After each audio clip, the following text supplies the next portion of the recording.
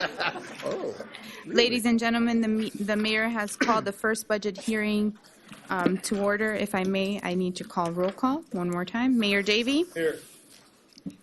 Councilmember Laredo? Yes. Councilmember London? Here. Vice Mayor McCormick? Councilmember Moss? Here. Councilmember Petros? Here. And Councilmember Segurola. Here. Mayor, if you'd like, We're not doing the pledge again? no problem. Please rise for the Pledge of Allegiance. Some of you weren't here. Let's do the pledge.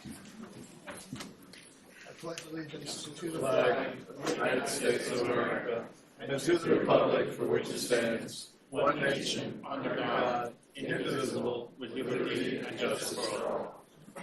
Next item, Mayor, is brief comments by council. I have a few comments. First of all, I want everybody to remember tomorrow is 9/11. You know, I think as we're now 18 years away from that event, I'd like everybody to just, take some time and remember, because it was certainly a seminal event in a lot of our lives, and it's certainly a turning point in this country's history. And I think it's important that we remember who we are and what we have, and that, people lost their lives on that day. It was an incredibly terrible day. So, going forward, I do want to talk to our police department. I know there's been a lot of discussion on crime. I personally think we have one of the best police forces we could possibly have. I think Chief Press and his folks are exemplary. I saw them out there on the streets during the hurricane preparation. I saw what they were doing, interacting with our community, and I got to tell you, they're great people. They were out there in the sun. They were dealing with folks who were not in the best of moods, and they were putting it out there for us. And last night, again, we had incidents where our folks were putting themselves out there to try and stop the bad guys, and they did what they could. And we do have policies of not chasing because of safety. And we're going to follow that. And I would never take a vote to oppose that. I will not profile people when they come onto this island. I believe that this island is part of the United States of America, and we're a free society. And people will not be profiled because of their race, their religion, their ethnicity, or anything else. So I will stand adamantly opposed to any attempts to do so. Those are really... I just wanted to say that, and I want to commend again. I want to commend all the people out there who are doing so much for the people in the Bahamas. I think it's tremendous that, again, it shows what kind of community we have. We're a lot of giving people here, and I appreciate everybody for what you do. So thank you. Councilmember Petros. Having said that, I agree with you 100%. I would like to hear at some point, and maybe we'll put it on the agenda. Obviously, there's a ring of people out there that have increased the likelihood of somebody getting their car stolen on this island, and we need to problem solve how to try to address that. The chief, I think, will be speaking to that this evening. I think we're going to have a conversation. Let me just... Councilmember Laredo? Yeah, let me make sure I understand, I guess you. This is not on the agenda on the budget, right? This is something that you just brought up? Well, it was brief comments by council. This is a substantive issue. Which this is policing and practices, et cetera. Yes. And who were you referring? What were you referring about? Profiling and what else? I was discussing discussing and the policy of no chase. That's right. Why? Because there's been discussions in this community that we should be chasing people in nonviolent crime situations. Have we had that discussion ourselves? We're the council to make. I don't understand where you're coming from. I know that perhaps I'm coming from. My position is that we will not profile. My position is that if you say that you're not profiling, yeah, or that the police department, or it's inherent in the question, yeah, or your statement that somebody's saying that we're profiling. Yeah, people have been talking about profiling. Who's people? People in the community. That we are profiling. That they've suggested that we should profile. I see. There were comments made by you don't have anybody there was a comment in the chats. Is that where it is? No, in the comment there were comments made by a resident of our community at our last meeting talking about people, colored people is what the comment was, and suggesting that we should be stopping people who are colored from coming on the island. No, and sir, I'm not I have to tell you, and I have to stop you, and I'm No, you don't have to, sir. This is my brief comments. If you'd like to make your comments. Go ahead, you finish, and I'll respond to you. I was finished. Okay, let me just make sure that to make perfectly clear, because I have a wonderful group of people here, and this is a great community. You picked on a woman. I'm not picking on anybody, sir. Now, if you stop interrupting Well, no, me, you're making wrongful statements. You just said, sir, that a woman who was here and a mother and a taxpayer who came here with a concern that she is saying The profile. fact is, I was directing my comments to you, sir, and your comments to our police I chief. am going to tell you, to the police chief. Your comments to the Are you police speaking chief for the were police chief? No, I'm telling you Well, my why don't you opinion get of your the police chief. and we... Sir, if You're telling me that I said the profiling? what I said was you suggested we should profile. And, I- let the courts sort it out, I believe was your words. Is that... You're accusing me of profiling? No, I'm not Okay, accusing listen, you of profiling. guys, we don't need to do this. No, We really this don't. is very important because you're demeaning. You saw that. I saw a mother. I saw a head of a family, and I saw a person in agony, and I saw her suffering, And I saw understand her that. pain. And let me tell you, so you can be a little bit culturally sensitive, the word colored in Spanish translates without the racist connotations that we have, unfortunately, in our it was society. not- Let me just correct you. No, sir, Because I don't need your correction, sir. For you to accuse of a citizen enough. of this We're community recessed. of saying... Testing.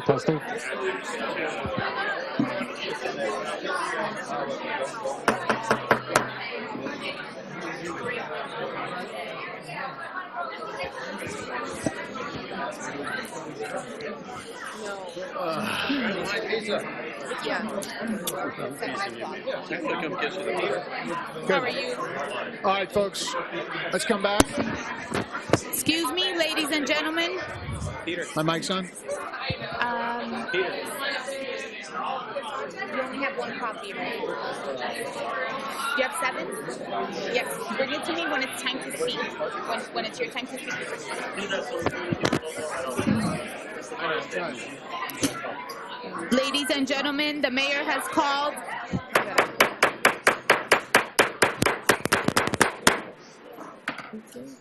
Okay, thank you. Apologies. Any other brief comments by council? Hearing none, let's go to public comments, please. I'm going to have the community groups of speakers speak up. We will start with Amarilli.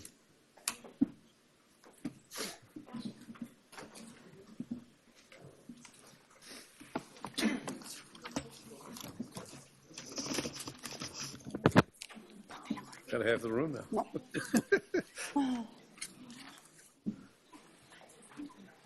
Amarilli Fridegoto, 550 Ocean Drive, Key Biscayne, 33149. Dear Mayor and Village Council members, good evening. And first of all, thank you for your generous service to our community. We are representing the Key Biscayne Piano Festival. As you know, the inaugural season 2018-19 of the festival has been a community miracle with more than 2,000 attendees between a total of 8 concerts. And we are here to bring great news. Since you received our proposal for funding on June 10th, sorry, wait a second. Okay, no, it's not this one. You need to start with the first one. Okay, this is one. Okay. How I move? Okay. Since you received our proposal for funding on June 10th, the Key Biscayne Piano Festival has continued providing national and international acclaim for the village of Key Biscayne. As you can see, we are in the current article featured in Nexus, the American Airlines onboard magazine, on all domestic and international flights. While our first year was a great success, we are asking for your support to continue to grow the festival and to enhance our community stance nationally and internationally. We want to work together to build this world-class festival as a growing legacy for Key Biscayne, and as Aspen did with its festival.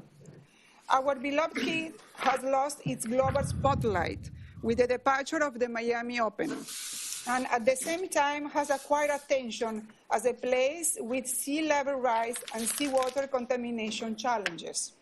Let's seize this opportunity to become known again worldwide for a better reason. as a center of world-class music and culture to elevate our reputation and to support our property values.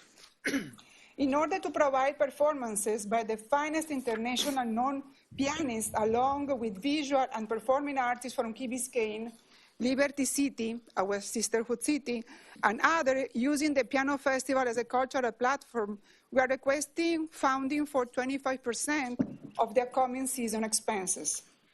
We already have the artists invited for the upcoming season starting on November 15, maintaining the format of the first season and the educational and inspirational approach for young audiences. We hope to see all you present at the concerts. Thank you for your attention, and we are at your disposal to answer your questions. Thank you, Amarili. Less than 3 minutes. We're good. Nothing to say? Thank you. Okay. Thank you. We love it. Robert Brooks. I don't have any AV. No. Thank you. Robert Brooks, 4191 Battersea Road, representing the Rotary Club of Key Biscayne. Thank you very much for your support over these past dozen years or so that the village has partnered with the Rotary Club of Key Biscayne on the annual Spring Fest. For 40 years, the Rotary Club of Key Biscayne has been offering a community-wide event that represents service above self. The whole purpose of putting on the event is to bring the community together, whether it's the picnic, whether it's the bazaar, whether it's the art festival in times past. The event has become a staple on Key Biscayne, and the village of Key Biscayne has become a partner in this venture.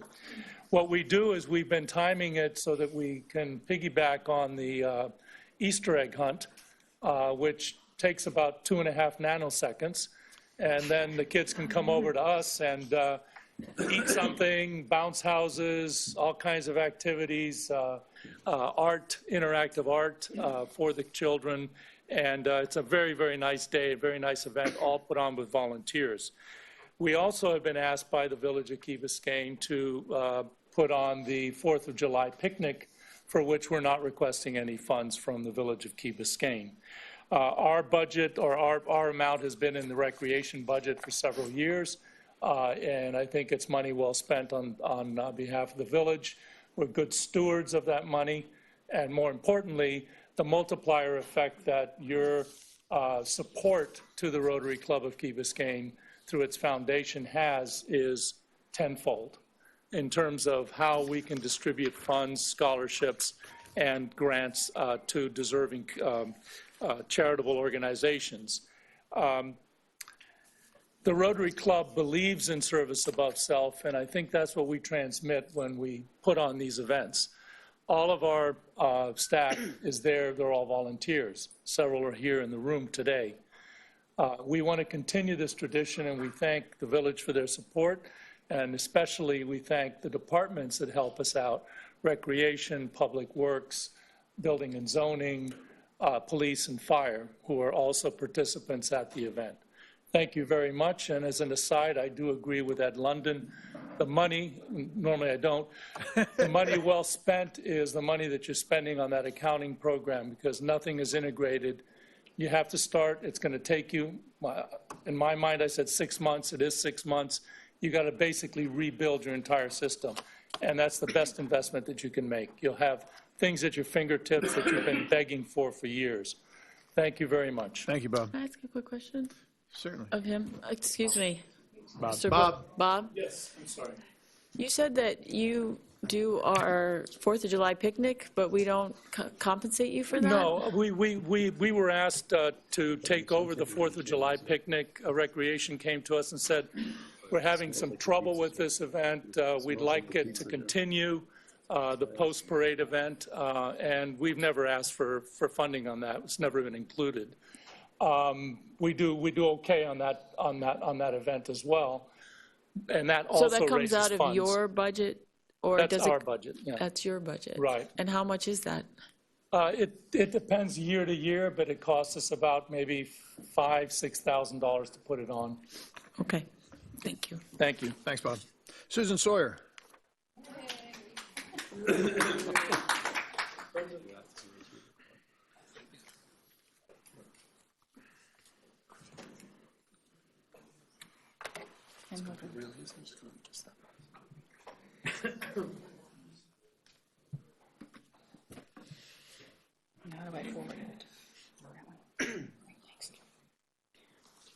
Good evening, I'm Dr. Susan Sawyer, and I live at 301 West McIntyre Street.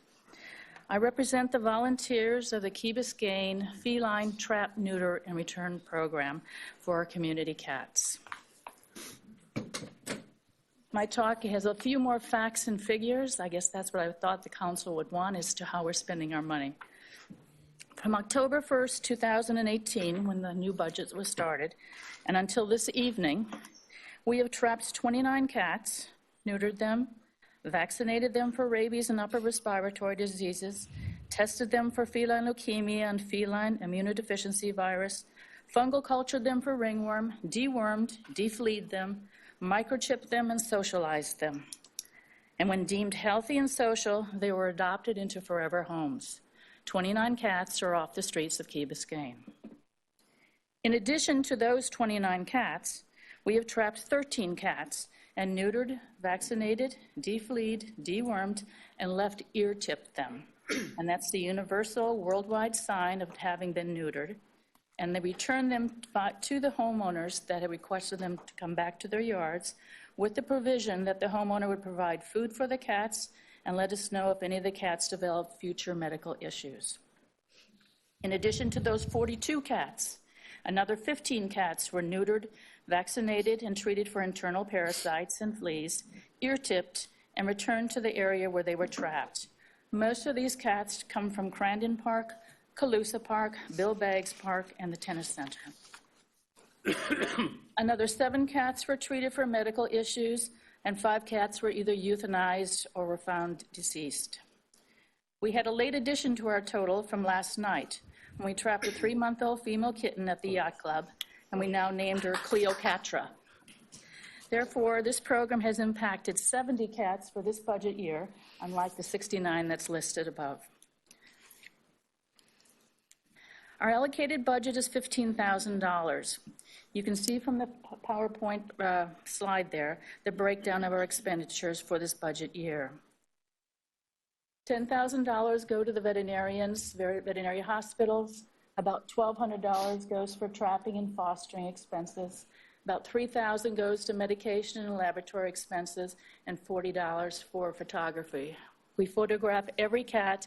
We have a record on every cat, where they're located, and what's been done to them, in case a neighbor would call and say, I see this black and white cat on the corner of McIntyre, and we can give them some information that, yes, we've taken care of it, or no, we need to go ahead and trap. So we thank you for your previous support and encourage you to continue the funding of the Key Biscayne Feline Trap, Neuter, and Return Program. Any questions? Thank you, Doctor. Yeah, I have one question. Oh, sorry. Do you have any private support, or are you all dependent on us? We're all dependent on you or a fundraiser that we do once a year as a yard sale. And how much you raised at your fundraiser? Last year we raised $2,500. And how many people are interested in your group to do these things? It depends from year to year. I mean, it's a small number. It's a small number. I mean, I admit I do predominantly most of the trapping and fostering, but there's a few other people, like in the audience here, that have helped. Thank you. Thank you. Tatiana. Can I speak on that subject? No, you're next. Settle down. Oh, okay. I know who it is. Feeling my oats. Oh, yeah, I was going to exit. That one. This one? Yeah.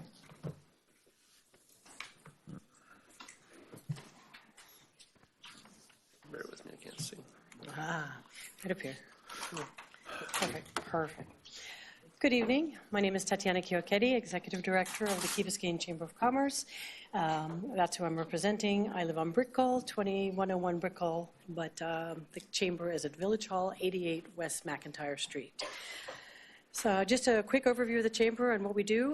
We have a 20% elected board of directors comprised of a distinguished group of volunteers representing businesses of all sizes and industries, the mission being the voice of business in Key Biscayne. Here's the team that supports the board's initiative, AKA the Worker Bees. Oops. We currently serve 337 active members, and the primary category is small businesses, basic 226 out of the 337. Just to give an example of our continuation of attracting new members, we have attracted 10 new members since the third quarter, and we have been really good in membership retention. It remains high with 70 renewing members in the third quarter. Our recently revamped website serves as a multi-purpose resource for both businesses, residents, and visitors. The Chamber offers a variety of businesses resources online. We offer useful links that link back to the Village website, how to open a business, code compliance, Village news sign up, etc. And offline, we offer a number of free educational seminars. We just had one this morning on how to reach customers online with Google. We have a steady stream of visitors. I'm going really, really quick, so I know I have like a minute left. We have a steady stream of visitors daily at the Chamber offers, about 8 to 10 a day.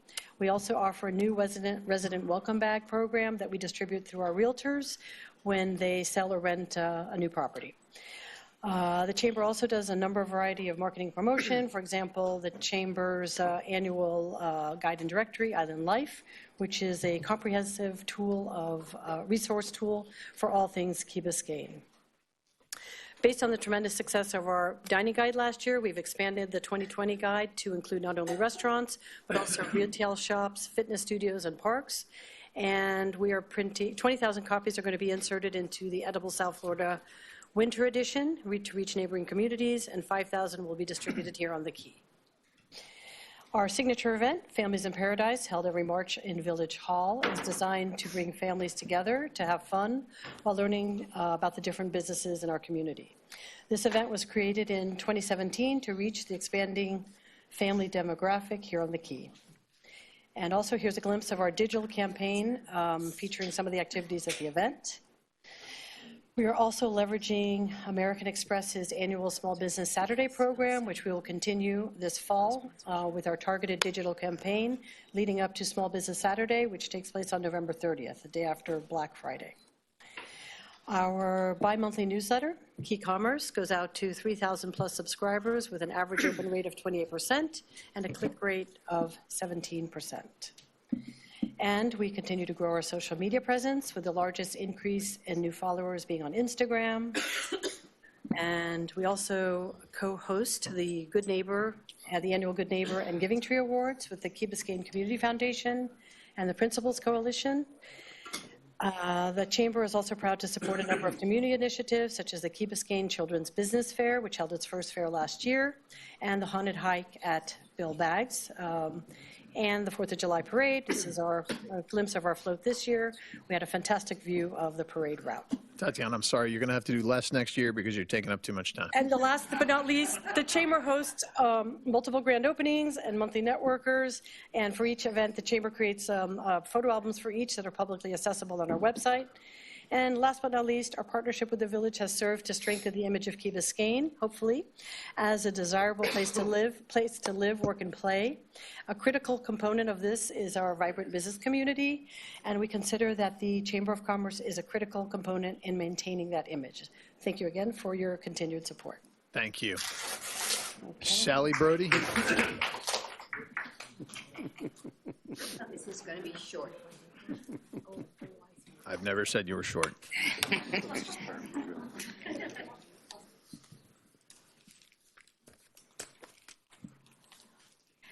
By the way, thank you, Council. You're doing a fantastic job. Cliff and I grew up with this, and we are very pleased. Thank you. So I'm going to be here to speak for the cats. We are so lucky to have Dr. Susan Sawyer here. She volunteers well, if she's not in Africa, she's here volunteering. She's not the vet that gets paid. I want you to know that. And she's helping with the cat population in the Key. It could be a lot of cats around. We have two problems here on Key Biscayne. People move away and they leave their cats. Ed, don't you go with your 6 dogs. Don't you leave your 6 dogs here. No, they actually move away and leave their cats here. That's right. The other problem that, as Susan told me, we have a couple families that don't believe in neutering and spading their cats. So guess where that Tom goes all night long? He's out having a good time. So we must encourage those people to get spayed and neutered. She has a great program. So she needs money like every year. So please make sure that you do that for her and for all of us. And we thank you. It'll be the 6th year that she's done this. So thank you. Thank you, Sally. Pat Woodson. Okay, where's my friend Pete? Hopefully he's coming. Who's that? I just need an HDMI cable. Pete, we need you. Oh, hello, Pete. Okay. Just get Pete a desk right here, right by the podium. I know. You just get him. I'm running around in circles. I know you are. Thank you. Same computer. They're trying to buy our vote.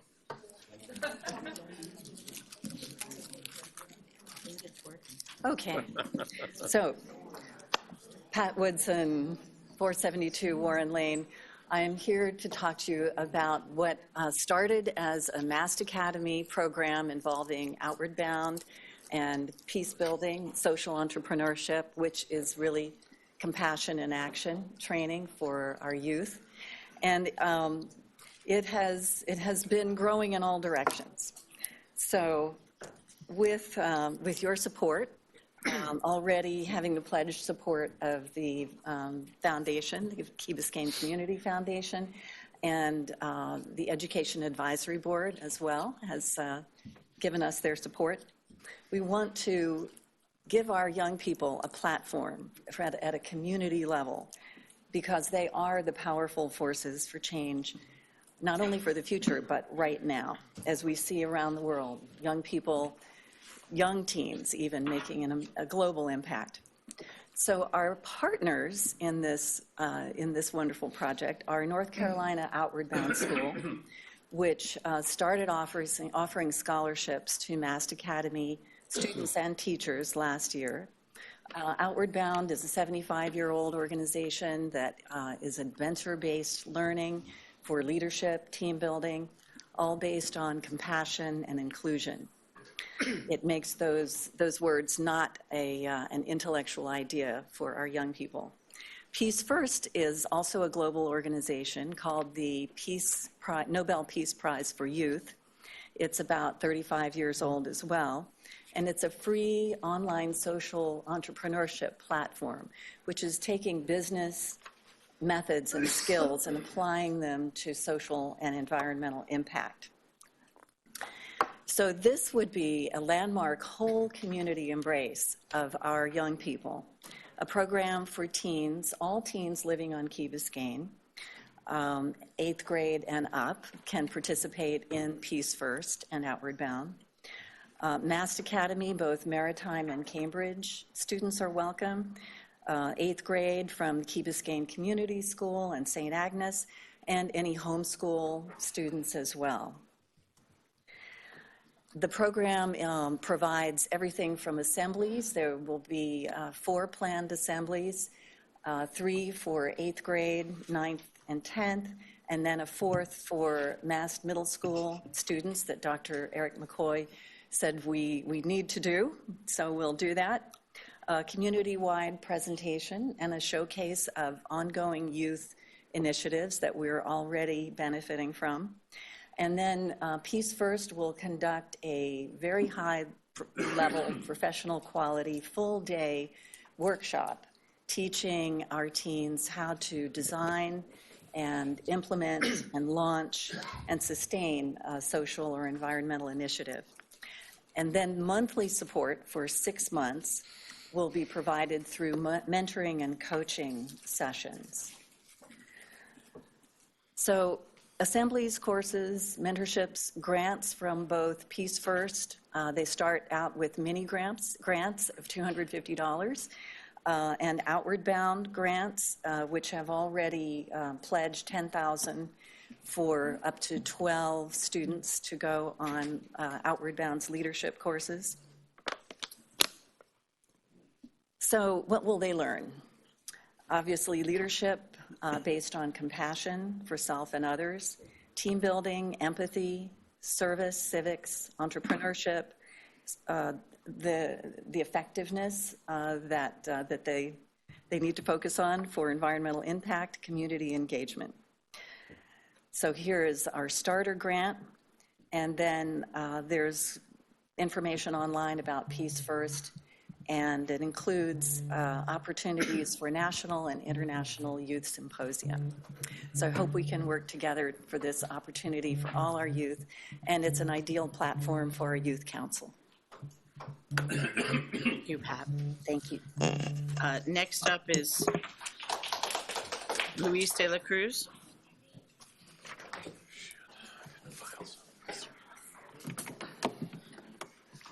Luis de la Cruz, 640 Allendale. Mr. Mayor, Madam Vice Mayor, Council, back before you again. Can't get rid of me. Thanks so much for passing the stormwater fee increment. It will help with the very important maintenance of our existing stormwater infrastructure. I've been speaking with our Public Works Director and with our manager, and I've been encouraging them to please look into the stormwater capital improvement plan, because that plan was done some time ago when people really didn't speak in terms of resilience and sustainability, and that we need to make sure that that plan is up to date before we start spending a lot of money on infrastructure. Resilience and sustainability, those are two terms that we use often, but they're two different things. You know, resilience, according to this particular dictionary, is the capacity to recover quickly from difficulties or toughness, okay? Sustainability is the avoidance of the depletion of natural resources in order to maintain an ecological balance.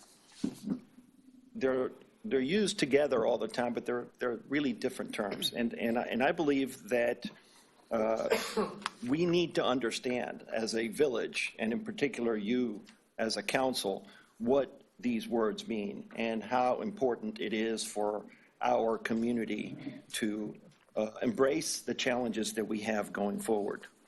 I was very disappointed when I saw the budget memo, and in it talked about, it was a title, Chief Resilience Officer, and then it says, within it, it says, as previously stated, the proposed budget also funds a community engagement and communications officer.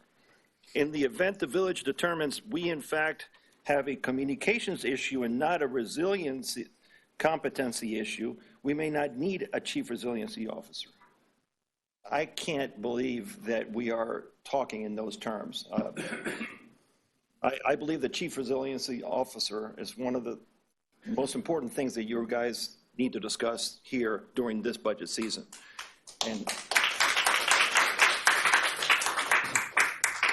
we're at a crossroads, okay? This is an awesome responsibility that you as a council have in order to bring us to our future, the near and the further down the road future. It's an awesome responsibility. You know, it's I've been back there, but I don't know that we ever, when I was on council, had to face this deep of a responsibility. I believe every single decision that you will make going forward, if not every single one, that certainly in the 90%, will require a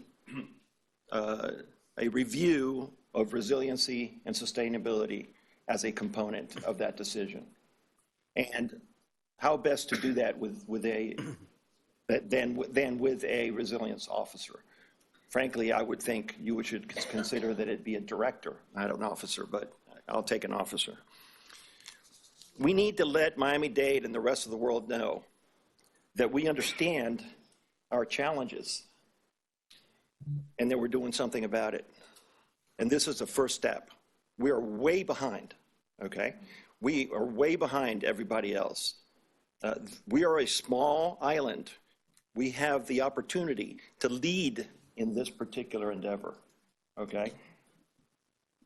Okay, I'm sorry, I spoke too much. Anyway, perception is 90% of reality, okay? We're not being perceived correctly. Please help us out, okay? Let's lead, let's not follow. Thank you. Thank you, Lucio. Next, Julie Dick. Julie. Next up, Julie Dick. Good evening. Ed's laughing at me. Council members. Julie Dick, 151 Crandon Boulevard. I am here to talk to you tonight about resilience. And point taken, the terms, we use these terms very loosely and widely, and they can mean any number of things, but the point is that this community needs to be prepared for climate change. It's happening now and will continue to impact our quality of life and our bond rating and our general ability to stay on the island. I would say there's a general big picture approach that we need to take, and we probably need to have a general obligation bond to cover the massive amount of capital projects and planning that we're really going to have to take on as a community. But there are a few things that this council really should consider putting in the budget this year to get started down that road and to tackle some of the things that can't wait until we have a general obligation bond in place. First and foremost, we need the staffing and expertise in place to be able to manage and handle these issues as they come up. Through Chief Resiliency Officer, other experts or consultants that the village may decide are required for the various tasks at hand. One thing that is required by the state in a process that you all are going through right now is in updating the comp plan, the Comprehensive Development Master Plan, the village is required to have a coastal element with sea level rise planning. There are other opportunities through that process to include adaptation action areas and other things. The state of Florida has given out grants for $75,000 or more to cities to actually do that coastal element of the sea level rise plan. We don't have that grant, but that gives you a sense that that's something that's budgeted as an extra amount of money that communities need to spend so that they're including sea level rise planning in their comprehensive plan update. So I did not see anything to address that in the budget, and as far as I understand, that's not been addressed as the comp plan has been updated. Another piece on energy resilience. We've been talking about undergrounding the power lines. It would be really nice to have some kind of backup power supply on the key and an emergency power supply so that if we are cut off from the grid, if we don't have power from the mainland, that we still have an ability to run our emergency operations, to have hurricane recovery. A lot of cities, I've had conversations with the Navy and the city of Key West and other cities around the state building resilient microgrids where they'll do solar and storage that can be islanded from the grid. So just for that purpose, you have an ability to fuel electric vehicles after a storm. You have the ability to run your emergency operations and to help, have a place where people can cool down and charge their phones if there's no power after a hurricane. But I think that as this whole process is moving forward with undergrounding, it's a great time to be engaging with FPL, with the PSC, with the Public Service Commission around these issues to ensure that our resilience priorities are sort of being addressed as, storm preparedness rulemakings are coming out, but also to figure out how we can maybe incorporate into the undergrounding process a way to really create some energy resilience for our community. There are other things we can do around energy. There are cities all over South Florida as well, and all over Florida that are soul smart cities through the Department of Energy, but that means that they've just taken steps to cut red tape and make solar permitting is easier for homes that want to do residential solar. We've not done that. They're on the clean energy front as well from energy efficiency perspective. We could do energy efficiency performance contracting. We could put a contract in place to do that, but we need a budget to actually have that in place. And then water quality. We are not addressing water quality. We have a budget for water quality. We don't have advocates interacting with the county, interacting with other cities to actually fix these problems, get to the bottom of what's causing beach closures and everything else. That is it. I'm over my time. Thank you. Ed Meyer. Next, we have Ed Meyer. Ed Meyer. Wake up. Thank you.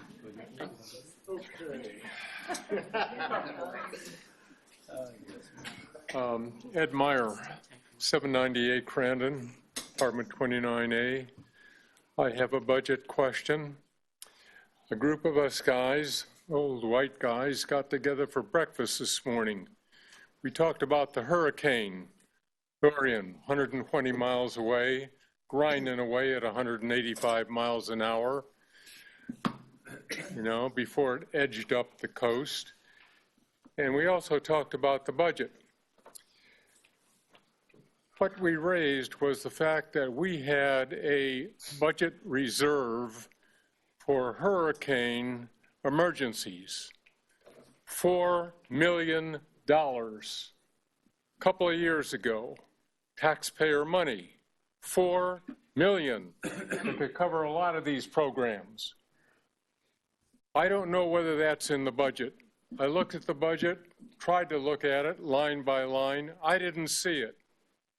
If it's not there, and I'm sure Ed London knows this story, if it's not there, what happened to this money? Where did it go? It's there. The $4 million question. It's there. It's there.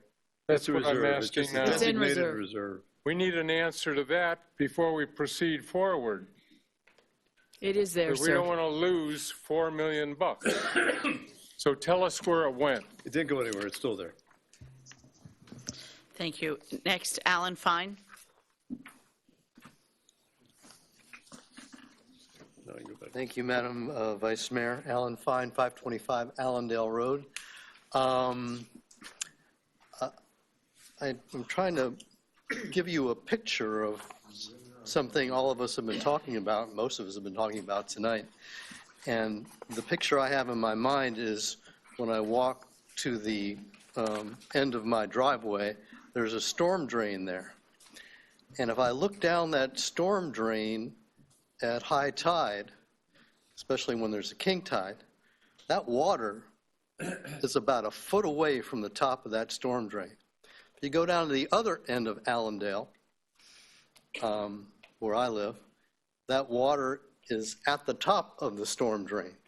It's not raining, okay, it's not storming, that water is there, and it's getting higher every day.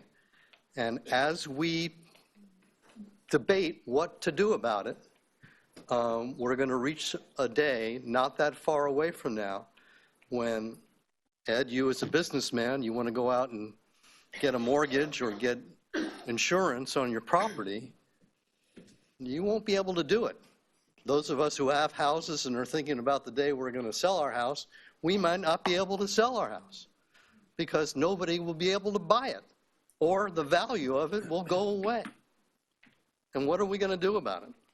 So at the same time, I've been coming here pounding this drum, and I told you what I've been thinking about as a general obligation bond. And I was hoping that by the time we got to this budget hearing, I'd have the bond language ready to go. And I think as a practical matter, I think you folks are going to want to have a referendum to make sure that the people are behind you on this.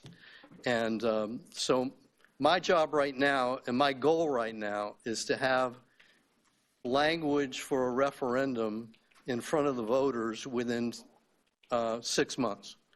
And my plan is, and I think Julie has made the point, what you need to do with regard to this year's budget and I think additions have to be made. Louis spoke to it as well. We need to do that, but we need to have a bond. And, you know, people who have talked to me about this who aren't in favor of government spending any money on anything say, well, how do you know how much the bond should be? And what do you do about the fact that, you know, FP&L might eventually pay for the undergrounding, or the federal government or the state government might pay for the renourishment, or you might be able to get some money from somewhere else to raise the streets and all the things we need to do. We should wait until we have the answers to all of those questions. We should study it for 4 or 5 more years before we decide what to do. We have a historic opportunity right now. Interest rates are the lowest they've ever been. If we should do the bond now, okay? And the research I've done shows that you don't have to lay out in your ballot language exactly how the money's going to be spent. X on beach renourishment, X on street raising, X on burying the power lines. You don't need to do that, okay? We need to get moving on this. We can't wait any longer. That water outside of our house and our storm drains is raising by the day. It's time to act now. It's the prudent business decision to make. It's the prudent political decision to make. It's the prudent common sense decision to make. It's the prudent thing to do for our kids and grandkids. We need to move now. Thank you. Jennifer, I'm sorry, we had an issue with our time clock. Is that? No. I So I think have what he no speaks time about. limit? I can talk as long as I want? I wonder when be appropriate to. I thank you for that. That we can get a reaction from the manager to that issue. I think For reflection. we could talk about it when we're discussing Okay. the budget, if you think it's Would you relative to the budget, or we could bring it up at a different meeting, but now we'll go through the rest of public comments. Jennifer? Thank you. Jennifer Stearns Buttrick, 180 Cape Florida Drive. I just want to, first of all, to thank all of you. I have spent hours looking at the budget and studying the budget, and I know how much time all of you spend to make decisions on behalf of our community as volunteers, and I'm enormously appreciative of your time. And I will reiterate that I think there should be some compensation for our council members, or at least some staff that is your staff, not village staff, your staff, to help you do your jobs, because I think it's really challenging to work full-time and do this job. That's not in the budget, and it probably won't be this time, but I think it's something that should be considered because it impacts who can run for office. And as Key Biscayne looks at the budget, I think that we have to remember how fortunate we are. We are the envy of almost every municipality that is looking at budgeting. We are tremendously fortunate. And when they look at our community, one of the things that they look at is our police and our fire. They are top-notch and represent best practices. And I'd like to just take this moment to recognize Chief Eric Lang and Chief Charles Press for everything they do for our community.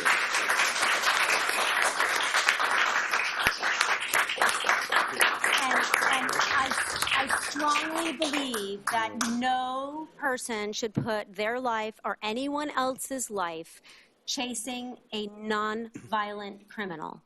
There are reasons for it. It's a thing. Life is more important than a thing. There have been crime waves over the years that have sought to come to Key Biscayne to steal cars. Shortly, they figure out they will get caught. It's a process. It's happened before. It's not new. Also, if you've ever called 911, pre-incorporation or post-incorporation, you know how truly fortunate we are. I unfortunately have had to call it too many times, and we're thankful. But you know, with our good fortune comes a duty, and that duty is to model best practices. We are a coastal community, and we should spend our resources addressing resiliency and sustainability. The budget memo uses those words, but the backup doesn't support what resiliency and sustainability really are. I also think it's really critical that we protect what we've already invested in. We need a full-time arborist or horticulturist to protect our landscape. We need a chief resiliency officer. I'm not going to repeat what has already been said. I support it wholeheartedly. And And the reason we need those people on staff as they will address the problems our community is facing and protect investments that we've already made. I also would really like to see some funding to address the terrible iguana problem we have on the Key. It needs to be a holistic approach, and we can, as an island, address the issue and avoid citizens going out with pellet guns, but many of us are frustrated, and when I'm considering a pellet gun, because I hate guns, I'm really not, but I'm jealous of not having one sometimes, we just have to address the iguana population. Thank you. Thank you, Jennifer.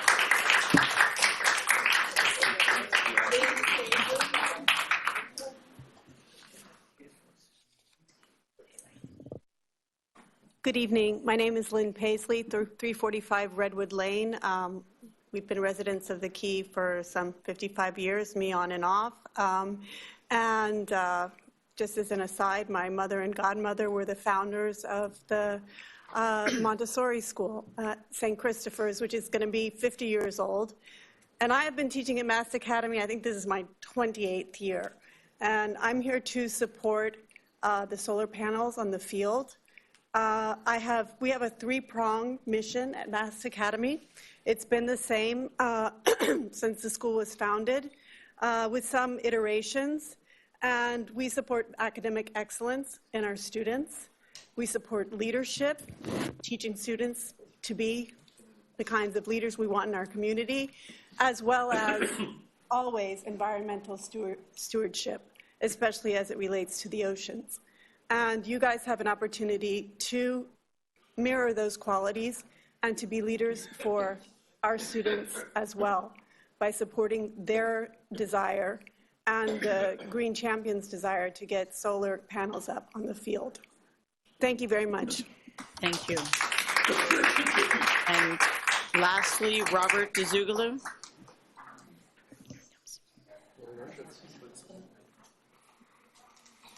Hi, good evening. Robert Dusoglu, 785 Glen Ridge Road in Key Biscayne. I'm here to discuss a little bit about the 2040 committee, which I serve on. What I notice is, what I could relate to you is that I've been living here for 25 years, and we hear the same subjects come up that take very long to resolve. We proposed 7 years ago a waste-to-energy microgrid here for the Key. We hear microgrid today, solar. We've been talking about solar for 5 years. Without having that plan, it's very difficult to sort of pick and choose what comes down the pike. And we end up putting out fires more than creating a good plan that we can go forward and we can fund. Do we do the underground? Do we do the storm drainage? Do we raise the roads? Do we create a municipal parking lot? Do we purchase land? All this should be followed under the plan. It shouldn't just come down as a hurricane that it does come down. So what I'm asking the council is to really put their effort behind making the 2040 plan part of the community, to get involved in it, to fund it, to really create a good plan that the council would not have the difficulty of hearing these subjects over and over and over again, and some of them falling by the wayside, which is getting late for some of them, such as the storm drainage that Mr. Fine mentioned. With having that plan, we can start working on these projects, which tend to go on and off depending on the political climate. And we can't afford to leave all this important planning to just the day or the mood of the day. So please do support that plan. Please do fund the process and be involved and engaged in that. Thank you. Thank you very much. I think that's it for public comments. Thank you.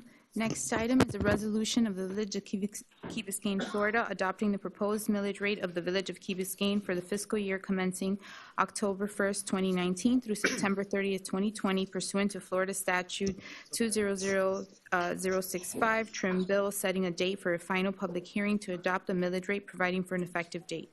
Move.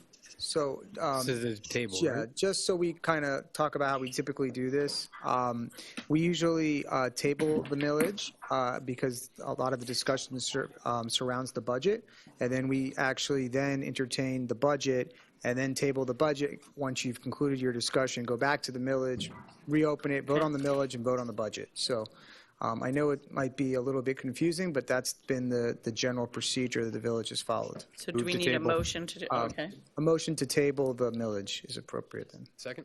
Second. Those in favor? Aye. Motion carries. Okay, so then you can read the budget. Next item is an ordinance on first reading, an ordinance of the Village of Key Biscayne, Florida, adopting the budgets for the fiscal year commencing October 1, 2019 through September 30th, 2020 pursuant to Florida Statute 200.065 Trim Bill, providing for an effective date. Sorry, move. Right? I apologize, I just need one more Need council one more. member. Where'd everybody go? Maybe I should have given us a break. I apologize. No, I think I we should have should given us a apologize to snack you, break. actually. Yes, may proceed. Okay, so does anyone have any comments they want to start with, or would we like to have the manager start walking us through? How do you, I wasn't planning on running this meeting, so. Well, typically we have the manager start Yeah. the conversation, and then we start going back and forth. Maybe you could talk about some of the things. Are there any things that you would suggest or recommend as changes since the moment that, or since the time that this came out? We have a list of changes for second reading. We found some typos and some things we wanted to clean up. There was the one sentence on resilience, which clearly I need to revise that sentence. I don't think my intent was expressed.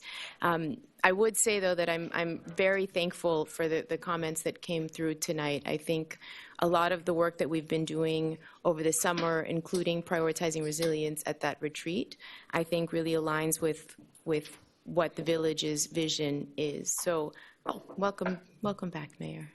Thank you. Hope everything's okay.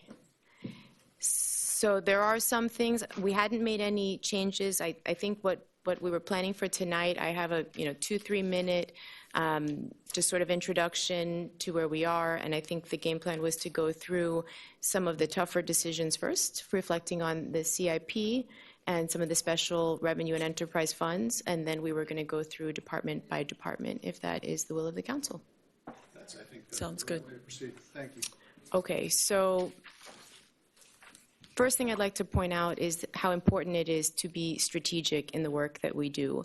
The council did meet in May to set some strategic objectives and goals. We focused on resilience as the first and foremost priority. Some of the investments that we have in the budget before you do focus on how we can accomplish that. And I will say that one of the most important things is that we are focused and we are strategic and we have a game plan. We have a lot of plans on the shelves. We need to integrate them and deliver on them. We want to be effective and efficient. We want quality of life, and it is understood as a full commitment of this council and the community that public safety will always be first and foremost. So a couple thoughts that kind of resonate with us throughout this process. We are investing in protecting the value and growing value by creating a resilient village. Some of the things that we heard this evening and that we've covered in the briefings, talking about resilience and how we're going to be able to take those heavy hits. How are we going to accommodate a failure of Railcut Bridge? How are we going to invest in having sustainable long-term solutions that will really keep us here 50, 60 years, 100 years down the line? We're investing in, we're recognizing we're a barrier island and we're the first line of defense when it comes to protecting the city of Miami, the Grove, downtown. Shoreline protection and being a part of the Federal Shore Protection Program is also mission critical to the village and is funded in this budget. We have enhanced funding for beach maintenance. We also include funding for dune restoration. We're finalizing the monitoring on our previous beach nourishment, and we're also recommending funding to do the next beach nourishment. We've done some staffing in the spirit of professional development. We are arranging and we are coordinating training opportunities for a position where we reclassified somebody into a resilience coordinator role. We hope within a few years her capacity will grow, and that'll be somebody who can help us move some of the actions that we want to move forward. Land acquisition, you saw tonight, there have been major movements on that land acquisition, which is part of the resilience strategy, as well as investments in pilot programs and partnerships with the community groups, including the composting that we heard from those folks tonight, as well as simple solutions like EV charging stations, which are funded, as well as a solar tree. So there's some small steps as well as some larger steps that we want to take. But I think that the theme is that we really do need to have a robust plan in place and an action plan step by step. We're focused on implementing the systems and controls to maintain financial health while preserving services. The most important thing that I have taken home this summer from the feedback that I've received from council is that their efficiency will not be at the expense or the loss of our delivery of services. So we are committed to only enhancing or at least preserving what we're doing. And I think you'll find that we will accomplish that and continue to deliver those services. Quality of life, another thing with regard to protecting paradise, the island paradise that we're in. We want to enhance life experiences through open spaces and expanding programming. As the survey results have shown over the past few years, this is something, the quality of life, whether it's open space or recreational activity, is tremendously important to the village. Another thing that we've looked at in the transportation fund, we have about $1 million of reserve. Multimodalities are things that are important to us. We want to start investing in autonomous vehicles and working with other different technologies and smart technologies to be efficient in our delivery of services and create the experience for our residents and our businesses and our visitors. And of course, public safety is our first and foremost priority, and we will absolutely always focus on protecting lives and saving lives. Couple points, just kind of on comparison to where we are. This is a chart that we get from the property appraiser's website that basically calls out all the millage rates in the county. I wanted to point out that the village does have the lowest millage rate when you account for fire rescue taxation, and to try to put things into perspective, on the tax bill you get at home, we've tried to kind of color code this. There are other taxing authorities that impact our property taxes. There's a tax from the school board, there are state taxes, county taxes, the village taxes, just for sake of comparison, at the trim notice rate, so the bill everybody received at home, we noticed the rate of 31950. So in essence, that is basically 19% of your total tax bill. So in this example, a taxable value of about $700,000, your village taxes are about $2,200 for all of the services that we provide. And as I said, 19%. This slide is just illustrating at the 31578, which is what is before you today, there's a couple hundred, $2,210 is the amount of taxes there. So the difference is not too major. Notwithstanding, to kind of give folks a sense of scale of how the millage kind of ties down to the user experience, a tax increase for every 0.25% in the millage rate for $1 million worth of appraised or assessed value equates to about $7.90. And the impact to the village resulting from that 0.25% is about $63,000 in additional revenue. So I think there are a lot of opportunities before the council. I appreciate all of your time in the briefings. I have taken a lot of feedback in. As I said, we haven't made any changes to the material yet because we didn't want to create any confusion. So I can take any questions now, or Mayor, if we want to get into the working session on capital improvement, we can go through that. Okay. Apologize, Pete. I want to get right into it. We got to get to work. We have to start doing things. I wanted to bring up, I'm looking, and I apologize, we haven't had the chance to meet in our budget briefing, but I don't see beach renourishment in terms of what we discussed as far as a plan. Committing real resource, like $600,000 toward the plan. I don't see that anywhere. Is that somewhere on the budget? That is not. So the mayor's referring to the U.S. Army Corps of Engineer. The feasibility study was a $3 million study. The U.S. Army Corps only funded it at $2 million. So one opportunity that the village can pursue is investing in our own coastal engineering to help the modeling. So right now that's not in there. The way we've set this up, we have the worksheet, the model here with us. So as things kind of get added in, we can add those. I've done it before, so I'm pretty good on that one. I haven't done it with us before, so I'm.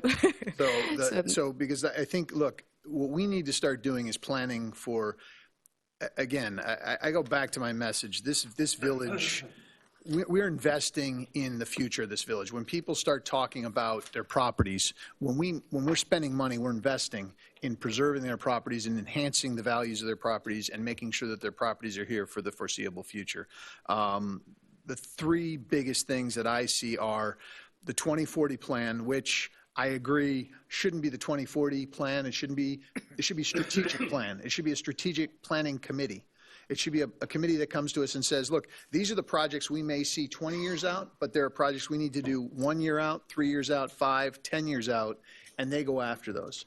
To get there, we need somebody to help us with that planning. So I think that's got to be something we incorporate. And I think beach renourishment is job, if it's not job one, it's certainly job two. Because if we're not doing stormwater and we're not looking at what else we have to do, we have to preserve our beaches. And we have to plan for worst case scenarios here. If we don't get the Army Corps of Engineers to fund the study, we've still got to go forward. And I think by putting it off till next year, saying, well, we'll see what happens with the Army Corps of Engineers, I think we're doing our community a disservice. We have to start working on these things now. We have to start planning. We may be able to get the Corps to come around to our point of view. We may be able to get them to incorporate us in the study. I've sat down with Mayor Jimenez. I think I discussed this at the last meeting. We're working. We're all going up. A bunch of us are going up to Washington to talk to our people up there. We're going to go to the Corps of Engineers in Jacksonville, and we're going to make our arguments. And I think we have legitimate arguments. And one thing we've never brought up, we have at this council, is that there are 2 Army Corps of Engineers studies that show that their dredging of government cut, it's a 1963 and a 1981 study. Both state that their dredging of that cut has prevented the littoral flow of sand to this island, thereby detrimentally impacting us. And so I think we have to go forward on a number of fronts, but we have to be planning that we may not get the funding from the Army Corps of Engineers. So I want to see that $600,000 for that study put into capital projects. It may be just a placeholder, and we may be able to reallocate that in a year. But I want to make sure we have that money available to us so we can go forward on that issue.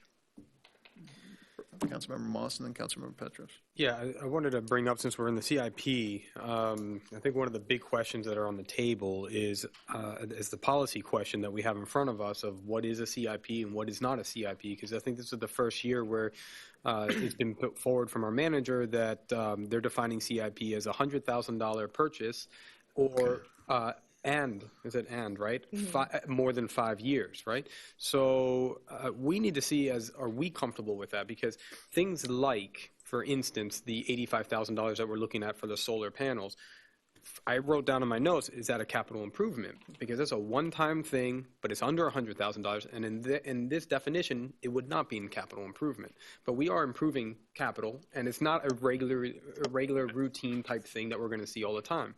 So I think that we need to look at this a little bit clearer so we know what goes into this plan, because we may say $50,000 or $10,000. You know, we may want to say more than 3 years, whatever it is. But I think we need to set that so that it's clear to our manager so we know what goes in our 5-year capital improvement plan. What was our policy before? So we have in our charter, there is language in there that calls out a capital expenditure as it defines it, and then it says equipment irrespective of cost. Technically, that's the $10,000, what we've been sort of using. I will say that we're very flexible for the purposes of this budget so that we could be clear on what we put into capital or not. We used the $100,000 and we used the useful life of 5 years.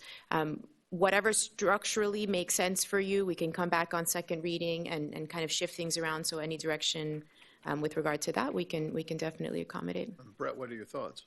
Well, I mean, it really depends on that threshold and what we cross. I mean, I'm okay with the useful life of 5 years because I think what the manager has been putting together is the ISF, which is the Internal Service Fund, which she's looking at, you know, continuous purchases type maintenance type things that are going to come up. Used to have it in the sign. Exactly. So then that, you know, I'm using the example of the solar panels because it's like something where I think it should be in the CIP. It's not in this maintenance kind of thing. It's not like a capital outlay. It's should be kind of be in that CIP, but it's not falling in there with this. So I don't know if a magic number of 50,000 or something changes that. I mean, you may change it for that, but something else might come down the road and you're like, well, it doesn't fit in that.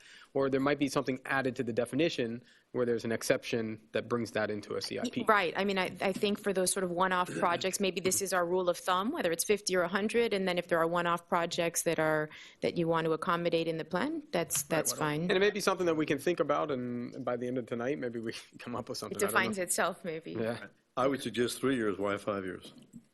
We tried to 5-year useful life. I mean, I mean, really, a capital item, you're going to capitalize and depreciate it over more than 1 year. So forget 2 years, at least 3 should be a capital item. At least 3. I mean, we figured there would be some kind of discussion. Because so you distort things if you get a 5-year item, a 4.5-year thing, and write it off the first year as an expense, when really it's going to last another 3.5 years.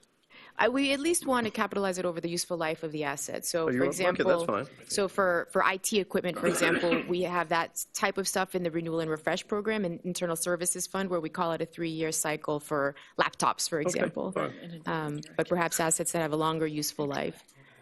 I think one other point that I'd like to make is the idea of having the Internal Services Fund is that one thing that in going through this exercise, there are operating costs that may not happen every year, but that are required to maintain the level of service that we're delivering. So I recognize we don't want to have sort of peaks and troughs, but the idea behind the Internal Services Fund is that we have a 20-year financial plan for the facilities. We have these long-term maintenance plans so that we would normalize the cost. And one way that Councilmember Moss and I spoke about maybe doing this, the same way you have your general fund and then you do a transfer to the Land Trust Fund, you could have transfer to Internal Services Fund, so it is below the line of your operating, but it still gets factored in when determining what your millage assessment should be. Yeah, and just to add that one of the things that we need to think about when the capital improvements, what you just said, is that we don't want these peaks and valleys happening inside our operating budget. So that's where we, like the $85,000, it's like, okay, Where do we put that's one ours? shot, and next year it's not there. And then all of a sudden everybody's like, hey, we're reducing our budget this year, and it starts to mess up everything. So I think those things we need to look closely and see what that policy is. So whatever the direction is, we can implement for second reading, for the most part, depending on how. Councilmember Petros, and then Vice Mayor, apparently. I was going to go back to the issue of the funding of the beaches, Right. which I don't know if we're there or if we reached a conclusion about what we want to include in CIP? Because that's a bigger question. As far as the beach funding, $674,000 to fund a study that then we want am I correct, that we want the Army Corps to look at and they still can say no to us? And we would be using that study for our own beach renourishment. I mean, we're going to renourish our beaches, whether we'd love to be But, I mean, part do of we that. need the study to renourish our beaches? Well, if we're going to do the real, if we're going to do a real project, I think we need to really take a hard look at what is going to long-term preserve our beaches. Pouring sand on the beach every 2 or 3 years is a stopgap. We have to have a real study. We have to make a determination. What are we going to do? How are we going to do it? Are we going to do the underwater? Are we going to do artificial reefs? Are we going to do the growls? Are we going to do, what are we going to do? What's the best way to protect our beaches? Because that will also play into our resiliency. So and I our completely agree with that concept and that fact. And I maybe that I just don't understand this, but the money for the Army Corps study would be specified and guided by what they want to see from us, as opposed to maybe what we need as a community, because we're trying to get them to give us funding. And I don't know if that's the right answer for us. Like before we say we're going to spend that money on that study, Right. I feel like that's a lot of money. It is a lot of money. It may not be, if we are looking to actually have to do this ourselves, we may need an entirely different study. And so that makes me a little Okay, that's cautious. Fair. Then maybe what we need is we need our beach folks to come here and tell us, you know, what is usable. If we do a study for the Corps' purposes, how much of that is going to be usable if we have to go it alone. So if we're going to include something like that, I would want on our second hearing, someone to come and tell us and educate us on what this study does for us, as opposed to just funding it, because I 100%. I'm right there with you. The question is, are we reinventing the wheel? Or are we going to, I'm sorry. No. Allison, you're next. I'm sorry. So But essentially, we have those people, right? I mean, that's what. That was we the could have- presentation at the, remember the manager's report when Spencer and Tim came? But what they said to us, if I'm correct, is that this is a study that the Army Corps is not going to study it for us Right. because we're out. Now, we may be able to get back in. That's what we're working on. If we don't get back in, this is what it would cost us to do this study. And the then Army we, Corps to- for the Army Corps. Right. But my Her point question is is valid. that the study that we would need to actually know what we should be doing on our beaches, or is it just what the Army Corps needs? And that's Very a good, quite- very that's a good great question. So the answer is that both. So two things. So a couple of thoughts kind of going fast in my mind. So one thing is that the way that we would design the modeling would be compliant and usable by the Army Corps of Engineers. It would also serve us if we were to be screened out and we're not going to participate in federal protection. It would be the first step for us doing our own program. So we would structure this in a way that it wouldn't be money spent in vain, first of all. Second of all, I would say it is a plan B. Plan A is absolutely to get the Army Corps to fund this. So it would be a plan B, to the mayor's point. You know, if we are successful in our trip to DC next week and we can get the money in, then this money can be released for other purposes. The other thing I would comment on, you remember for the undergrounding project how we did a reso where we reserved the right to recapture any expenditures if we were to proceed with our own debt issuance. So we could do something like that for beach nourishment, where we would simultaneously bring a resolution reserving that right, and then in the event that we move forward and we get the grant, or we do a bond issue, or wherever we land, it'll give us some additional protections. But I would say for second reading, what we can do in the backup, we can provide some additional, maybe the scope or some high-level specs from the engineers about how exactly the $600,000 would translate to the Army Corps and what it would mean for us if we went on our own path. And isn't it true that one of the reasons we wanted to go to the Army Corps, in addition to the funding, is also because we have grave concerns about the dune grass, and they would have the right to, we could not do what we need to do to our beaches to really make them resilient because of some of the stipulations of what happens in the water. It would be harder. It would be harder for us Have to to do it lobby on at our the own, state. which We'd is have to why go- the goal would be, elevate the jurisdiction to a U.S. agency, because then some of the local restrictions might be more manageable. And that's just, I think your point's very valid. I think we want them to come back and say, look, how much of this is usable by us? And also tell us, look, what are the real long-term prognostications on if we're on our own, how much more are we hampered? We certainly are. I mean, it's going to be, we're going to have to be worrying about that turtle grass a whole heck of a lot. Be out there, I'll get Ed out there plucking it out of the sand for us. But I would like to see us and it's fine, I agree with you. We'll come back on second reading and say, we'll have them give us a better definition of what that money would be used for, but I would like to include that in this budget right now. I think, Mayor, just so it helps the staff, if there could be a consensus of council when you want to move stuff in, so because towards Fair the end of enough. the night, we're going to have to You're right. calculate the get millage you. and the percentage and to get that going. So I'd like to move to have the 600,000 included on the CIP. Do I have a second? Second. All those in favor? Aye. Opposed? Motion carries. So can I bring back a possible discussion item proposal from the policy standpoint? I mean, what I'm thinking here is that the useful life, I think, is one of the most important pieces of a capital improvement. Because if you buy solar panels, let's use that as an example, that cost $20,000, but it's going to be put on our top of our building and it's going to last for the next 15 years, for me, that's a capital improvement purchase. So maybe what we should look at is a purchase that is greater than $50,000 or a useful life of 3 years or greater. And as otherwise directed by council is fine. Or otherwise directed. Yeah, no, So I think that basically, gives us latitude. if it's $10,000, but it has a 15-year life or a 5-year useful life, then we're saying, hey, that's capital. Just throw that in capital. And what's nice is that you're looking at this internal service fund, which is all this other stuff like cars and maintenance and replacing carpet, replacing air conditioning units. That all falls under there, and it won't crowd the CIP and with all these tiny little things, but the other purchases. So I don't know if you guys follow that one, but Yeah. that's kind of where I'm at with the CIP. I think that sounds reasonable. Ed, do you have a comment on that? Yep. So one more time, what are you thinking? So what I was thinking, any purchases that are greater than $50,000 or has a useful life of 3 years or more. And the or is important because... Is it and? No, I did or because if you were purchasing, like I said, the solar panels and they cost $20,000, but they have an expected life of 15 years, I see that as a capital improvement. But it's less than the 50.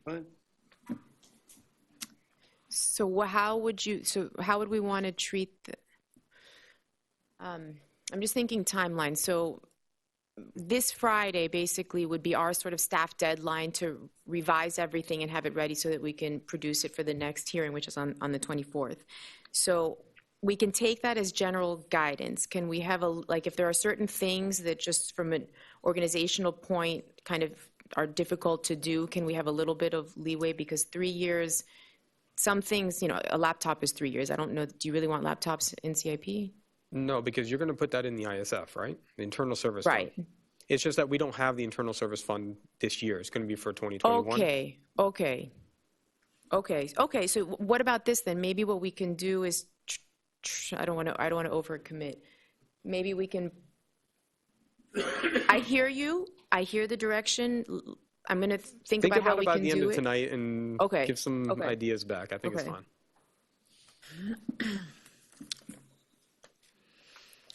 Any other comments on CIP? I had a question for the manager. You have a list of things in here that are titled resiliency.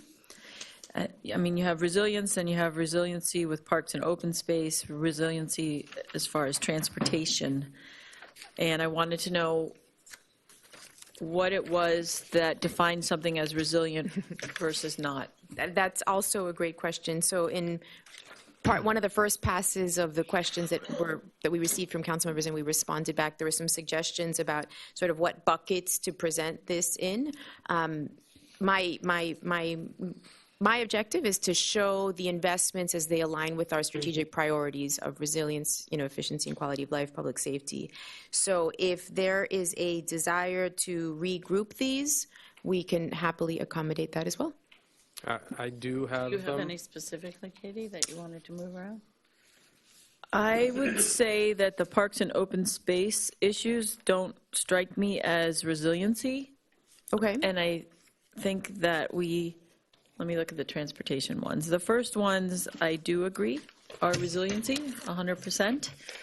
And safe routes to schools, unless there's a resilient component in there, I wouldn't have thought of that.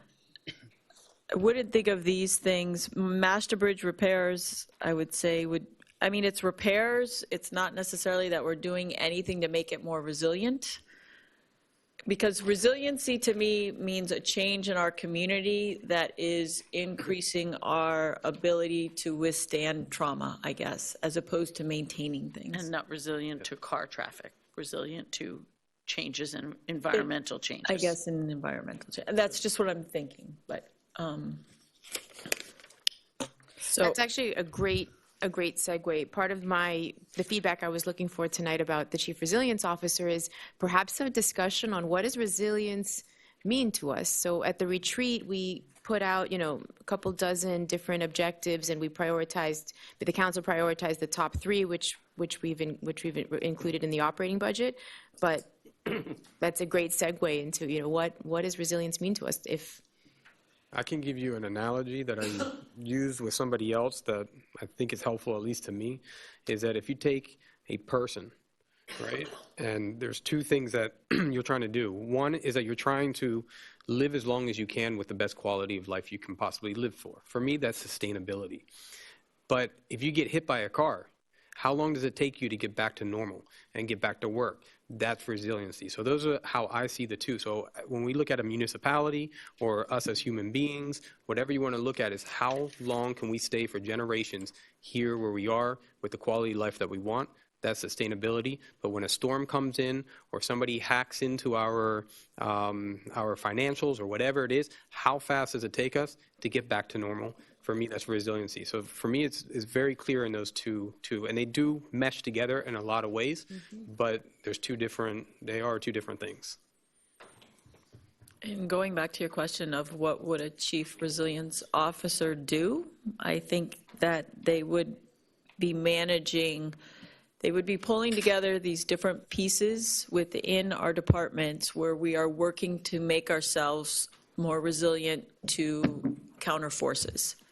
And they would make sure that they're working together, and that when they are working together, that they are getting us to a higher level of resilience, and that we can articulate that not only within our community, but outside the community. So there's a huge portion of this that has to do with communication within us and outside, and it may take us looking for benchmarks, and certain smart cities comes to mind of how, is there one of these that aligns well with us as a barrier island in South Florida, that we can start using their benchmarks to strive to get a label or something that would show that and would give us a framework to work towards. So for me, that's what a resiliency officer would be working towards. That's right. I think Identifying adaptations and things like that. And I think we're doing a lot of these adaptations, and we are taking small steps to do that. But we need more. And we will continue to do more. But I think that we can pair up with other communities that have done things also. Like, we can be smart about this, and we're also small, so we can be nimble. We can move forward with speed that a larger community cannot. I think there are a lot of things that need to be, with Miami Beach and the county, working with them, I think that is important and that's helpful. But we need somebody who's going to look at everything we want to do. We want to do stormwater. Okay, well, we know what we want to do with stormwater now. We have Jose Lopez, our engineer, and we've done a lot of the internal work. But what are we looking at 5-10 years down the road? What are we going to need? Are we going to need more pumps? I'm assuming, from my conversations with Jake, we're going to need more pumps, right? We're going to need, and I think we should be looking at filtration. A lot of our stormwater that goes out, we're pumping stuff out. We're not helping the Bay any more than the county is, frankly, or the city of Miami. We should be doing a better job. How can we do that? How can somebody, as a resiliency officer, talking about zoning, which is, Ed talks about allowing for a higher BFE. What are those impacts? And when should we implement that? How should we do that? Should we raise our roads? I mean, there's a litany of things that I think a chief resiliency officer can look at, has the knowledge, can work with other communities, and can move us forward in that regard. I think a chief resiliency officer should really be involved in every project we're working on in this community. Do you think it's a full-time job? Yeah, I do. I actually do. I really believe we need somebody who's going to be able to come in here and say, we're talking about a parking lot. I think that was on our resiliency plan. And I apologize. I had to get something to eat. I hadn't eaten all day. But a parking lot, with respect, is not, how are we going to do it? I think we had Lucia Marin was here a couple of meetings ago, and she said they were talking to some urban planners for the 2040/strategic planning committee, and they said, how are you paving? What materials are you using? We should be using something that's more permeable. We should be doing more things like that, and we need guidance, and I think we need somebody to be looking at everything we're doing and saying, how is that impacting our resiliency and sustainability? I think it's a critical component. And do we do enough things to keep somebody busy full-time? Back to my same question. I think if it's I understand wrapped where you want with, to look at everything, and I'm all for that. My question is it a full-time job, or is it a consultant or a contractor? That's all. I don't know that, but right now, with the stuff we're doing, do we really need a full-time person, or do we want to put out an RF, whatever, to get people that we can then call on to do these things when we need them? Like, you want to do the parking lot, you want to do this. I don't know what the answer is, but to me, based on what we do, especially now, I can't see where it's a full-time job. I might be 100% wrong. I'm not an expert, but just my gut feeling is that, it's basically, okay, what am I going to do today? well, keep in mind that they're branding our community. So there's a huge communication element to this, which we also need in other areas, communication. So with the small amount of work that I've done or the research, with the chief resiliency officers in other communities, a huge portion of this is communication. Okay. So if you add So those it's more two of that. things together, Okay. I think you should feel comfortable. And we had, in this budget, there was a plan to put in place a communications officer. And I think that we can make that a resilience officer and sort of, and Put them together. put them together. And That might create a full-time job. And I disagree with that. I think we need communications in this key. She's just telling you, the person will do communications as well as doing And resilience. I disagree. I think they're two different jobs. I think communications is critical. I think one of the things we get from our residents is that we're not doing a good enough job of communicating with them. I think there's a lot of, I think Joanne Young here talking about we're going to put a basketball court on that piece of land. I know you want that, but that's not necessarily our plan going forward. And so we need to be better about communicating with our residents. But to be fair on that issue, that's Well, because I'm just people are taking talking these- amongst themselves. I understand. And we're, I mean, But we can, Sorry. we can counter that with better communication. They take it Yes. among, a vacuum is filled by whatever wind blows through, okay? And so that's what goes on. I agree with you, but I think we can do a better job of getting communications out. And at the same time, we need somebody who's a serious chief resiliency officer who is also communicating, because I think it's critical for people to know what we're doing, that we are taking steps. I mean, we're a barrier island. We're a pile of sand between the Atlantic Ocean and the Biscayne Bay. And we've got to let people know that we're doing whatever we can to keep this island sustainable. And I think we need somebody to look, Ed, we've talked about you talked about BFE for years. Yep. We need to raise BFE. No, why do we? Do we need an officer to tell you that? I think we do. Why? Because we need somebody to evaluate. Excuse me, we brought it up before. What level? Everybody says it makes sense, but the architects came and said, well, it wouldn't look good. Yeah, And but- you all guys voted against it. You were on the council at the No, time. I voted for it, actually. Okay, well, you were the one that did. But anyway, my point is, we need somebody to be working with everything we want to do in this island should be looking at resiliency, sustainability. I'm for two separate positions there. I would add to the idea of someone being full-time and being here is this idea of them being involved in everything that's going on and make sure that we're approaching all projects and even day-to-day ways that we're operating in the best way possible for resiliency, sustainability. I think you benefit from having the relationships and from being here and knowing what's going on and having everything go through that person. See, I'm always very In addition to all the things Katie said about why their full day would be filled. creating work, creating jobs, creating bureaucracy if it's not necessary. If it's necessary, I'm all for it, but my experience has been with government especially, and had unbelievable jobs you can create with people really, positions, now we have positions that are filled with budget, and are they really doing anything? Are they doing it full-time? Well, the other, Part-time? I mean. I understand again, that. If it's necessary, I'm 100%. I think it's That's all. necessary. But to say that we need that and the communicate, why don't you try one, Mike, and if it doesn't work out, if that person can't communicate, like Katie said, and do the resilience, then we can get the other person. But why go get two people right away? Because we need to get going on these things. We keep Well, talking, let's every year we get talk going. about resiliency. Every year we talk about sustainability and we say, oh, okay, well, we're going to take this baby step. And there's no time for baby steps. Okay. We've got to get moving. I mean, you see it. I want to get moving. Alan Fine told you, get a general I missed the obligation speech. bond and start raising money to do something, okay?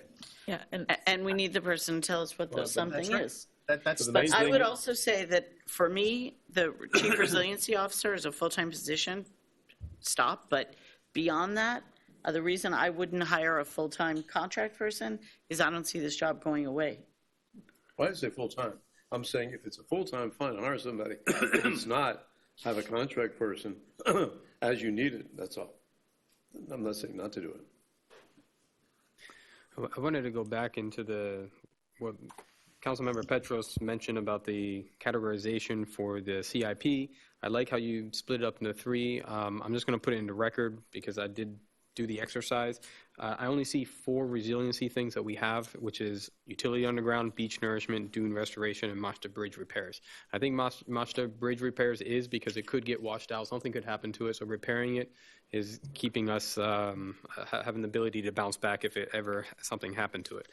I think the quality of life has resiliency aspects in it, but I think it's more about quality of life, like regrading St. Agnes, Beach Lake Park, K8 improvement fields, 530 Crandon Park, Village Center street parking, Village Hall parking, landscape lighting, Crandon Boulevard receptacles, village artwork, community center roof, and library. And then everything else I think falls under public safety. That has to do with the fire, police, all of those, including the safe routes to school, the traffic circle improvements, and Crandon Boulevard pedestrian safety. There's some things I'm not sure should be in CIP or not, but one of them I know that we talked about at our strategic session, which was a resiliency master plan. It was something that we wanted to get going. I don't That's know in if the that, operating budget. you put that in the operating, okay. And that's something that this resiliency officer could be on top of right away to start putting this stuff together. There's other things that I think we need to keep in mind, like energy storage to government buildings, alternative energy sources to government buildings, permeable roadways. We still have the community center expansion that used to be on here, disappeared. I don't know if we're working on a landscape master plan update, playing fields, maintenance, Presbyterian Park, neighborhood parks, entry block acquisition. I'm not sure if that's something that we're still thinking about. We have, I know the maintenance that you're looking in the ICF, community center equipment. I'm not sure if we still have that on there. And any ISF, or would that be in? That would be in probably be services. an ISF. Yeah. Okay. All right. So yeah, these are just things that maybe we need to think about, because looking at our 5-year CIP, it looks very empty, right? And I don't know if we need to kind of fill this up over the next 5 years and see what we have. So we have a pretty robust plan put together for the next 5 years. So couple thoughts. So I think so yes, equipment was kind of in the ISF, the maintenance things are in ISF. Entry block, I want to say 2 meetings ago, there was some discussion and I was directed to cease efforts on the entry block. With regard to your other items, maybe Councilmember, if you want to go through one by one, give me a thumbs up, thumbs down, and what we can do is we'll include them, we'll get the cost estimates, we'll look at the pace at which we can implement certain things, and then for second reading, based on the direction that we get, we can. If you want, I could send it to you, and you can Well, put it in here, and then we can knock things out if you want, or you guys want to go each project that we add, there needs to be time, staff needs to figure out cost estimates, and so I think let's put them in what we want. And with regard to the structure, maybe I tried to stay true to our keeping everything in the spirit of resilience, but perhaps we just strike resilience, and in CIP we'll have a resilience section, we'll have a parks and open space, we'll have a transportation, and then a beautification section. Maybe I do think Brett's point is correct, though, that most of those you could include in your quality of life. Yeah. Like basically just bring those and put them under quality of life. The ones. I like the 3. The It's parks pretty and clean. open space. Yeah, I like the fact that you did it consistent with what we talked about. Okay, so we're going to kill resilience, parks and open space, and we'll put that all under quality of life. Right. Okay. And then I think transportation, except for master bridge repairs, and feel free to chime in, anybody else, I agree with you, Brett. All those would go where? These transportation ones would all also go under quality of life, except for the master bridge repairs, that would move into the resilience column. And the traffic circle will still be public safety. I think. Yeah, I don't see that as resilient. Well, the bridge. Yeah. The bridge, I think, is resilient, yeah. Because if the bridge falls off, I mean, then you get back to normal, you got a problem. So you got to keep those things up and repaired. But are we doing any kind of improvements to really shore it up better than it was, or are we bringing it to the same level? I don't know if it's bad. That's the thing. I mean, no, it needed some repair work. This is the tail end of the work. The 50,000 is the tail end. Most of the work had been done this year. Yeah, I mean, it's either that or it falls into life safety and quality of life. So I don't know. So do you want to go through the ones? Do you want to go through the ones that I have here? All right. For resiliency, I have energy storage of government buildings, alternative energy sources for government buildings. That's one kind of thing. Should we be looking at that in the next 5 years? Yes or no? Yes. Well, do we have a specific thing that we would buy or implement that we would be putting on this CIP? Yes, I know there's been a plan that has been made where it shows solar panels all over our our system, and then we could look into, it may not start for another 2 or 3 years, that we need to just say, hey, we're thinking about it. It might not be So this you year. want to budget CIP. money in future years In future to years, you start can. working on it? Yeah, you could. So maybe what we can do, council members, is have a bucket of things that are strategic in nature. Sure. And then when we do our strategic retreat, we further define those, and that would allow us to focus tonight's discussion, which is it's an annual operating budget and a 5-year plan, but to everybody's point, we need a strategic plan. So maybe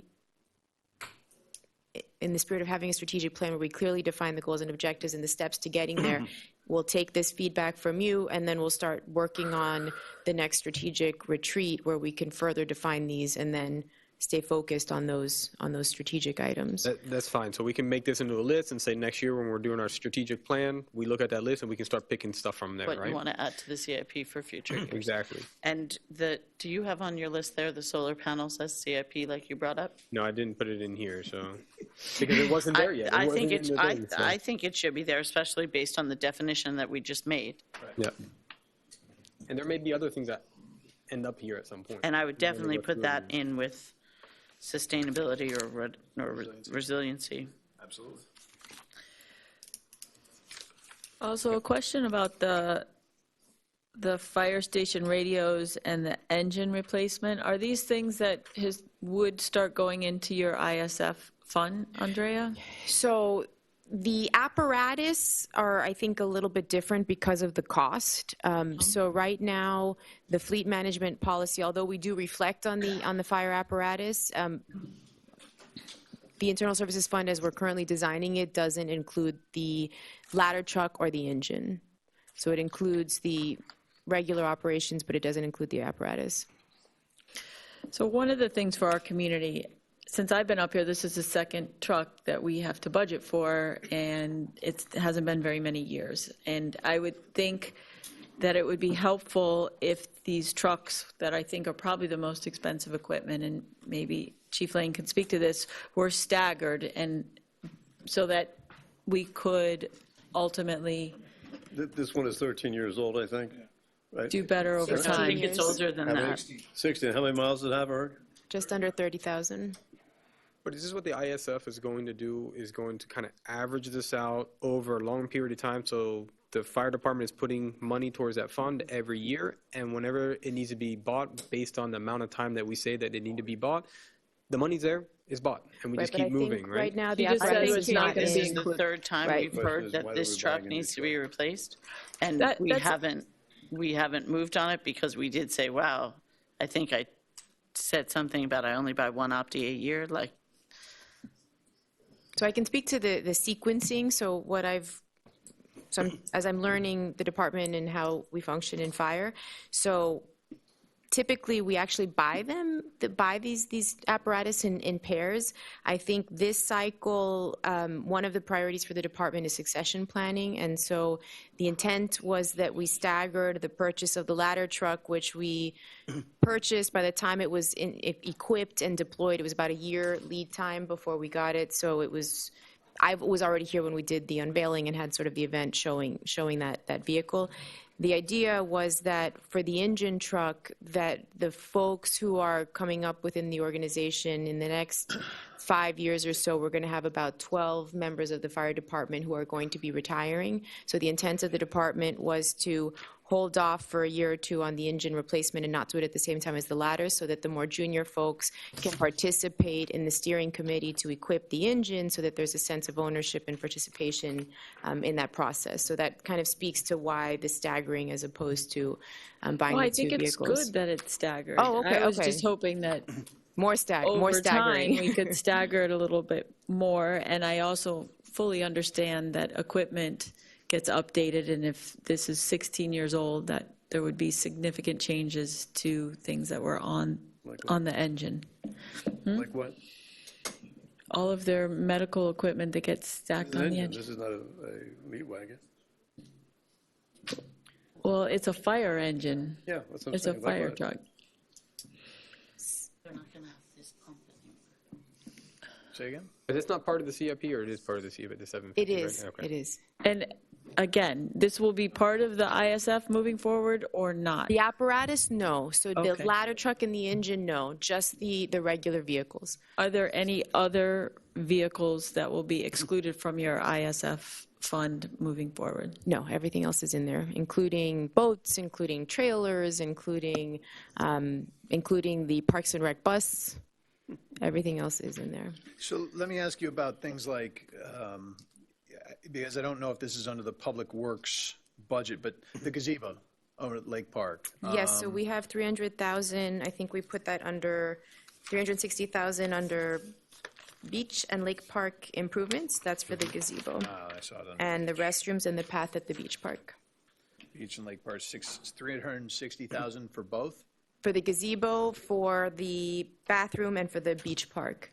I'm sorry, for the sidewalk, to redo the path. Okay, but hold on. At the beach park, we have a gazebo and we have bathrooms and we have a walk. Right. And then we also have the lake park. With a gazebo. Which has a So gazebo. what I learned is that actually that entire strip is actually one park. Okay. So But there are two gazebos in that one park. we're talking about the gazebo that we've been Build talking. two gazebos and restrooms and park at Beach Park. Okay, I get you. So we're going to redo both gazebos for We're going to 360? knock them down? and No, they rebuild? just need some structural repairs. They're not going to be demoed and redone. They just need some repair work. Okay. That's great. The other thing in the CIP that I'm a little bit concerned with is the undergrounding project. We only have $400,000 allocated to it over the next 5 years, and I don't So think keep that's in going to mind, be. what we have here is not a complete 5-year plan. This is sort of, we need a strategic plan. We need a guiding, we need to be consistent. We need a strategic plan that says this is what we're going to do, this is why we're going to do it, so that 10, 20, 30 years from now, beyond all of us, whomever is here has a clear understanding of what we're doing, why we're doing it, and we stay focused and we don't kind of stray in different directions. So to put together a 5-year plan without any strategic intent behind it is really not a manageable task for it to have any meaning, for it not to change on an annual basis. But I think one thing that I can say we're pretty clear on is doing the undergrounding project. Okay. So I think that we could put something, at least for the 5 years. Now, if something changes because the FPL has a different way of doing something, then next year we can make a change in the year 2 or the current year of next year, and we can make the adjustment to it. So right? under the current directive, we were told not to spend another dime on undergrounding. So, Sure, but that doesn't mean we shouldn't plan it for 5 years, because we took a vote that we were going to do the project, but we want to wait How to do you see. plan when you don't know what's going to have the slightest idea what it's going to cost you? Well, let's say that You know, it FPL. could cost Let's say that it doesn't come to us. Are we not going to do the project now? This it's whole gonna be- FPL the thing, because question we is- were ready to do it before we even knew about it. I understand that. Right? Question is, do you want to then budget $50 million for it? Yes. Okay. Let's just budget it for it, and if we find out that we but don't 50 need to pay it, then we Fine. adjust it next year. Kind of goes to the But for whole me, idea not of to the have beach it there is just renourishment. kind of like, well, the project's not really there, right? We're just Okay. waiting. So I think we should at least put the numbers there. 50 million is a nice number. We could put 100 million. It's fine. Yeah, We'll do the resiliency bond. All right, let's- But the thing is, the other thing I wanted to mention is $400,000 this year enough? so the Because we have a 400,000 survey, assumes the survey and the binding cost estimate with FPL. and there's no chance you think that we would be ready to do design if tomorrow the Public Service Commission says, let's do it. Why would you have a binding contract with SPNL estimate, in fact, if they're going to do it? What The I'm survey work alone is going to take a year. The binding estimate is going to give you the estimate. What happens is that, I mean, They don't have to estimate themselves for us. no, I understand that. But what I'm saying is that let's say that the Public Service Commission goes through this. We find out if it's a go, no go, whatever. But we decide to do the project. The only thing they have Is to how do much it's now gonna be. is decide the return they're going to give FPL, correct? I mean, basically, they're going to be hearings. Here's an FPL, That's Public a Service PSC, Commissioner. right. Yes. And basically, they got to determine what they'll give them rate of return on the money they spend, period. That's fine. And then basically how, they'll also give them the useful life and all the other stuff. Exactly. But that's about it. But let's say that gets done 3 weeks from now. We know what has happened. So we give her the green light to start moving forward. She goes and gets the cost estimate from FPL. And then what we are going to do is we go spend the money to get a cost estimate at F&L when we don't need it, and then they don't reimburse us for it. Isn't that throwing money away? that's fine. It's trying to throw money away? No, I don't think No. That's not what I'm talking I about. didn't think you did. I'm trying to go to the next step. After this process happens, we may hire if we want to do design build, we may hire a contractor, and they're going to start doing the design phase for us. Could that happen in this year? And do we have the funds there to do it? Why would we do that if they're going to do it? I mean, who's going to do it? At F&L. No, but they're not going to do the all the poles in the They're going to try back. to do everything they can. Yeah, but they're only going to take care of the electric. They're not going to do the poles. They're not going to do the fine. communications, and they're only going to do the parts that they're required to do. It might not be everything. It only might be the laterals, but not the other parts. So we still are going to have to get some type of and then the other side is that we may not want FPL to actually do it, just to reimburse us because it may be much more efficient for us to have our own contractor come in and do it. If they'll let us do that. So if they let us do that, do we have enough funds there? And do you think that we might be there by What number do you want to use? What's that? What number do you want to put in there? No, you said all that. I know. Thank you. I I was hoping you were going to give me a I number. put in $50 million. I would recommend that we use the tool that we purchased, use the master plan, and use the phasing that was proposed in the plan and drop it in. That's the best cost estimate we have at this point. Yeah, that's the one we have. That's a good. And back it out. There you go. We gotta have that. Let me ask you this. So Because do we have a motion, a second, and support for that, just so Move. we're clear? Second, For which? For the just to put the figures that we got from this Fine. study Master that we plan. spent all this money on. Over the 5 years. Mike, can we go through these items? These are meant to be an action item this year. Which are we talking? These CIPs. Sure, let's do it. Can we just do a vote on that last Yeah, I thing? think- Because there was a motion and a second, and then it just stopped. Yes. For the electric, underground. Just for her to to plug in the numbers. the numbers in there. That's it. All those in favor? Aye. Opposed? Motion carries. May I see if I can, since I still see a few lingering members of the actual public and taxpayers are here, and we've heard about 3 times already about our community budget. And ad nauseum, we've all exhausted it. I would like to make a formal motion to fund all of the FY 2019 items under community groups at the 2019 budget levels, and we can review the new applicants at another time. But those which I'll read are the 4th of July Parade, the Senior Citizens Ask Club, Historical Society, City Theater, the Aqua, the Chamber of Commerce, the Community Foundation, the Miami, the Rotary Club, and I would like to move those, if I may, for approval so that we can not revisit it another 4 different times. Are you looking to fund it at the amount that it was funded last year? Is that what you said? Yes, As because- opposed to any increases that may have been asked for? That is correct. And we discussed last time at my initiative, and I thought that we had a consensus, but we have to perhaps put it in a resolution that as a matter of policy and strategic planning, it's not fair to start making cuts at this year, as I anticipate we should as we move forward, because it would be unfair to them.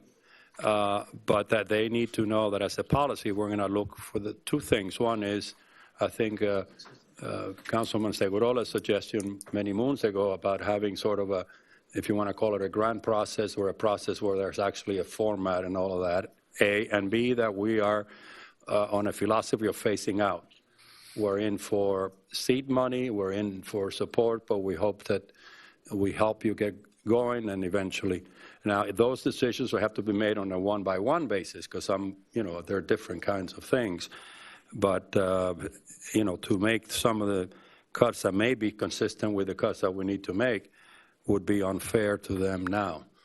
And I also, I think I tried before, but as a courtesy to all the speakers, and we've had plenty of discussions that we move these things that we should have a fairly good consensus because they're great events and great organizations like the Chamber, the Foundation, the Rotary Club, et cetera, the Ask Club, and that we're here again today. I think we owe them some sort of decision. I think we have to have discussion on each item. I think these clubs have asked, some of them are asking for increases. Well, maybe somebody can second my motion, we can have the discussion. I'll second. All right. We discuss. Well, I'd like 4th of July, parade group, $30,000. I make the motion, or? Where did that come from? Yeah, and what was it? Right. It's always been 40,000. It's on the summary. I didn't want to find it. The summary was submitted to us several weeks ago by the manager. I don't think any of the numbers have changed. Was it before? Because most of these you have, it was moved from your budget. No, there's another issue we can talk about later about why, just for because of image-wise, that it's under our budget, and it looks like, you know, we get a great compensation of a cold pizza.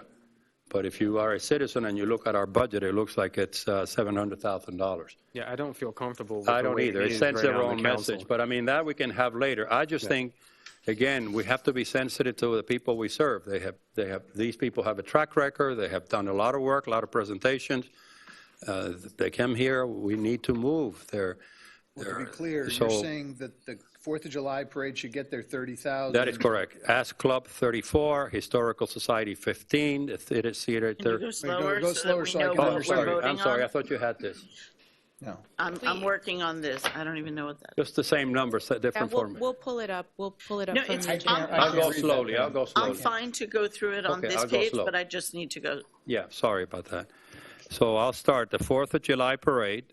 Right. The Seniors Ask Club 34. Right. Historical Society 15. I don't have the historical. Hold on, they're in there. Go up. They made a presentation before. Yeah, they are in I'm the. not disagreeing with the numbers, I just Right. I can't find it. Oh, on there my, it is. And by the way, all of these have not asked for an increase. The only one that asked for increase is the Chamber. Right. So the Historical Society was 15. 15. The City Theater is 15.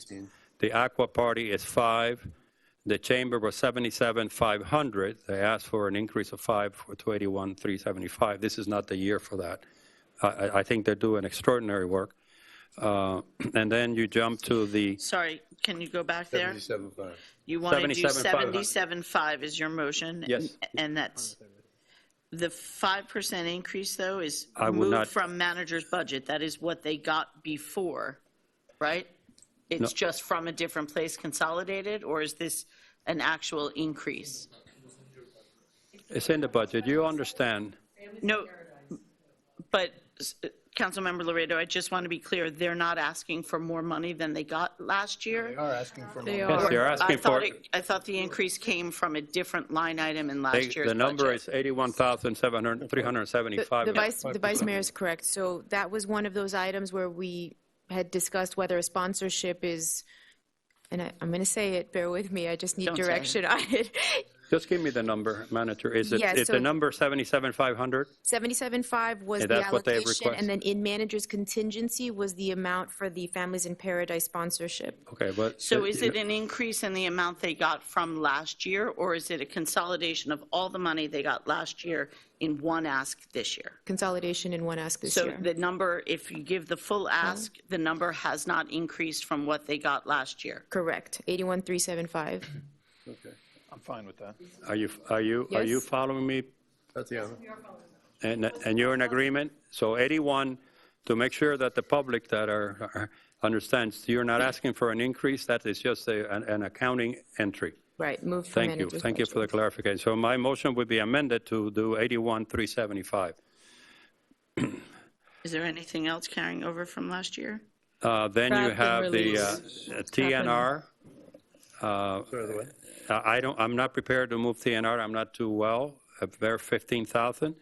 Youth engagement, TNR. Spade and neuter. I would, Trap and neuter. even though it's $5,000, and I don't want to be micromanaging, but I really don't believe that we should give $5,000 for a dinner for an outside organization, the Miami League of Cities. We should have some sort of contingency if any one of us wants to go. I'm particularly sensitive to those who are your friends when you're in need, and we were very, very alone fighting the big city of Miami and other powers that be on the ultra. I didn't see anybody from that organization even call to say, keep up the good fight, much less how can we help you. So I would delete the Miami-Dade League of Cities dinner, $5,000. But is that money the one that we host here, or is that the one that we go to some type of dinner? That's the host. It's their annual dinner. No, but there's one that we actually host one. And Per year. We do one host a year. And we've done And I know that there's a cost to that, to do So- that, because you're the main $5,000. sponsor when you do that. Right. So let's take that out of your motion, Yeah. and someone else can bring that Then up we can next discuss immediately the, after. what I'm trying to do is get the Let's easy just keep steps out of the going. way. So that's not in your The motion. Rotary Grand Bazaar, which is $4,000. The KA Senior Volunteers is $1,000.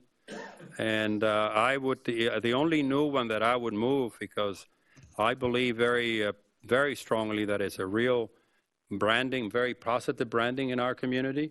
I've seen it as I travel, and we lost a little branding with whatever you feel about the tennis, but we lost a very big economic impact, and also has gotten international exposure now through a big article in the American Airlines. I would move the piano concert contribution. They have already proven their track record, and they have substantial private contributions. So that would be sort of my motion. But that's the only one you're willing to put in this motion? Yeah, and we've had plenty. I think that should be outside of this motion. I think your motion should just be, Okay.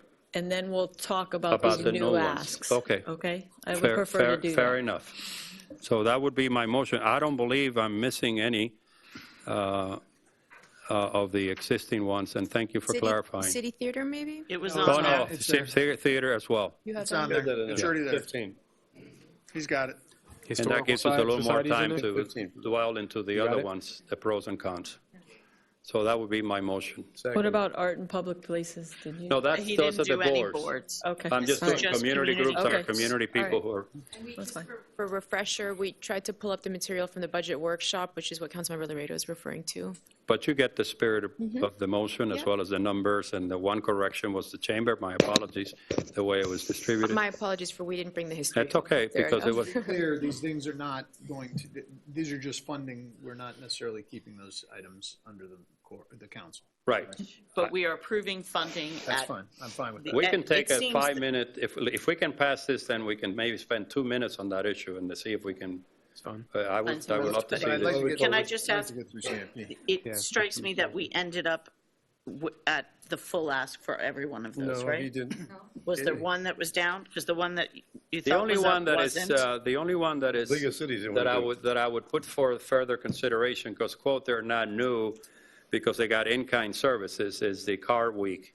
It's $1,400 in in-kind services, and they asking for $20,000. That merits discussion, because in essence, that's also a No, new. and that was I this is know. the first time they've come before us asking never for been money in the budgeted. budget. That's right. That Never. was just money they got. I think I would not, technically, it's on the last year's No. budget, but take it for the second discussion. It's not on Is there last year's anything else to be budget. Yeah, added it to this showed for motion? $1,400, because we gave them, which, by the way, you touched on a very important topic. I remember that meeting, and we said, we give you our endorsement, period, but we spent $1,435, but that's okay. All right, let's call the vote. Please go through the items Please. once Oh, more. Historical Society, $15,000. Key Biscayne Community Foundation, $125,000.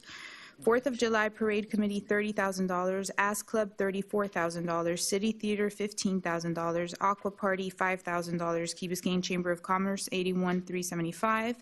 Rotary Grand Bazaar, $4,000. K through 8 Senior Volunteers, $1,000. And within that, does the address verification and the education advisory, well, that's a board. Different. You missed the trap, neuter, and Yeah, the release. TNR. The trap, neuter, and release Trap was and not release part program. of No, the, he did not put it in there. he did not put it in Yes, he there. did. He did. He We did. talked Yes, about yes, that. I just mispronounced it. Oh, okay, got it. And they made a great presentation So, today. let the record reflect the trap and release program in the amount of $15,000. Does the address verification program fall in there as well, or no? No, and we already voted on that separately when we renewed the contract. That's it, Jennifer. All those in favor? Aye. Aye. Opposed? Motion carries. Let's go back to CIP for now. May I just have a 2-minute discussion? I guess you have 2 or 3 of you. We can postpone it, but I really, and I already communicated that to the manager. I think I know what she's trying to do, but it looks I agree, but Okay. I think it's an extensive conversation. We're all going to Okay. want to have some Because input. it can be on done somewhere else. Get to our Yeah. budget. Yeah, just that it looks like we're spending I agree. 750. No, I think we're all on the And same. we- But I want to make sure. we I'll say it. Okay, So all right. everything, once it's decided on, it'll all go back to the line item But it that's was before. really, or without Okay. taking a vote, there's a little Got it. consensus that, Yeah. I know you didn't mean it that way, but No, yeah, for discussion, and now they'll go Image back is very and we'll important. map it right back. You want to just go each item on Thank you. CIP? Thank you. Okay. So let's get going on the CIP. congratulations to you all, First, the community. so first item, well, we've talked about underground utilities. We're going to Beach nourishment. beach renourishment. But do we have that all the way out 5 years? No, and that's my question, I guess, because if you look back at the 2018, 2022 capital improvement plan summary, right? Which means from fiscal year 2018, which is 2 years ago, you all approved this. It had $250 a year all the way out until 2022. And so now we've only got beach renourishment, 80,020. We've got nothing for 21, 22. And I'm just curious what happened there. So the 2017 nourishment, this is year 3 of the monitoring. So what I'm trying to do is call out discrete projects that will have a beginning and an end. So this will be the year 3 of the monitoring of the seagrass. That project will end. In the line item below, you'll see beach nourishment 2021, where 70,000 for fiscal 20 is going to be what we need to get the project starting. We want to construct in 21 at 1.64 million, and then the 3 subsequent years of monitoring. And in the comment on the right-hand side, that's Why weren't we, I guess it was funded, the funds needed for each year were 250, right? Because essentially we're trying to save up to do the big project. right. So that didn't happen. So every year, that yellow column that kind of showed the encumbrance. Right. In reality, the system there was no encumbrance created. So the funds were actually spent on other projects, which caused the working capital to deplete from the 15 million to about the 5 million. Okay. And so those encumbrances, if we want to now properly put money aside and do that, we can, but that hadn't actually happened. That money had been spent on other projects. I think if we're going to do these projects, we should, you guys did this in 2017, and I kind of feel like, we should be honoring what, you all obviously had a conversation about this and moved it forward, and. I think we're much more educated now on what beach renourishment takes. I don't think we have a number that we could be true to if we were to stick one down here. And also, I'm fine putting something here. I think we're also discussing a GOB that may incorporate beach renourishment, and so it may not be a CIP issue. But I guess the issue, well, we do a GOB, right? We're going to have to pay debt. Yes. So if we're going to be doing a CIP that includes things being paid out of the GOB. Part of the problem here is we need this strategic plan getaway where we I agree with create that. those things so that we can fill these I'm columns. not disagreeing, but my point is the columns have been filled, and so we're we did think about it, and, Right. and You as guys I recall, contemplated. I remember the those were reason- long meetings. Not as long as these. Fair enough. That's just how it goes. No, but we were going to do a patch for the 2017. It was supposed to be a small patch, and what we said is that we wanted to do the biggest we possibly could without having to mitigate any seagrass, and it ended up being a $3 million project or Something like that. Something like that. So we did that, and then Irma came and wiped out like half of it, maybe more than half of it, and we haven't done. Well, I don't know if we've done any patches since then, but I don't think we've done any patches we've done since nothing then. since 17. Now, even if we get like a big project and through another way or GOB, whatever it is, but we might need to have some money there for a storm comes in, we can pick up, get somebody out there as an emergency, fix our beach as quick as possible without any mitigations, that kind of stuff in those spotty areas that might get eroded. You'll still be subject to the permitting requirements, and there'll still be, with regards to the funding allocation, the 4 million that we have in in reserve could be used for that purpose. Procedurally, as we know, the budget amendment would come before you, moving the money from fund balance into the budget for that purpose. You're talking about the emergency fund. If you want to use the 4 million in fund balance, I would say though, if there's a hurricane, which is what happened, there's a high probability that we would be reimbursed by FEMA, which is what happened The here. important part about that emergency fund is that most of it is going to be spent on cleanup. I mean, debris removal is the biggest thing to get us back, and if we spend that money on just patching up some sand, and then something hits us and we don't have it there, then we're running around. So part of FEMA process, which is kind of, it is what it is. So FEMA, if you have certain things budgeted, they will not reimburse you for it. So it's a little bit kooky the way we have to kind of think about it. So we should expect and rely on FEMA as an agency to reimburse us in the event of the storm hits us. For sand. So we didn't include this in the revenue yet because we don't have an executed agreement or the sub-grant agreement, but we are anticipating between $2 and $2.4 million worth of reimbursement for beach nourishment as a result of Irma and the work that Juan Gutierrez has done on that reimbursement. He's done a great job. Do we have any idea, assuming the government? Councilmember London, I'm sorry, the Vice Mayor. Oh, I'm sorry.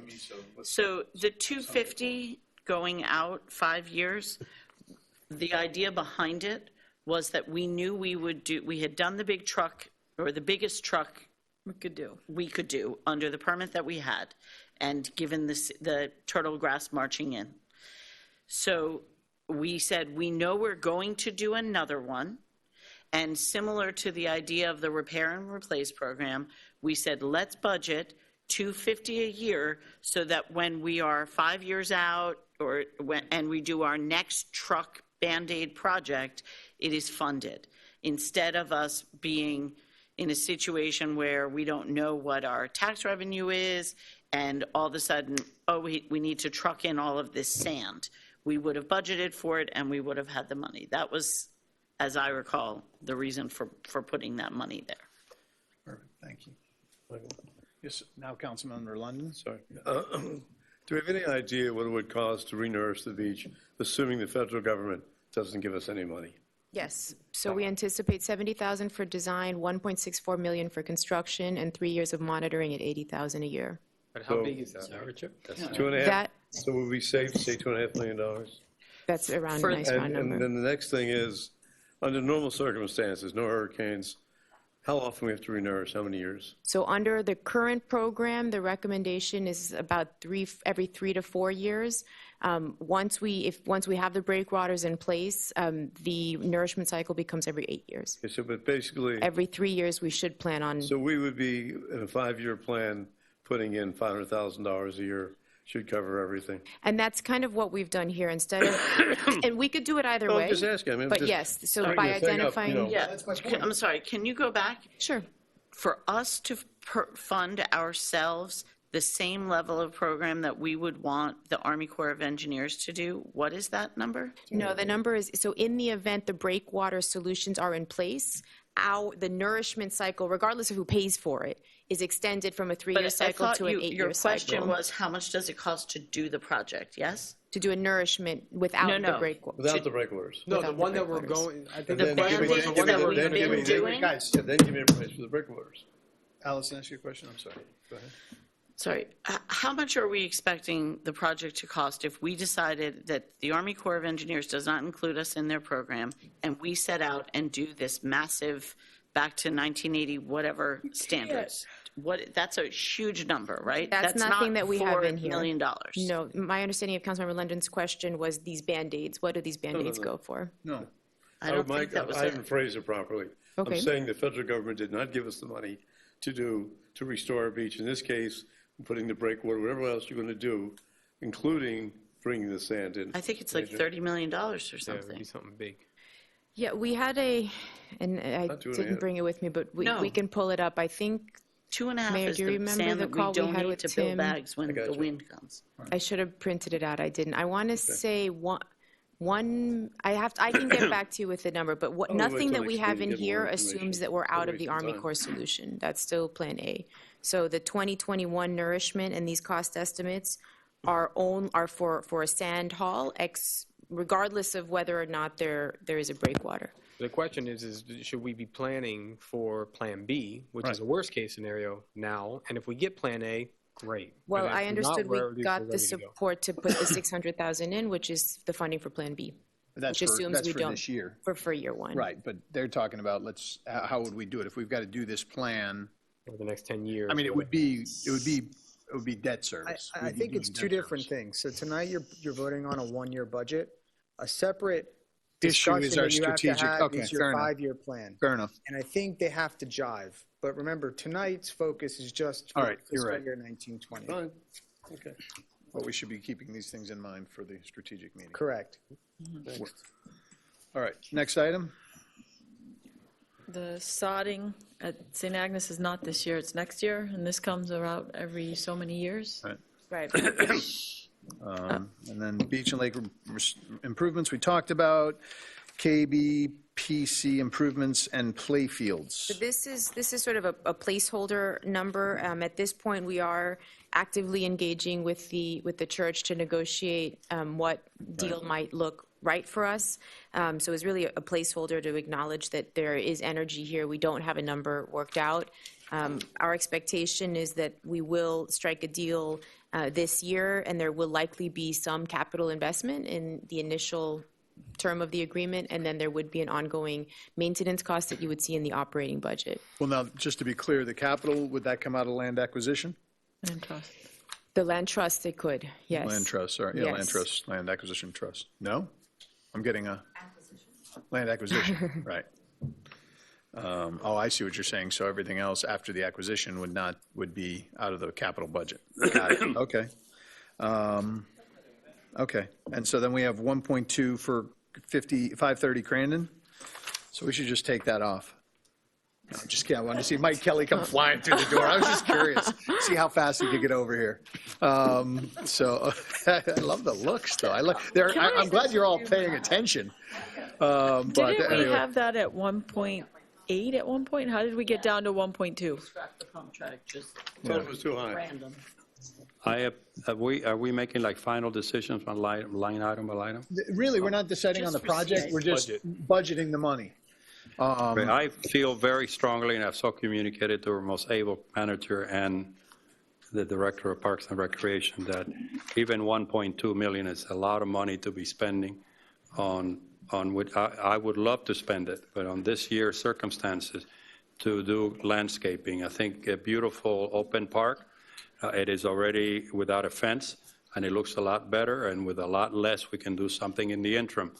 I think one point, and for example, we're having a discussion here earlier today about acquiring a real new piece of property, which should be our priority, and we're off $200,000, and we are still far apart, and yet 1.2 is almost there. In other words, I know they're different fronts, so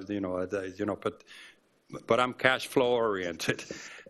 People would understand better that it's a wiser, more strategic decision to grab and purchase as an investment to our children and grandchildren properties that may be available with scarce resources today versus 1.2, which is a lot of money. It's a lot less than 1.8, but it's still 1.2 to, quote, make it better. Sometimes it's almost impossible to make nature better, but under normal circumstances, I would support it.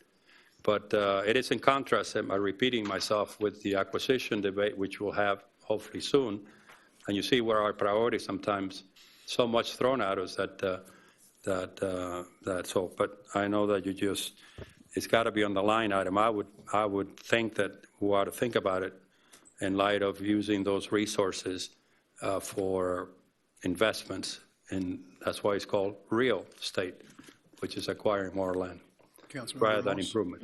Well, I think we have to also look, whatever we're putting here, they're making adjustments real time right now in the budget, right? And we're going to be For able to see. those items where we're getting, a motion and clear direction, yes. Yes, so we may be able to do it within the budget, within the millage that we have, because we may be taking some stuff out, adding some stuff in. So we have to really see at the end of the day what we want to do, and we put a restriction on ourselves of the 3.195 that we have right now, so we know we can't go over that. But I disagree. I don't think we're in this dire state right now of a problem.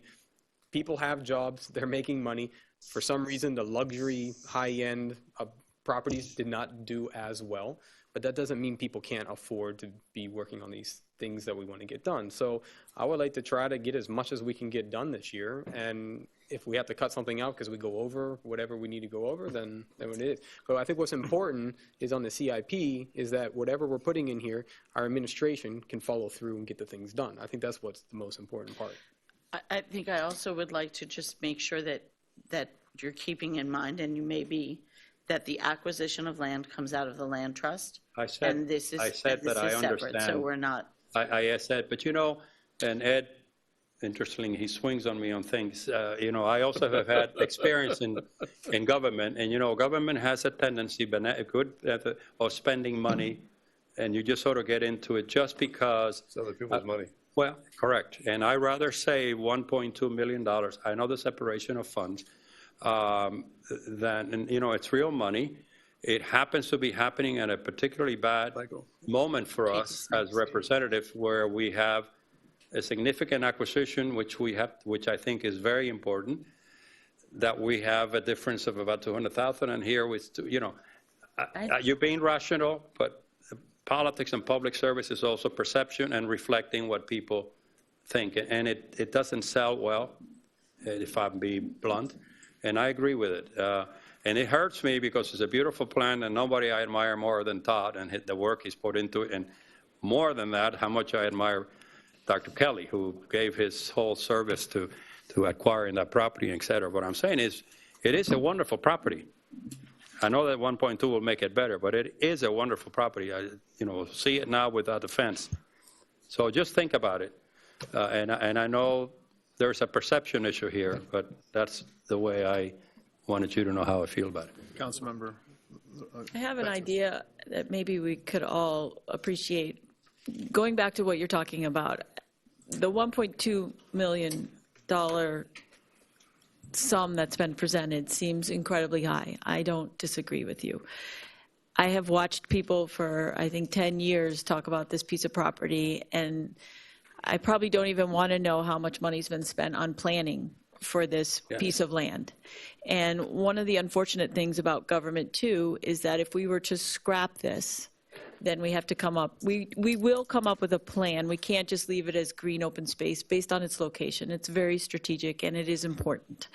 And so then we would end up going back to the drawing board and paying for another plan and taking more time, and that's going to cost money too.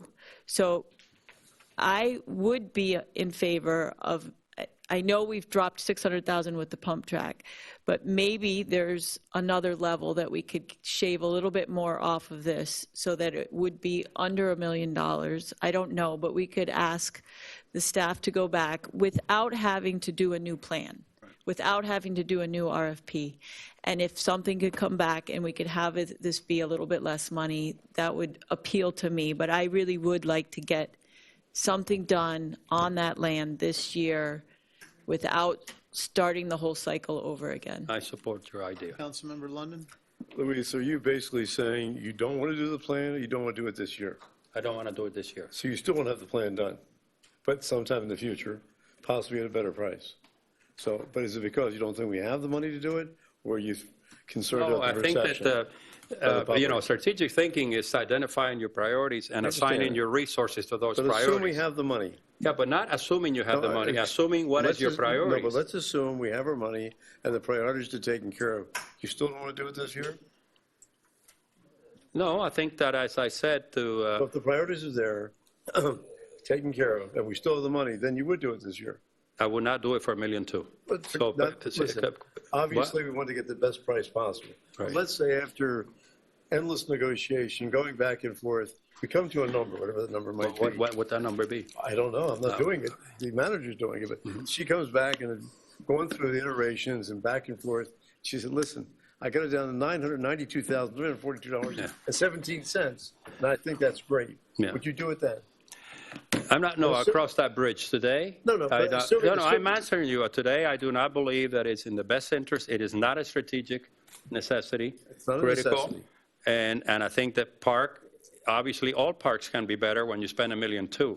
I even sent recently some shots from parks in other parts of the world that with very little money you can enhance that park. So, you know, we got to start cutting back expending sometime. No, but my question is, No, so you well, don't my use my this plan, answer you is don't that's use the plan. it's a philosophy that I No, but have. the plan. In other words. No, if I you- don't want any other plan. We paid a lot, you know how I feel about consultants.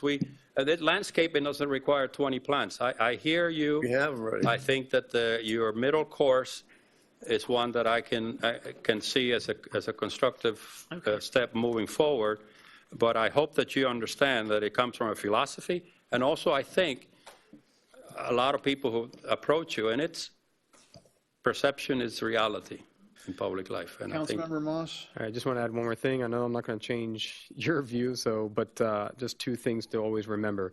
We paid almost $1 million for a dog park, number one, and this is a park for people to go into. And two, I would be... So it's a dog park. Okay. Oh, It is. It's fair. please, sorry. But you have to remember that. course. The second thing is, I It's would the be... most used park on I the would be island. embarrassed if we didn't do Can this. go like I mean, this. of all things, this has been sitting there for 15 years, and we want to be councils that get stuff done, and then we're like, well, let's not do this one again. We have the plan. It's ready to go.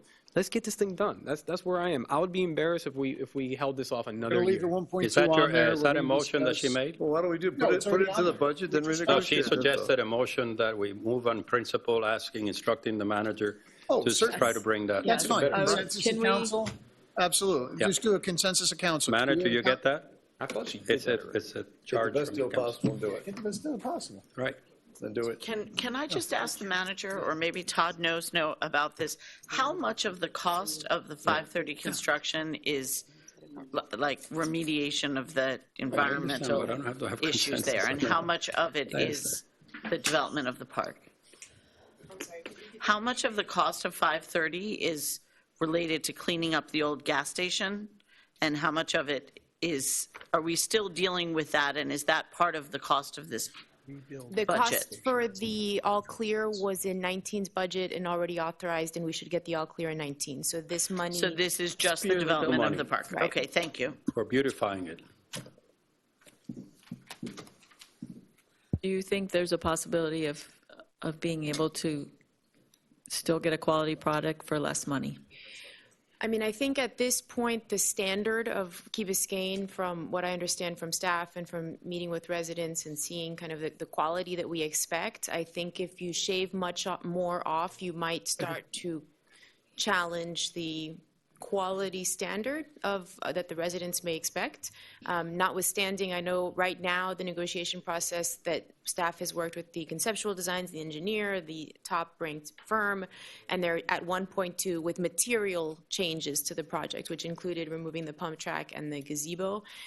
We've also changed some of the material finishes. They were very, very specific in the design criteria package, and so some of the finishes have been downgraded, think, marble to, I don't know if I can give an analogy of to what extent, but. But Madam Manager, if I may, I didn't want to bring this up, but this is important. She opened up, I was going to do this more in private. We have jewels of parks. We have jewels includes of art in public places. I mean, jewels in terms of location and money we paid for that are in terrible maintenance conditions. We're going to get Agreed. there. It's We're gonna very get- embarrassing. We're all on the same page on All it. right, We and will get so there. I rather, if you ask me, I rather beautify, quote unquote, and take care of our things that we already have than do this. I didn't want to go, but as she opens up this discussion, we really, as we move forward, We're going to. and I've been taking pictures, and we have citizens who take pictures, and then the picture, it really is below our standards. I'm right there with And you. we need to So, keep that in mind as we all move right, forward. SRTS construction, safe So routes to school. where did we land with 530? Where's We that? go out- We just had a consensus that you were instructed to get the best price possible. But we're keeping it in the CIP for what it is right now, and you get a better price. Want the best price When possible. we bring it back on second Okay. reading? Okay. Perfect. SRTS, which is safe routes to school construction, That's easy. Fixed, isn't it? done. Is it just 1 year, or that's going to be spread out? At this point, we have sought an extension to the grant and reimbursement for this historic cultural survey, but we need to move quickly on the project. So yes, our goal would be to Let's get it going. to complete it in I fiscal think that's 20. part of public safety. And That's the I way think see it's it. also important to notice the comments that we will be expecting reimbursement back of $867,000. Right. So while we are putting out the really 1,147,000, We're it's, Spending 280. you're welcome. Then that's one thing we should care about. The difference. Yeah, the net. I thought you said then that. And do we want to move safe routes to school to public safety? I think so because it's about safety. Let's Okay. move to- And what about Crandon Boulevard bike and pedestrian improvements? Can we just get the money from the Yes. state for that? I have Move that to public safety? all Crandon stuff, also public safety. Bridge repairs, we're going to leave where it is. We have 50,000, that's sufficient to do the repairs? Finished. Yes, most of the work was done this year. The 50 will finish us up. Confirming. Traffic circle improvements, this is part of what Councilmember Laredo just brought up. Is that sufficient for our purposes? So basically, what we did was we basically took the total cost and then made this a 5-year program to actually redo the concrete, redo the pavers. The settling of the pavers, it really wasn't designed to handle the weight of some of the big buses and the trucks that go around. So what we wanted to do was actually redo these, and we phased it out over a 5-year period. And the question in one of the briefings, whether the softscape was included, landscape, there is modest landscape included, but this is a rough estimate, so. Is there somewhere else in the budget, is there something for the rest of the landscaping? Yes, in the operating budget, right. So this is just to redo the circles over a 5-year program. So I think this came up at the workshop or the last meeting, if there's a desire to condense the timeframe. My feeling would be we should be doing this as soon, I'd like to do this over 3 years rather than 5. I think things are deteriorating in this town. We're going, I have seen some of the Bedio project, the Bedia. I can never pronounce it. But some of that stuff, which really, people took a lot of time to put that stuff down. They took a lot of time and effort, and it's deteriorating, and it's not right. That stuff it's funky. It's a part of the quirk of this community, and I think I do not want to be on a council that let that stuff go to pot. Because I don't think that's right. So I want to make sure that when we're talking about these expenditures, we're looking at it. And the traffic circles are one of those things. People complain to me regularly about these things. And I want to make sure that we're doing, so I would like to see it condensed into 3 years. And let's get going. Let's get things moving. We have staff capability to do it that quick with the other projects that we're putting there? So the plan for the capital improvement projects would be to have contracted project managers to support the project as part of the capital budget, so that you wouldn't, for example, you would take, maybe 6 or 7 of these projects, and you would have a dedicated resource that's funded out of the capital project to fund that. So when the project is done, the individual is no longer with us. May I? Oh, sorry. No, go ahead. Our only charge, the biggest charge we have in the charter is to make policy, not micromanage, et cetera, et cetera. And I applaud this effort, but I want, and we make policy, whether it's police practices, whether it's fire practice, or whether it's building and zoning, we make policies and professionally execute it. It's just great that, and I have made it a point, either in a campaign or sense, not to criticize any previous administration or a village council. But we have to be proactive. Administration henceforth has to be, you cannot allow it to deteriorate to this point. Maintenance is not glamorous, so we don't do it. And I think there should be either a motion or a sense that, yes, we're budgeting to repair, but you have got to staff yourself with people. It should not require citizens that are out there taking pictures and showing us embarrassing situations. That's right. Technically is your job and your people's job. I hope that you share that with them. That is in a very benevolent, in a positive way, I mean it, So maybe what we. Go ahead, Councilmember Petros. I just have a quick question about the repairs with the traffic circles. Are these going to be re-engineered in a way that the buses are not going to break them down, or are we going to end up in the same situation? That's the intent, that they be designed in a way that's sustainable. But maybe to meet both objectives, maybe we focus fiscal 20 on getting things in shape and the maintenance standards, we condense this to a 3-year program and we do it in 21, 22, 23. Councilmember London. If you look back in the history about 3 or 4 years ago, you'll find a proposal from an engineering company who did the engineering for the circles that do have all the problems, and council was about to give them a contract to redo them all again, which I basically said at that time, if an architect designed your house and it collapsed on your head, would you use the same architect?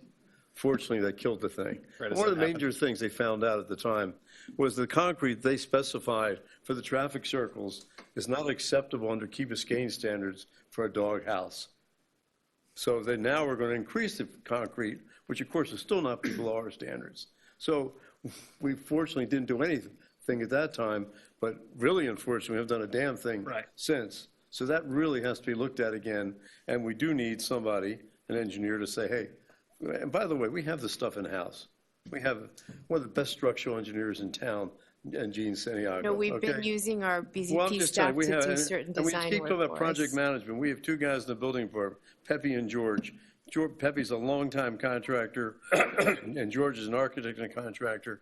We have these guys here, so to keep hiring outside project management, and really these guys might really enjoy doing that. That's a good idea. I think for some of the projects we were looking at converting, you know where the trash facility is behind Village Hall there? There's in-house, we did a design to kind of close that off and move the bin around and increase the pickup so we can have a smaller trash bin. And we did that design work in-house for the public works storage. So I'm saying project management also, you get people there. I think there are some. Project management, you get the best structural engineer in town. Then let's do it. But, you know, I would let Gene look at the plans and come up with recommendations and then put it out for bid and come back to us. It seems like there's a public safety also because it's slowing down traffic, keeping us safe, no? And it just cost us $20,000 because somebody fell off a bicycle and said that he, There's a hole in I mean. Yeah, but I don't know if that was. Let me ask one question. Design elements aside, the look, the feel, are we happy with what, if we brought it to a design standard that was safe and functional, do we need to revisit the look and the feel of the circles, or do we want to go with what they were? As long as they Well, work. she just asked you, she Yeah. just told you a very specific thing, make sure that the buses go around. It's not rocket science. You see, if he has to change it to make it smaller because of the buses, do it. You have to be Let's bigger. not go out and hire Some of that, though, may have to do with county. them being used, as traffic calming, the diameter of them. And so I think maybe a balance would be struck between where the buses go and. the width of the traffic circle and the materials, right? Like if it's, Yeah, and I think there should be, because it's such a visible part of our experience living here and being here, I do think there should be some public input on what that solution would look I like. think the overall thing, though, that what we're Yeah. hearing is something that is able to withstand the use that it gets without deteriorating, and that will maintain a look that looks like it is not in disrepair. And fair, understood. I will make one point. The county may or may not permit certain things. So we just need to be cognizant of that fact, that they like stamped concrete over pavers for maintenance purposes on their roads. So it might not be the easiest sell, but I just wanted you to be aware of that going in, that might be a challenge for us. The only one they own is Crandon, right? And Harbor. Harbor. They own Harbor. Okay. Right. And with the green striping, I think we're walking into a situation where they might take issue with some of the crosswalks and things that we have on Grandin. So. All right, but we're in agreement that we want to bump up the process to the 3 years. Starting in 21? Starting in 21. Got For it. the same amount. I Does don't- that sound right to you, Councilmember Laredo? Yes. I don't think it falls under resiliency, though. No, I think agree. We have to figure out, quality is of it life? public It's safety, public safety. or is it quality of life? Quality of life is like the landscaping, public safety, it calms the traffic. But whatever bucket you want to put it in, but resiliency, I don't see it. I agree. I have it as quality of life for All now. right, fine. Okay. I'm not going to fight over that. All right, so then Village Center roadway redesign parking, we've got Ed out there. That's perfect. That's going to cost us $250,000, Ed? There's 2 things, basically. Jake, where's Jake? He Yeah, just so left. it's the parking on He's hiding. Fernwood. Hiding. I got it. Tell him, Jake, how many spaces are we getting out of So this? you're going to get Right here on Village Greenway, we're basically going to be doing one way, and you'll be doing angular parking. You'll get about 7 extra spots.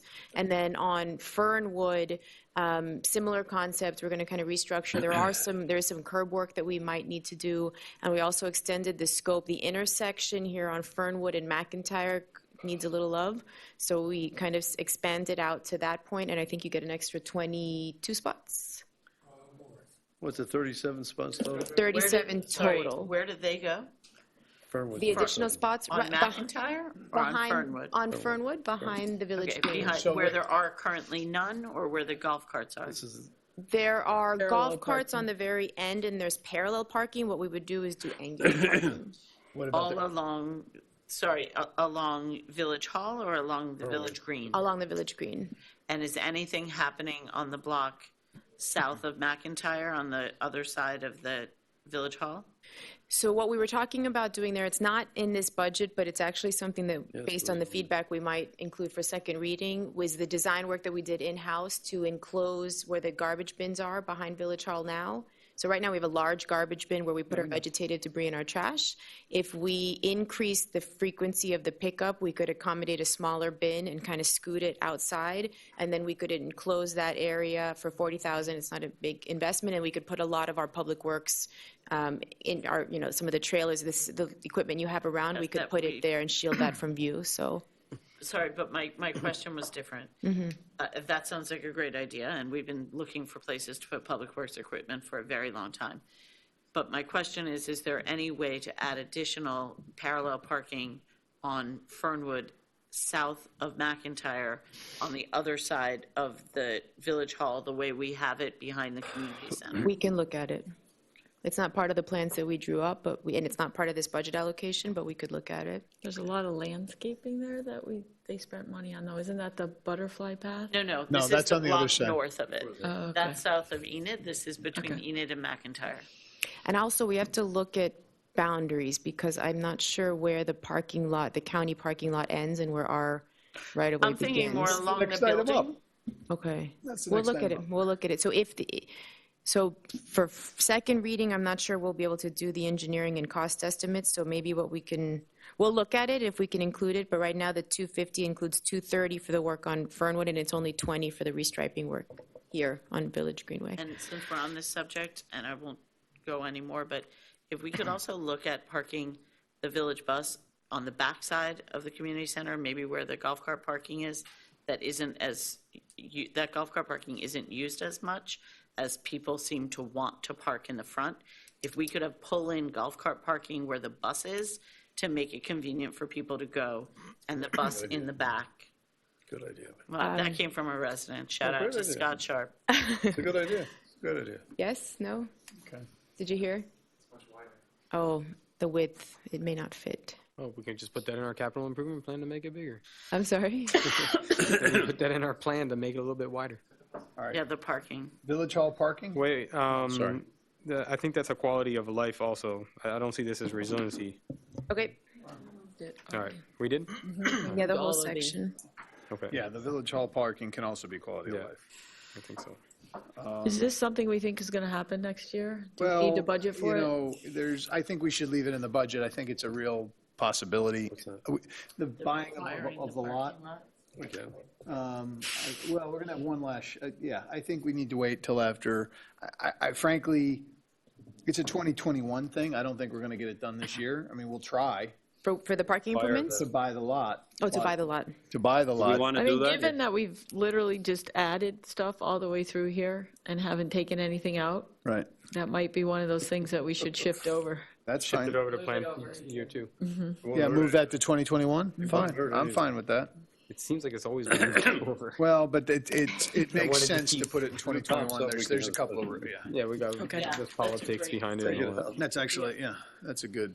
Everybody agree to take it out? We're not taking that. We're just moving to 2021. Okay, Shift it one Shift to it the right. keep moving. Before we leave resiliency, can we talk about adding the solar panels onto the CIP? Certainly. The mass solar panels? They're village solar I- panels. Just moving it over a year. I mean, we can move this over. I would like to have a discussion about this because I think that if we're looking to do solar panels somewhere and invest our our taxpayer money. I think it ideally should be within the village. Could And we so use the that's- mass people over here to help us do it? That would be a good idea. I know they want to make the school a zero net, and I completely applaud that. I would like to contribute something towards that, but I think that if we're going to try to educate our residents, I think I Michelle's think it, point was valid, and I think you're right. I think that's exactly right. We're going to and I educate think our we should folks. look at electrical charging stations and some other things too. And please chime in. I understand 100% what you're saying. The one thing I would say in support of this particular project is that while we're hearing from residents, what are you doing with regard to resiliency, sustainability? What are we doing with alternate energy sources? It is a project that is here before us. It is a digestible amount of money. It moves us in the direction of, when we're talking about communication of our brand as a resilient community, it is sort of, it hits you when you're coming onto the quay past the school. So many residents go to the school. People that come to move here would like their children to go to that school. It does start us moving. It gives us like a big push. So that is the one thing that helped me get over the fact that it isn't here. It's not on a village building. The other thing is that it does help to offset our electric costs, which we have not been paying. It is a new thing that we are going to be paying that electric bill because they just installed a separate metering system. So the savings do go towards that. And I know it doesn't wipe it away, but those are the things that I was thinking. And so what I would ask is if there is a number that you would be comfortable putting towards it and hoping that they go and try to find alternative sources for the difference. Almost like a grant option Some- or matching with the school board. That was what I was thinking. I would like to, and I saw it before, I'd like to see a breakdown, and I went to the presentation of the kids. And so I think it's a really great thing that we should support on some level. I would like to see the breakdown and see if there was a way to do this on a smaller scale and then force ourselves to replicate something like this. And I love the idea of having them come into our community too, or the ones that live here, doing that and then bringing it forward to them maybe, or to the school board and reversing this almost. So I have a question. The ILA is for how long is that? Is that, Chad, is there like a limit on that? No, the ILA. The interlocal agreement for that agreement. use of that field.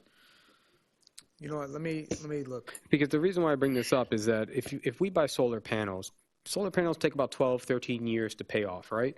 And after about 20 years, they're worth nothing anymore. You say they pay off or without any interest cost?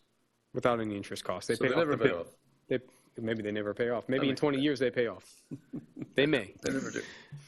But the thing is that we are paying a bill in that area, and I understand what you're saying. Like, yeah, we could put them here, but I don't know if it really makes a difference if you have it here or there, because it's not like you're gonna. If the ILA is longer than 20 years, 30 to 50 years. yeah. So if it's longer, either way, it's offsetting a bill for us, right? If it's here, it'd be offsetting a bill, and after 20 years. You have to get rid of them. They're worth zero at that point. You depreciate them down to nothing. And if they're over there, the same thing, and they're offsetting a bill. So I think whether it's here or there, it doesn't really matter. It's just whether we want to put that amount of money in it, or do we want to offer something where we say, hey, school board, you put some money in, we put some money in, and let's do this for our kids.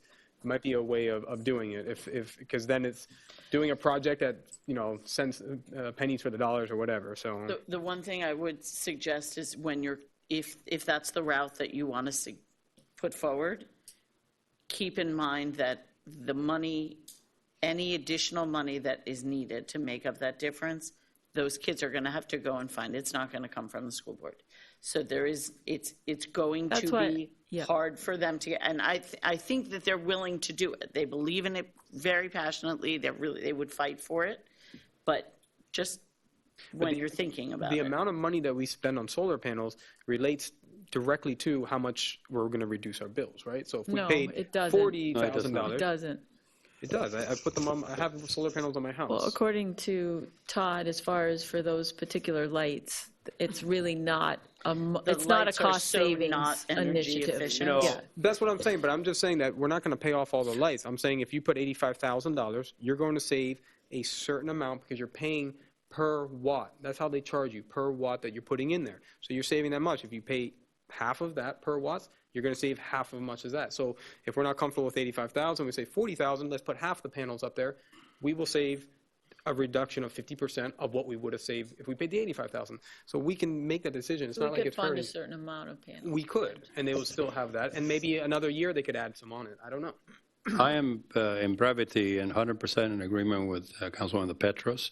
And, we have to set limits, including jurisdictional limits.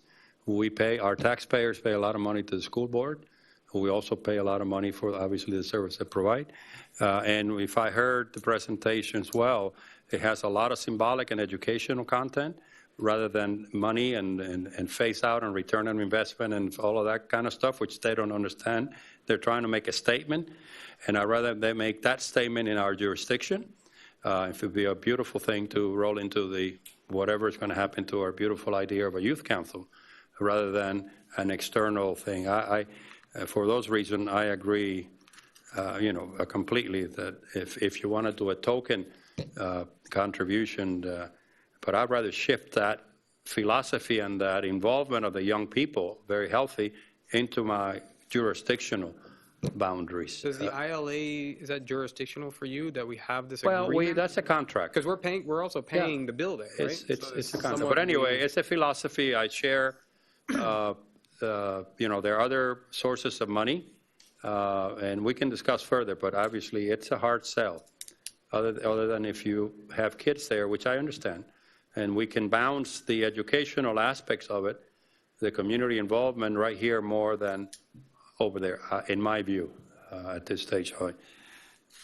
I kind of feel differently. I would like to see us work with the school district on that project. I do agree. I would like to see us do more here. I'd like to see us educating our residents by doing something on the village hall, doing something with our community center, really getting involved with it. But solar's, it's the future. It makes sense, and we should be looking for ways to start empowering our people and educating our own. But I'd be fine if we could partner with the school district to do some paneling. I mean, they are our fields. We use them. Our people are there. So I'd be in favor of that. But how are we going to get that to happen? I mean, I hear Allison in that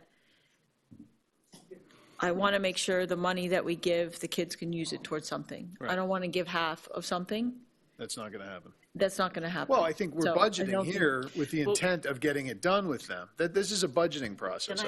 Yeah. Why don't we, between first and second reading, why don't we see if there's anything that they think they can do to try to raise some of the money somewhere else and come back to us? And I would like to, I need to go back, I think, because I think we got a breakdown, because there's more than one thing that's happening here. And there was a small ask and there was a big ask. And I don't remember the amounts and exactly what the small ask was. And we versus have the it big in ask. our backup from Yeah. our workshop. Okay. So what do we want to do tonight? Let's, go ahead, Chad. I was just going to say, as far as the term, I have to follow up because it's tied to the repayment of the debt. And there are certain obligations that will survive the expiration. So I'll speak with bond counsel and with Lourdes to figure out if the main agreement has terminated because all the debt obligations have been repaid. But there's still post-termination, still some obligations such as the electricity and those things. Well, I think that we need to at least budget something here that we feel comfortable, if we are comfortable even doing it, and then come back to see what they can do, because they're going to tell us where we are at in At the the end of millage. the night At with the the end of the millage. night, kind of like, guys, we're way over. So should we gotta cut some, it so we in should half? have something there at least. With the idea of a match? You guys feel What comfortable What with did you that? say? Not I mean, comfortable? Half with the match? Or With the 50,000? idea that they could get a match somewhere we else. put 80 towards solar and say, we maybe we're using some of that for ourselves, or is that not enough? I mean, It might be a way to look at it. I mean, because we're A going to commitment of 80,000 so 80,000. that we're looking at our own projects. Okay, I'm fine with, Sustainability, 80 to So why don't we do Let them come back and let us know what they can do. Right. Okay. Let's do the So 80,000. but we're going to change it to a 80,000 to a commitment to solar Solar. or alternate energy. Without saying where it's going to be. Without saying where it's going to be. And then so that way we have a placeholder and we see what they can come back to try to get money from somewhere else. At 80 even?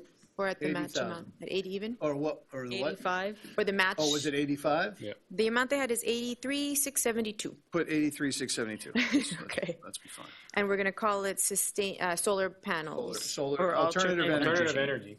energy. Or sustainable. I think it's important, though, that we Solar define panels, solar. And that's under resiliency. Yes. resiliency, solar energy, 83,672. Got it. So next is landscape lighting. Is this just fixing what that needs to be fixed? So this basically, let me get back with you guys. So this takes a $500,000 investment and phases it over 3 years. In the spirit of what we did for the traffic circles and given the need for enhanced maintenance, I would say let's focus on fiscal 20 on repairing and fixing what we have. And then instead of 3 years, perhaps over 21 and 22, we do 250 in each of those subsequent years. Fine. Okay. Crandon Boulevard power receptacles. Can I ask, I'm sorry, Sure. can I ask a quick question on landscaping lighting? Is it possible to make those solar? No, that's a great. We can look at it, absolutely. sure. Why not? Okay. It Sure. should be. If we had a sustainability officer, that's. Resiliency and sustainability, right there. That's some work, Ed. I just one more LED time. and solar. LED and solar. There you go. Yeah. Talking about that, when you do your circles, I think some of these circles don't have irrigation. So when they're doing that, they're going to consider irrigation. Yeah, irrigation So we don't have is- to go pay for the water Right. company with water trucks. Come out with there. water trucks. Right. Talking about waste. And crack the concrete. Right, exactly. While they come. All works. So is that part of landscape lighting that what you just Yes. said, or is that something No, else? No, that was part of the traffic circle. Traffic circles, you're going to put that in there. Right, so it'll be Additional money the, right now, I mean, I think we need, what I would suggest is when we get there, that we present to the beautification board what the landscape plan is, the softscape inside.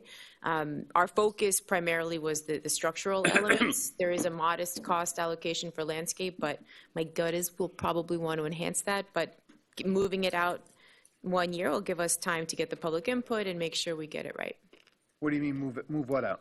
So back to the traffic circles, we were going to focus on 20 on maintenance, and then we were going to take the 5-year plan, condense it into a 3-year plan for 21, 22, and 23. Why wouldn't we condense it for 20, 21, 22?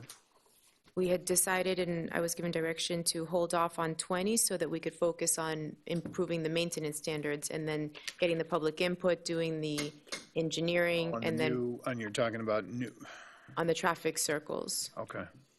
Because we're going to redesign them, is that why? Or can we just fix them and start that next Yeah, I year? don't understand why we're waiting. So what I understood was that we Yes. wanted to focus this year on anything we need to improve our maintenance standards. Get Right, well, those. That is maintenance to me. But this is all maintenance. Circles. No, this is more than maintenance. This is more than maintenance. Okay. Right. Well, yeah, but I want to make sure we're enhanced. This year, I want more maintenance, you know. Right, which is in your operating budget. Right. Oh, this is Within- improvements. The operating budget has the The- traffic circle. Maintenance and the landscape maintenance and the periodic maintenance, right. All right, and how, okay. So, but we can condense that as well for this year. We can enhance. We this should year's. enhance that in 20, Okay, correct. I just want to be clear. Right. Okay. So the Crandon Boulevard power receptacles. Right, so last year when we brought forth the holiday decor, we were asked to look Oh, I at see what you're doing. energizing Crandon Boulevard to be able to put the decorations along the median in Crandon, Great. That'd be good. so. Okay, and then village artwork, obviously, that's additional artwork? This is the same, so when the beautification board did their presentation earlier this year, one of the things that they had discussed was the benches and some art throughout the village, and this was that allocation. Okay. I have a question on that one. Yeah, please. I'm assuming the park that we have, this 1.2 million, includes the Bedia fountain that's supposed to be added. Is that accurate? The plaza? It's still in, yes. 125,000. Where's that Is plaza? that included in the A new one. 1.2? It's a new one Where are we at putting that it? spot, Where? Yeah. right by 530. That's part of It's the part of the plan. design of the park. That's right, that's Incorporates Do you one of think, the other designs do that you think hadn't that been we could used. use this 120,000, because that's artwork? Like, can we shift that out of the cost of the park and put it here and have that be the artwork we're funding this year? Sure. Is there another plan for that money No, for and this year? it's a lot of work with a lot of people, a lot of selection. It's a standalone art. It is not dependent on any other design. They're not, you can do one and not the other. Okay. Is there a for plan example, for that this would be money? that would be one of the considerations, I think, to go back and tell the committee after all the search and the design that they. I'm not looking to That's why you get paid railroad the big bucks. anything. No, it's okay. Yeah. But I think that doesn't. In fact, that funding is there, and that in itself would beautify that park. And then the additional whatever that they landscaping or whatever, because I haven't seen the latest drawing. I've been asking for it. I have the old one, the renderings that had the. But that's okay. Everybody's been busy. We need to get the new rendering. So we had a rendering that was 2 million. For the 530 or for the art? 530. For 530? Yeah, the artwork is committed to. Well, I think. I'm sorry, Correct, I'm confused. I have to ask you. The money for the art in public places, have they chosen a project or already? Todd, you've been with them more than I knew here. That's budgeted Yeah, I and think selected. they met this morning, actually. Yeah. This 120 is for art in public places, and they're actively looking at a selection process. They didn't want to until it was funded. So you're funding it means that they can move forward. They're looking at several different artists, one very interesting one that I think this community will be receptive to. Cool one. It's been through about five artists. It's like Yeah. a chair thing. So they have, So they're in the Even process. something, yeah, so they're moving Okay, forward. I'm not looking to Yeah, take you don't something wanna pull away the from rug out. people. I was just thinking that if this was something that hadn't been acted on, that would be a way to. They're acting on it. Yeah, And it will send the we wrong met this signal morning. unintentionally. I'm not looking to do that. No.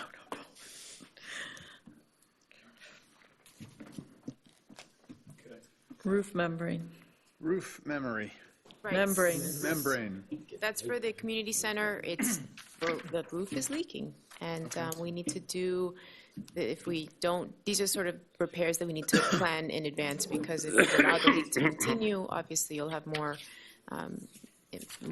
structural damage. So the roof membrane is $230,000.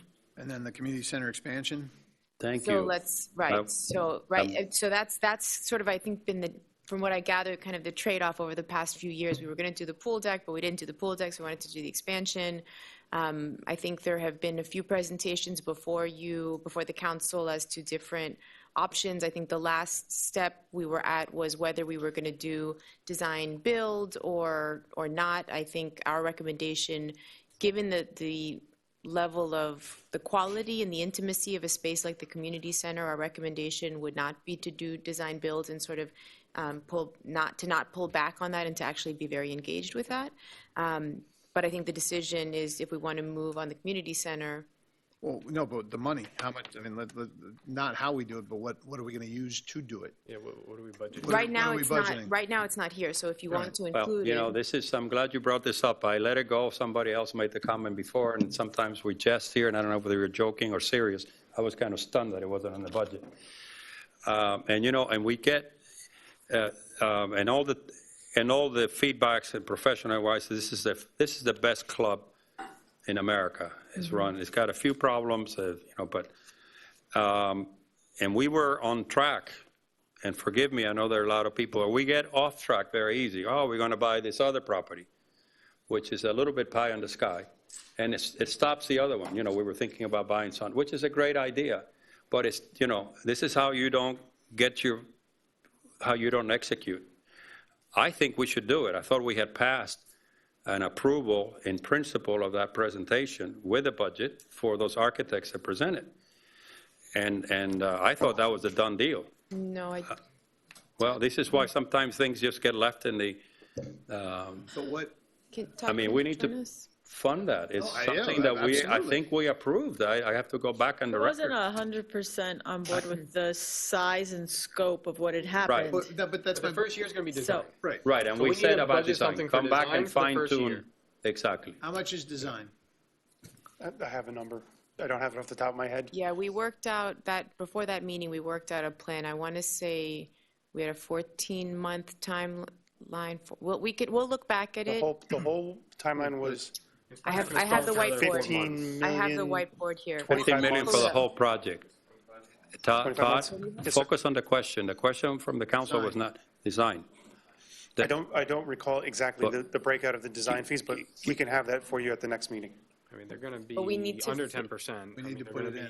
So it's a 14 million 6% or project. something, 7%, I don't know. 7% of 15 million It's just would to put be- there, but that includes construction, administration and all that stuff, so it'll probably be smaller just for the design portion. Probably we wouldn't start, because we would have to go out, get an RFQs, select, all that kind of stuff. That probably won't happen until 6 months from now, 4 months from now, I don't know. Yeah, but we And still then, need the money. yeah, but you don't need all the money up front. You're You need to paying budget them the as you money, though, go. to let the To budget contract. the money. We need to So budget. let's start with, 700,000? no, let's start with a straw vote of, are we all in agreement that we're looking to commit to expanding the community center? Yes. Okay. Wait a second, if I may. Yes. One of the questions that was lingering from that meeting that I recall, I think you brought up, is do we have any idea what kind of impact this expansion will have on the fees that will need to be charged? And is the public willing to pay that? That question was left unanswered. So, I mean, okay, you do a $15 million expansion, but if it doubles or triples the yearly cost, then nobody shows up, then you have a problem. But again, we're talking about budgeting the money so that we have it available if we want to go forward. So most of our cost is really in the people that are working there, and you're going to have a little bit of operating costs extra, and then the rest is all going to be debt service. It's going to be No, we're not, I'm talking about budgeting the money for the project itself. No, but he's saying, but the project is going to cost more. Have we decided to actually, membership. yes, we sort of had a consensus, but have we actually decided to go through with the project? Before we get Get all the staff information. working on something, we need to be. No, they have the number. Somewhere you have a number about design, right? About how much you We budgeted for design. whiteboarded it with Paul Abbott based on the estimates he had, and I think based on the conceptuals from, I don't remember the name. Which were a lot of work already been done. That's my point. From the These guys came in, conceptuals. gave us some conceptuals. They have an idea of how much it's going to cost to design. We budget that money. In the interim, because I agree, those are major conversations we have to have. If we come to the realization, you know what, it's going to triple the fees, nobody's going to want to pay, nobody's going to come, the project's not worth doing anymore, fine. The money comes off and we reallocate it next fiscal year for whatever project we want to do. But if we're not allocating money for a project that's going to be going forward in the next 6 months, that we're going to need these monies for, then we're stuck again until the next cycle. Is 6 months enough time to answer the questions we need answered to make the decision? I think, look at your budget. The number 2 revenue generator in your current budget is the community center. Right.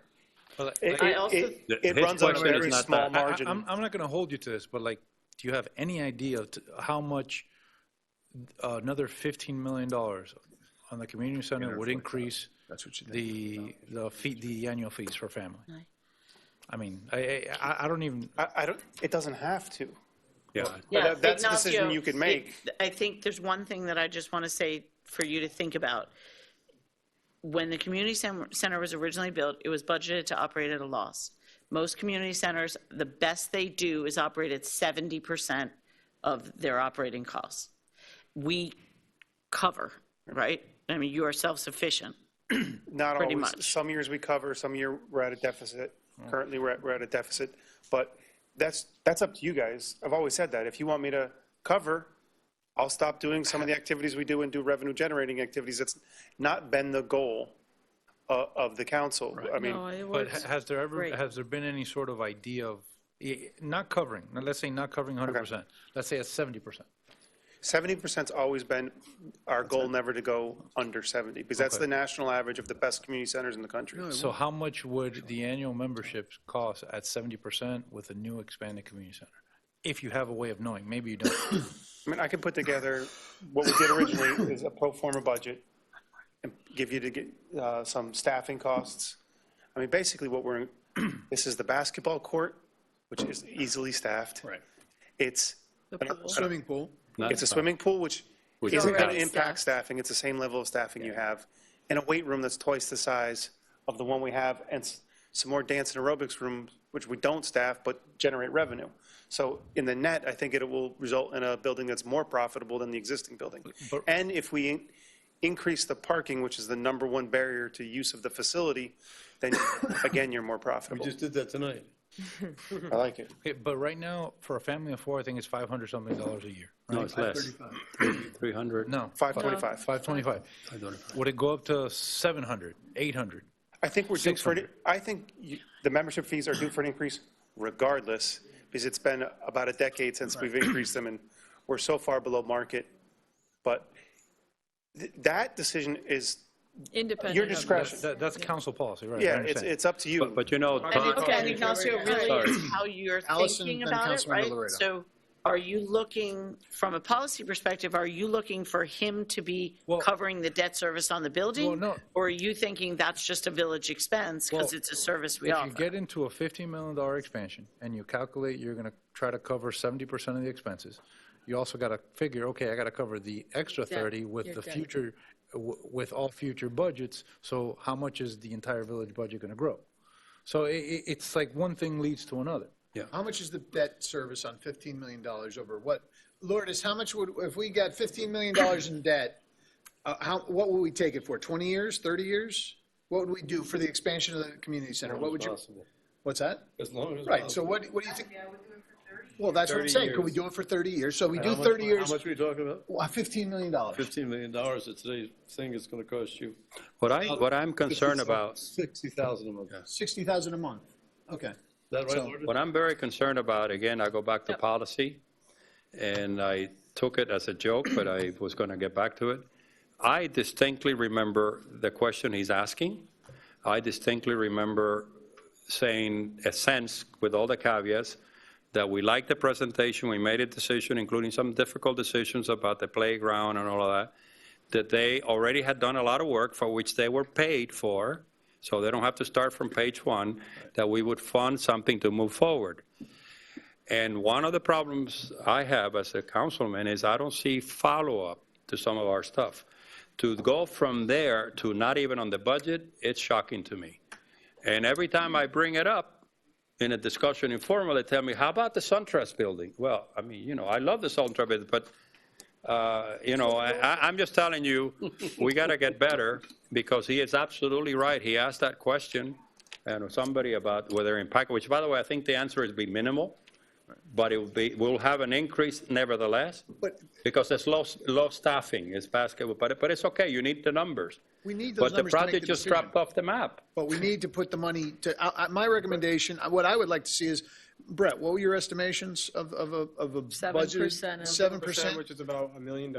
And then if you're not including construction administration or PBR, like $850,000. So We pulled 850,000. up, we pulled up the numbers that we got from HP, from Paul Abbott's firm, who had done this, and basically the soft costs were about $2 million, and then the hard costs were about $13 million. But the Yeah, $2 but million we're talking about for included the soft next cost year. of the contractor The too, budget right? for the next Soft- year. Right, so I think for the design, if you did 950, say $1 million.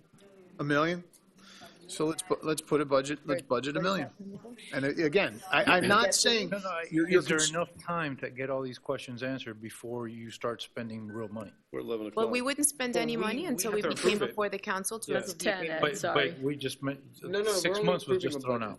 out. Right. But is this something that's actually going to get started the next year? I think it should. If we're going to do it, I think we If should. it's budgeted, we would let the contract, But For do we have design. the time to answer the questions? the question being the revenue generated? Revenue, how much? You can bring it back by the 24th, right? No, not for a decision as to spending the money, I think. Budgeting the money, yes. Bring it back in October. Budgeting? Like, how much? Yeah, to his question, how long before you can answer his questions about the impact of having a $15 million expenditure, and what are the impacts potentially to the community foundation, other than the community center? I think Um, November, December. And future budget. Wow. November, December. I November, December. So, I mean, we're in this fiscal year. Yeah, because it's going to be financed. So we're Right. going to add $1 And then million you're gonna to look at CIP debt right here? service. For now, yeah. Well, you have the debt service question, then you have the pro forma We're budget. going to blow our budget. That's. Well, guys, Well, didn't we just take $1 million out of the parking lot? 1.5. Oh, we did. We Put it took for next year? 1.5 But out. we added a bunch of other stuff. Okay. Todd, let me ask you a question. So Are you on, because I'm confused. Are you on board on this? Am I wrong? No, he's on board. I'm 100% on board. I mean, I think the community is, and I think if you have to make financial adjustment as to the membership, the right time to do it is with the new facility. That's right. I couldn't agree more. Okay. No, I'm there. I'm with you. Let's, is everybody in consensus? We add 1 million Yes. for this project? Maybe we ought to make a motion since the last time Wait, we got lost. One second, just before we do. He dropped off. Lourdes, can you come up just to let me know? I just want to understand this because I'm guessing that we only will pay the interest maybe in the first year, and then the actual would start in year 2. Chop, chop, chop. Lourdes Aberdeen, Stradino Wholesale Financial Advisors. So if we issue about $15 million this fiscal year, we could just pay 6 months' worth of interest in this budget and put off the future debt service into next year's budget and going forward. So if we issue How this much year, would you think the 6 month interest would be to budget? so about $500,000, $500,000 to $600,000 would be the interest portion. On top of the million, right?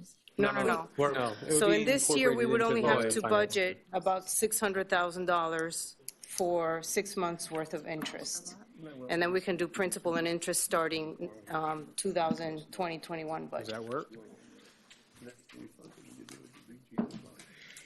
So this money, this $600,000 is earmarked for what? On the community center expansion? Is this earmarked because we went and borrowed the money to actually start building, or? We started, we started borrowing to do the design.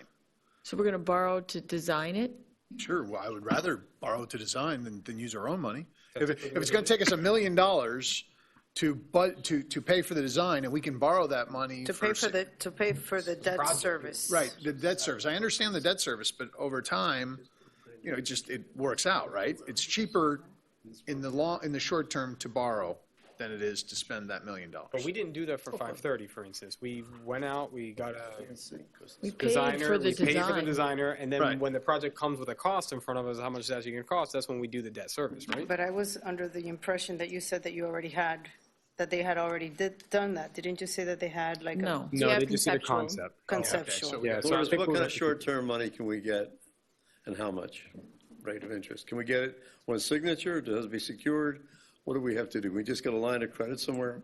You could get a line of credit. And what kind of rate we talking about? How much It below prime? depends on what are you going to pay it with? What pay it with? With American Money, dollars. American dollars. Checks, Revenue, money what order, would be your wire revenue funds. pledge? It would depend on the credit of your revenue Well, the pledge. credit of the village of Key Biscayne in today's market.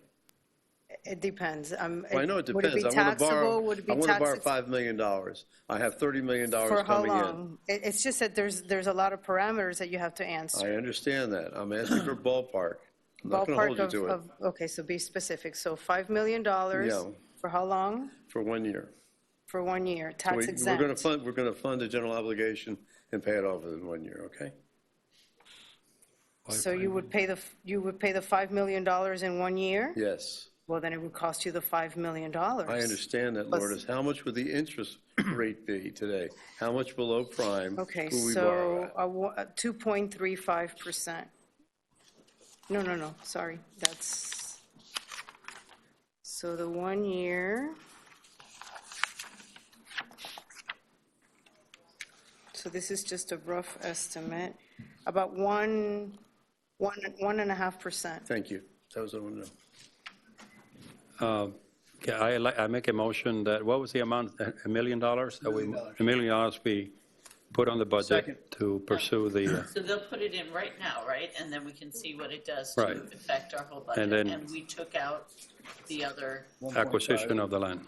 But we also put in 600 for beach. Chad, what do we need for borrowing money as far as approval from the citizenry, or when do we go to them? Like, we want to borrow $1 million or $2 million. Can we do that, or we have to go through a whole procedure? So you can borrow it, but you're going to have to pledge a revenue source. Like, it won't be a general obligation bond, like you were saying. I'm not saying a bond, I'm talking about suppose a bank is But any any loan is basically a GO. No, a GO is a general obligation. I know a bond, which general is what- obligation is what, if we're putting our full faith and credit, isn't it a GO? That's correct. When we sign a signature to the Village of Key Biscayne, isn't it a GO? Yes. Okay. But that takes a referendum. Well, that's what I'm asking, so you need a referendum. Yes. Okay, thank you. That was my question. All right, so you called the question on, or we All vote? those in favor? Aye. Opposed? Motion carries. All right, library. I can answer the status of that. Please. We've been working with the county attorney's office, and the staff has been working with the library director. The county has, if you recall, there's a deed restriction that's on the property. The county has actually filed a declaratory judgment action to try to get a portion of the deed restriction wiped out. And that lawsuit has been filed within the last couple weeks. And, you know, we're kind of waiting on them. So as far as the status, the county doesn't really want to move until they can eliminate the deed restriction that they find troublesome for them, which is really, there's a provision that says that in order to make improvements to the library site, there has to be an architectural review committee, and that committee has to be composed of certain people, which is basically an impossibility because those people cannot be found.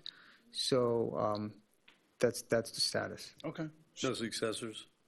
They've put out notice. It's a defunct entity, so they've put out every notice they can. So then they finally have now filed the lawsuit, and they're waiting to see if somebody will answer. In cases like this, what's the probability of them winning? I think it's pretty high. They're going to get a default judgment because nobody's going to respond. But we'll see. Okay, thank you. They also, it should be noted that they're not trying to remove the restriction that the land Correct. can only be used for a library. Right. They've kept Yeah. that in place. Yeah, they're just trying to eliminate the architectural review board that they can't convene because they can't find the people. Okay, All right. excellent. So we still want that money there then? I would like it, but Oh, look, I want that library project to go forward. I know you guys have worked on it for a while, and I think it's important. Okay. We good with capital improvement projects right now? where did we land? What? The fire truck. Oh, the fire truck. Fire truck. Is that, okay. That's on the capital improvement. I mean, it's one of the capital projects. Oh, we missed that. I apologize. So fire truck. How much? 750? Okay, we good with fire truck? Why do we need a fire truck? What do you mean, Why do we need a new fire truck? Because our chief is told, chief, come on up. He likes new trucks. I like new trucks, but why do we need a fire truck? And you know I was going to tell him this also. I know you're going to give a hard No, I told him that at the time. Good evening, Mayor, Council. So why do we need a new fire truck? First off, we adopted a policy recently that placed our replacement, I believe, at 12 years for a ladder truck, 10 years at our engine. Since we started, this is our third generation of trucks. I've been attempting to replace this truck since about the 12th year, and we've pushed it off a few times. Last year in 2018, that truck was out of service, 16-year-old truck now was out of service 40% of the time. Why? For mechanical reasons. So it goes to the shop. Mechanical reason for the truck or for the fire equipment on the truck? No, for the truck. So for different mechanical reasons, whether The truck is 30,000 miles. 30,000 miles. So you're averaging like 40 miles a week. So or less. Here's what I can tell you. It impacts our level of service. So it's kind of complicated how we staff our trucks, but I know that you've heard about it, and if you like, I can bring you in and I can tell you more about it. But when we get a spare truck from Miami, most of a good portion of our equipment does not fit on that fire truck, which means that what we equip this community with to mitigate the risk, we don't have all that equipment available to us. So the result of that, we reduce our level of service anytime that truck's out of service. We're in an old truck that's borrowed from City of Miami that is part of the automatic aid and ancillary service agreement. So it's a baked-in cost to that. There's a fixed cost, if you will, that we pay for annually. And so there's no additional cost, but unquestionably it impacts our level of service. It's less reliable. But there's been situations when we've been in any truck, but spares more often, where we get to, the bell rings, we go down to the truck, try to crank it up for whatever the reason. Air pressure may be low on the brakes, can't start the truck, there's warning lights on, we can't respond. We put ourselves out of service while an active alarm is going on, and we have to call for another truck. The bottom line is that it's the oldest truck in Miami-Dade County as a first-out truck. It's part of how we mitigate our risk. It's my professional recommendation, and it's supported, benchmarked, if you will, outside of Key Biscayne, that should not be a frontline truck. And so it's the recommendation that we do replace it. Does it have low miles? Yes. Could we sell it? Get a trade-in value? Absolutely. And, you know, we've proven that this is at least a 10 to 12-year asset, and this is proven to be 16. I think we did okay. And so we're asking to budget that, and then we could go out to RFP, or we can get bids. And we'd like to stay with the same type of equipment that we got, but it's recommended that we replace it. Is this a backup truck or frontline truck? It's a frontline truck. When you purchase it, how long does it take to actually get it in service? Or actually, let's do this. Let's say we approve this in October, and we come back. How long does it take for you to get it in service? By next October, we would Takes have about it in 1 service. year. A little less for a fire truck. It took a year for the ladder truck, a little more. Well, How many fire trucks do we have? Not ladder trucks, just fire. We have one ladder truck, which could be considered a fire truck, and we have one engine.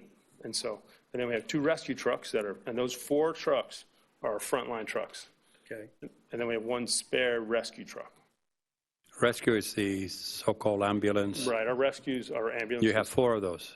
No, we have 4 frontline trucks. We have 5 trucks altogether, but 4 trucks every day are our frontline trucks, meaning they are, if the bell rings, people go on one of those trucks.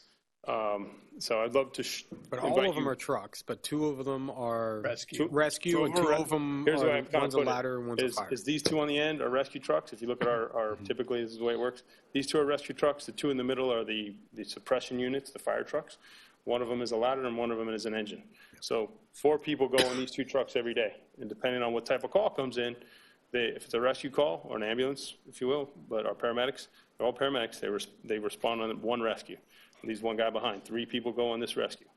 If a second rescue call comes in, 3 people go on this rescue. That leaves 1 guy in this truck, which is a fire truck, the fire engine, and 1 guy on the ladder truck, which is another fire truck.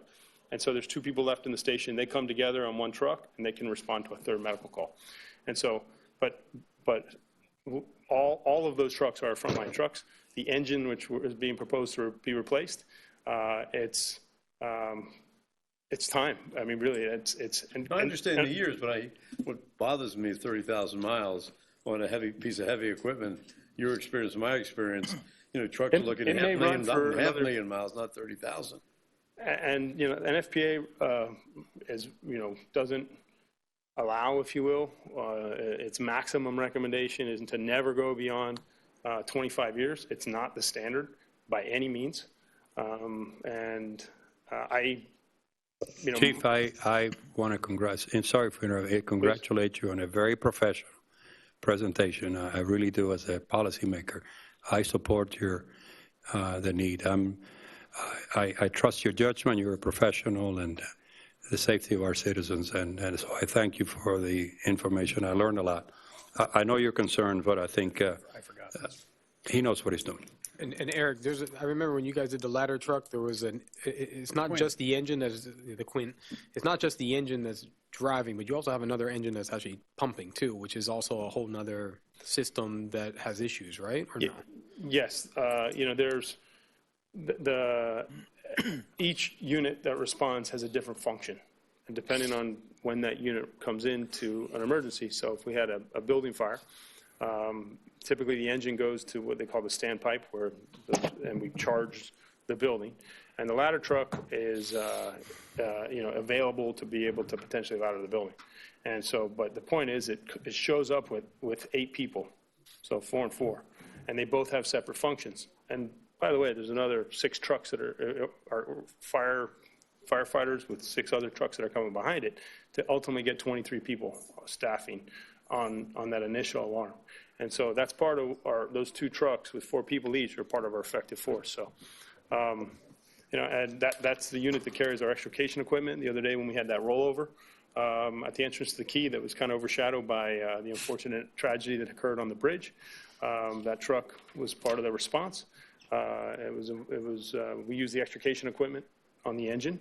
Everything worked great, but you never know when you're going to need the tools on that truck or when that truck's going to need to be dispatched. But If on there is a market for that you think that the amount be less, and if not, would you bring it back for our consideration? Because when I was involved in sister cities and City of Miami, that's one of the good gestures that we did a lot to foreign countries that would take a truck like that. For them would be great, and we have to balance at the time. So one of the analyses that we'll do, City of Miami has the first right of refusal for purchase if we were to sell it. We would talk to them about what they would give us. We would look at a trade-in value. We would also have a discussion whether there's any value in keeping the truck as a spare truck, because the spares that we get are really beat up. They're nobody's truck, if you will, and they're the next trucks that are due to be replaced in Miami, if you will. That said, our last truck went to Colombia. We sold it to them for, I can't remember exactly, I think it was like $55,000. So there's not a lot of value left in them, and if we chose to donate it, that's your policy decision. So Miami uses old equipment? Yes, but they replace them after a maximum life. I don't believe they have any trucks in their fleet that are 15 years old. So they might buy this truck? Well, they get the first right of refusal. I don't think they would buy our truck, but I will find out. I talked to the logistics chief If they today. did, would they use it as a frontline truck? Absolutely not. There's not a question in my mind, without even asking them. So, and I bet you Chief Osorio is probably texting somebody right now, so by the time I get back to my seat, I might have an answer. Well, thank you. Anybody else have questions? Is this enough money? Because I know the ladder truck was a little over $1 million. Yeah, the ladder truck was about $1 million when we included the equipment on there. I talked to the rep this morning, and I also talked to City of Miami, and I talked to Coral Gables. They use the same manufacturer as our ladder truck, which was Pierce. I'd like to stay in the same family. I believe it's enough money at $750. I think we may have to scale back a little bit on the equipment we put on it, and maybe try to purchase, if we need certain equipment that we can't afford, we would probably push some of our equipment out the following years. It would be outfitted, but maybe we wouldn't have all brand new equipment on it. So I'm looking at the purchase of the fire truck, and if there's any additional funding left over, we can potentially add equipment to that purchase. What goes bad, the chassis and the cab, chassis and the engine, or the fire truck at the body, the fire truck body? No, the chassis is. So can you my question is, can you just buy a new international chassis and take this body and put it on the other one? So there's I don't know, trucks. I'm just asking. No, it's a great question. It's called a refurb, if you will. Mm-hmm. You can completely refabricate a truck.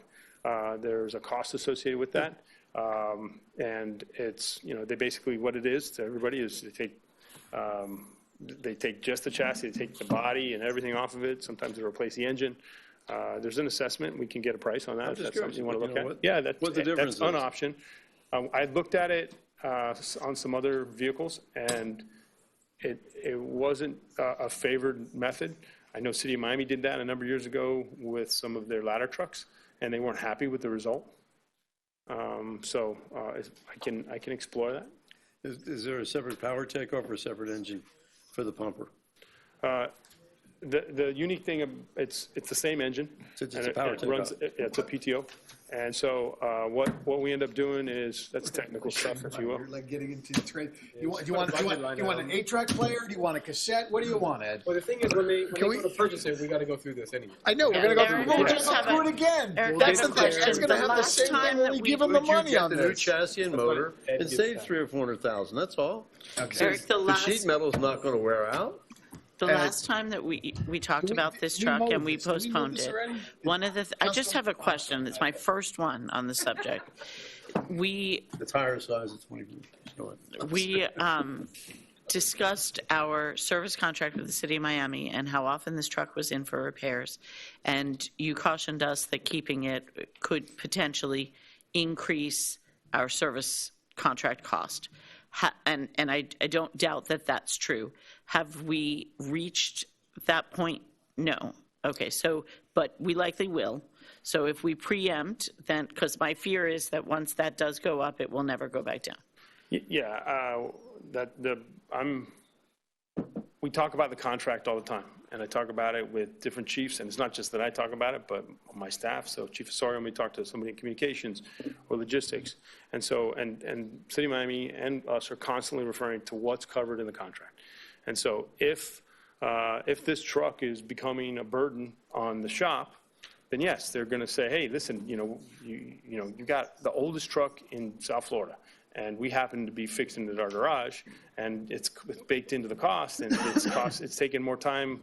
And I don't know, I would welcome you to come to spend a day with me. We can go down to the shop, and you can see how crazy it is. The shop, I don't even know how many trucks are in City of Miami, but they service all 5 of our vehicles, emergency vehicles there, and it's pretty nutty. So yes, I believe that could have an impact if, half the time, but that has not come up. And when you do get to the budget, you can actually see that we've projected an increase in the contract, and that didn't come to fruition. So we actually have a savings in that contract line item. So let's leave this budget item. All right, let's leave this budget item, and then the $250 for fire station radios, hardware, and system. To be quite simple, this is an essential piece of equipment that we need. The minimum we need to maintain the service. I cannot live without it. I can continue to talk about it if you like. No, well, essential and What is it? These are replacement of our entire radio system. So our station radios, our truck radios, and our mobile radios. They all need to be replaced because Miami's upgrading their system.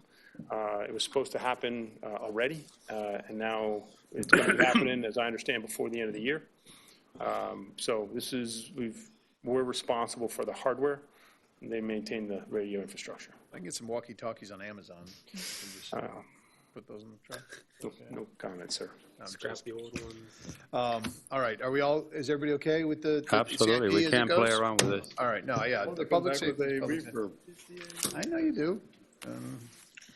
Thank you. I think that would play well in the community. Yeah, I think that's something I'm not really, thank you, sir. All right. So interestingly, the bottom line almost netted out to be the same number. So we were, if you look on the revenue side, assuming the same carry forward and grants. What page are you in? I'm on the first page of CIP. Okay. We don't have numbered pages. Yep. You're right. We'll do for second reading, we'll tab it out. Jenny and I spoke about how we'll make this easy to follow. But the same CIP worksheet we've been working from. So the new number comes out to be $3,786,828. And before it was $3,682,000. So it was almost, yeah. How much is it now? $3,786,828. Okay, so we're. On the working capital? Yeah. That's the money we have to take from working capital. Either that's sort of the balancing How much number. did you guys put anything in there in year 1 for the undergrounding, or we're going to leave that at 400? We have that now at 400, and then we were going to build in the out years, because remember, the survey is going to take a year. Right. So we'll build the rest of the program in the out years pursuant to the master plan. Councilmember Cigarelli? If the survey's 300, it's going to take a year, and the binding cost estimate is 100 that a year later, can't we just do 300 now and 100 for the next year? And right there, you get your 100 back? Is it possible that we could? Listen, I think once we put the survey out to bid, based on the pricing we get, we could, if it comes in lower, we could free it up, but I think we keep it there just in case. I was actually thinking we should maybe bump it up a bit, but Jake is making me feel okay with the 400, but. The full 400 for this? Right. You do? Right. Right. All right, so that's good right now. So I think we're good now. I mean, How much was it? 3? I think one thing we need some direction on, what projects do we want to use reserves and what project do we want to issue debt for? Well, I think that's a subsequent I don't think that's for right now, is it?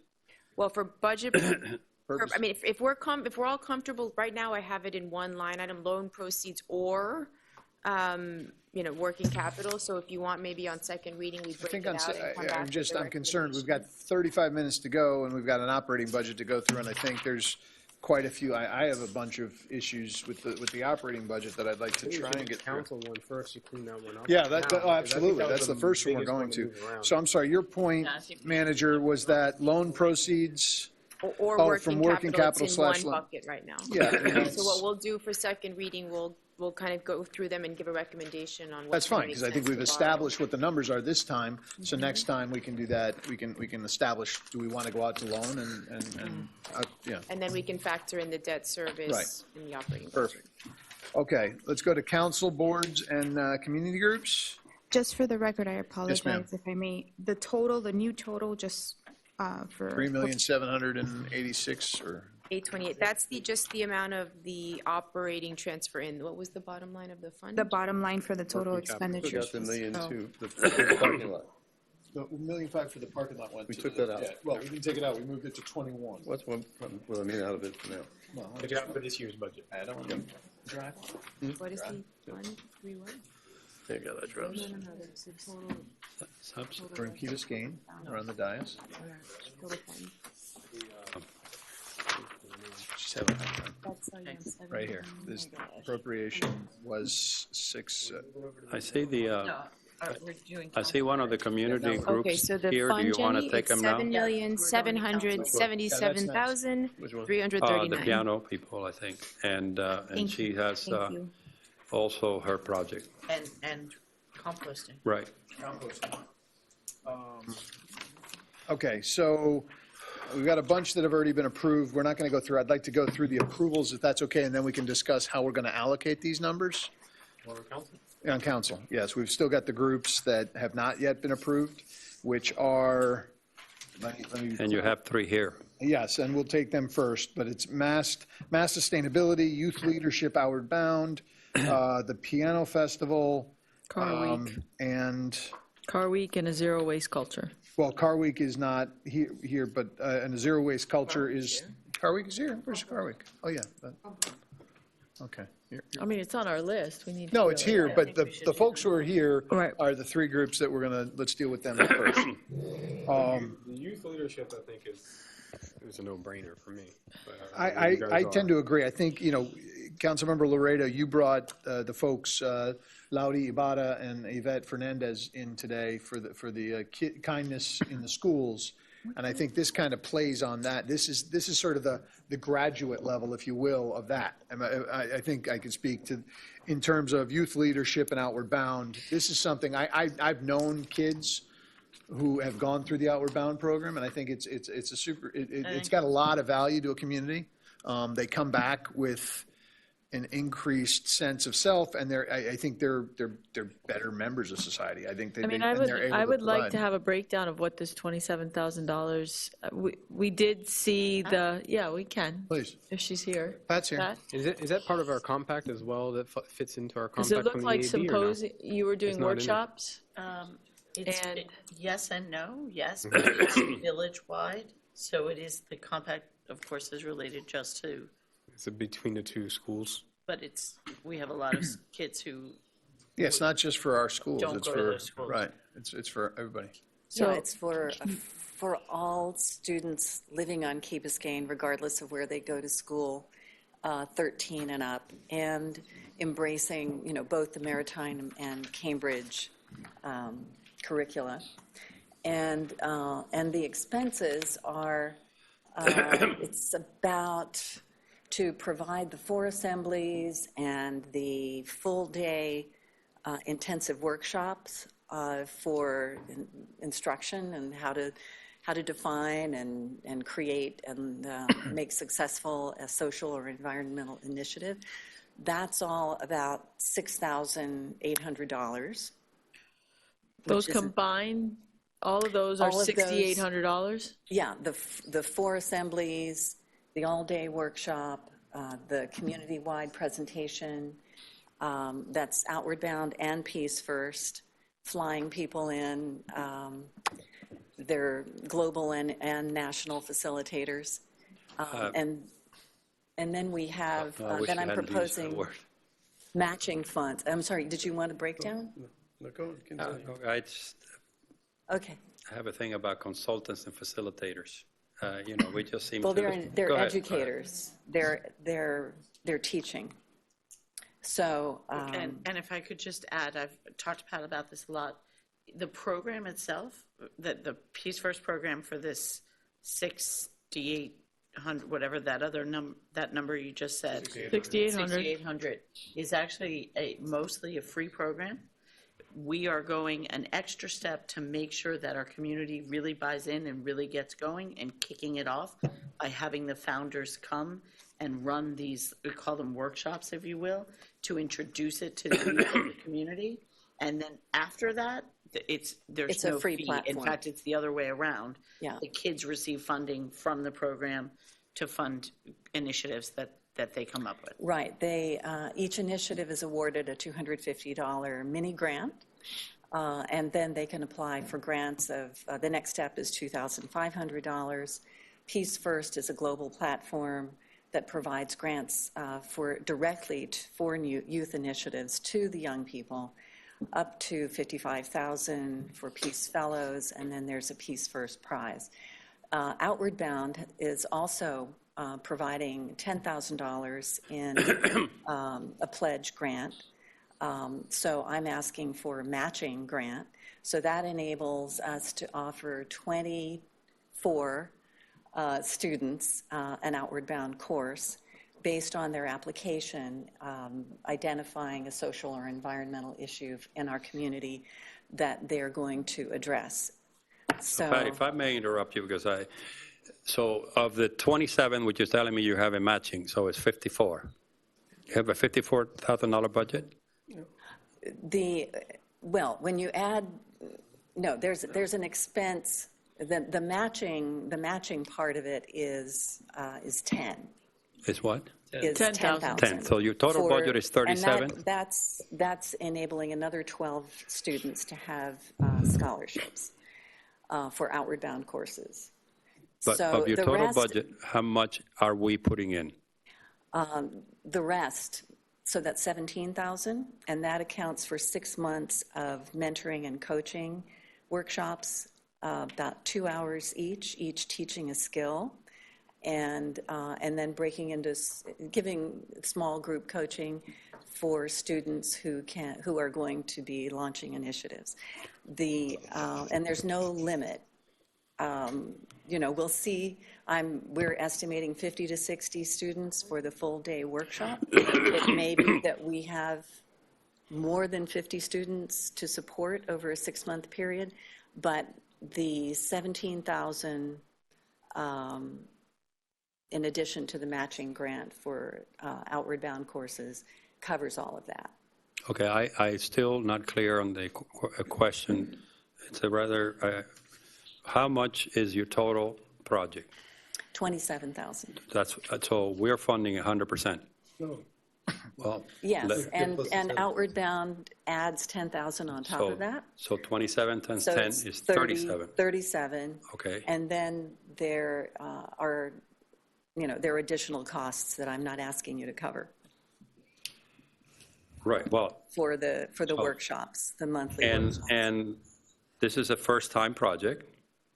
Yes, well, Outward Bound is Right. well established and And how much, just generally, without a specific, does this money go to actual students rather than intermediaries, where they're speakers, et cetera, facilitator?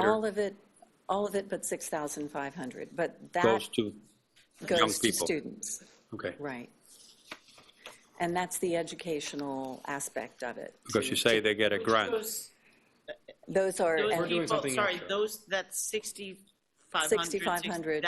Those people are being paid to interact directly with For kids, a- right? for We're a not school- paying for like a program, administrative no. fees.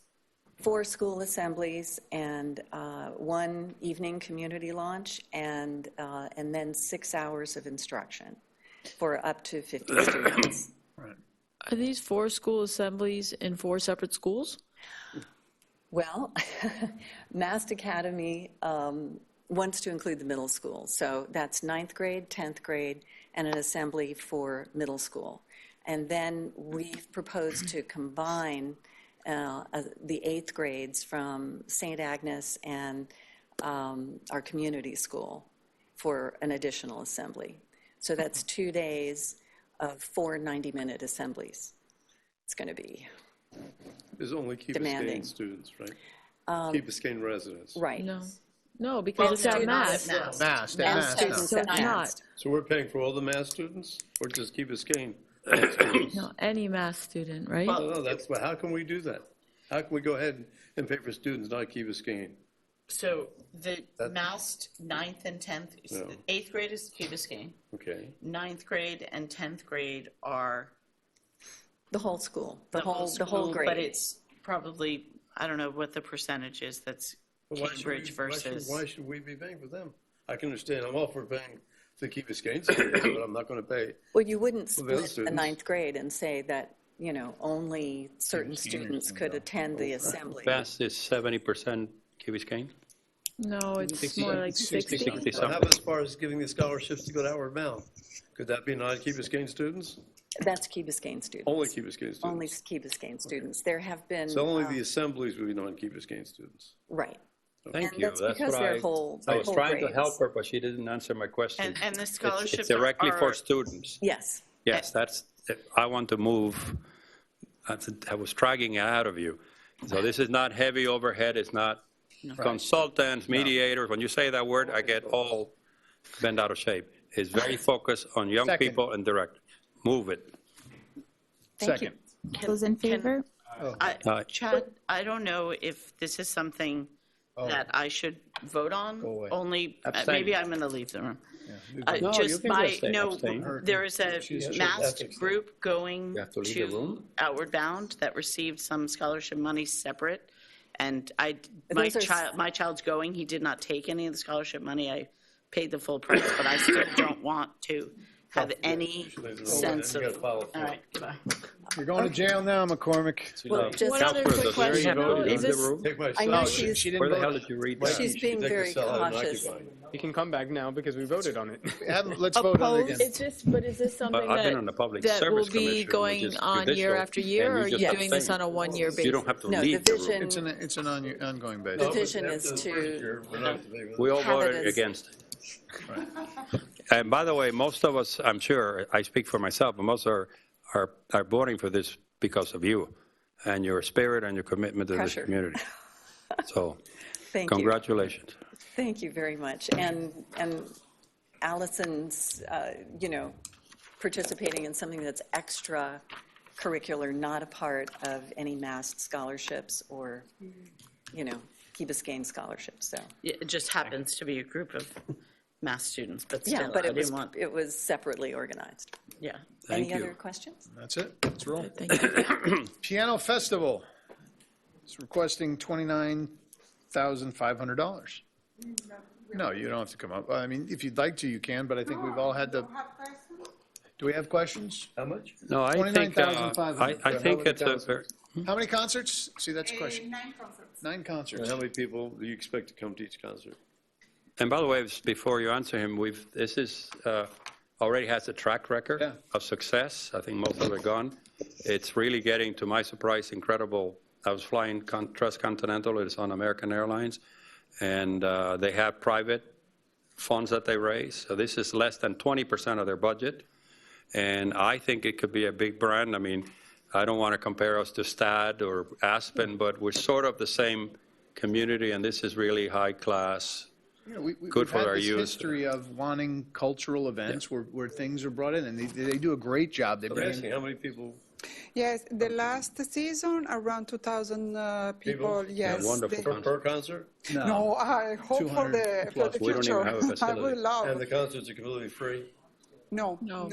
We have, last year, we reached the amount through private donations because all this started for the love to, I was inspired by the Miami Open and how easy it was to approach the great champions for the kids, to approach them. So I thought to bring here the great pianists at the worldwide level, so the youth can meet them and ask them. So it's a very educational format. It's not the usual How format. much is the total cost to put these 5 concerts on? The first season or this next season? The next season. Going forward. Yes, the next season that is coming is 15,700. And we're asked to pay 27,000. 20, it's less than 25%. Because the rest I found through private donations or corporate They're donations. working hard to get donations. And let me tell you, the bounce, sponsors. yeah, and that budget. This is the Presbyterian Church having Yes. Yeah. Because it's really, my dream is to brand the key with the festival as Aspen did. They have more than 70 years with their festival. Maybe with some shortcuts on writing, we can reach that level. That as Stad did, that Verbier did, so little towns not comparable to New York, or that they did that. And through the help of the village, but not only through the help of the citizens, private donations, and we have a fund in the Key Biscayne Community Foundation. I'm the donor advisor, so all the donations are tax deductible. And the idea is that the community will identify with the village. And I imagine here, I mean, not only concerts in each month, but for example, during a week, 2 or 3 days, an intensive piano festival in different locations, not only at the Presbyterian Church, but can be at the Turtle Fountain, can be at the same time, because I just arrived from Italy, that there is a festival there 2 days that at the same time they has performed in total 150 pianists in 14 locations in Martina Franca in the south of Italy. And I imagine the same thing in the future here in different locations, and people walking from 8 in the evening to midnight, walking, eating something, finger food, and, you know, sharing and hearing different pianists performing in the different locations. So for now, we are doing the concert at the Presbyterian Church because it's the only place that has a good acoustic, a good scenario, and good lights, really. But the idea is to have a theater one day. Yeah. And to grow up with the village.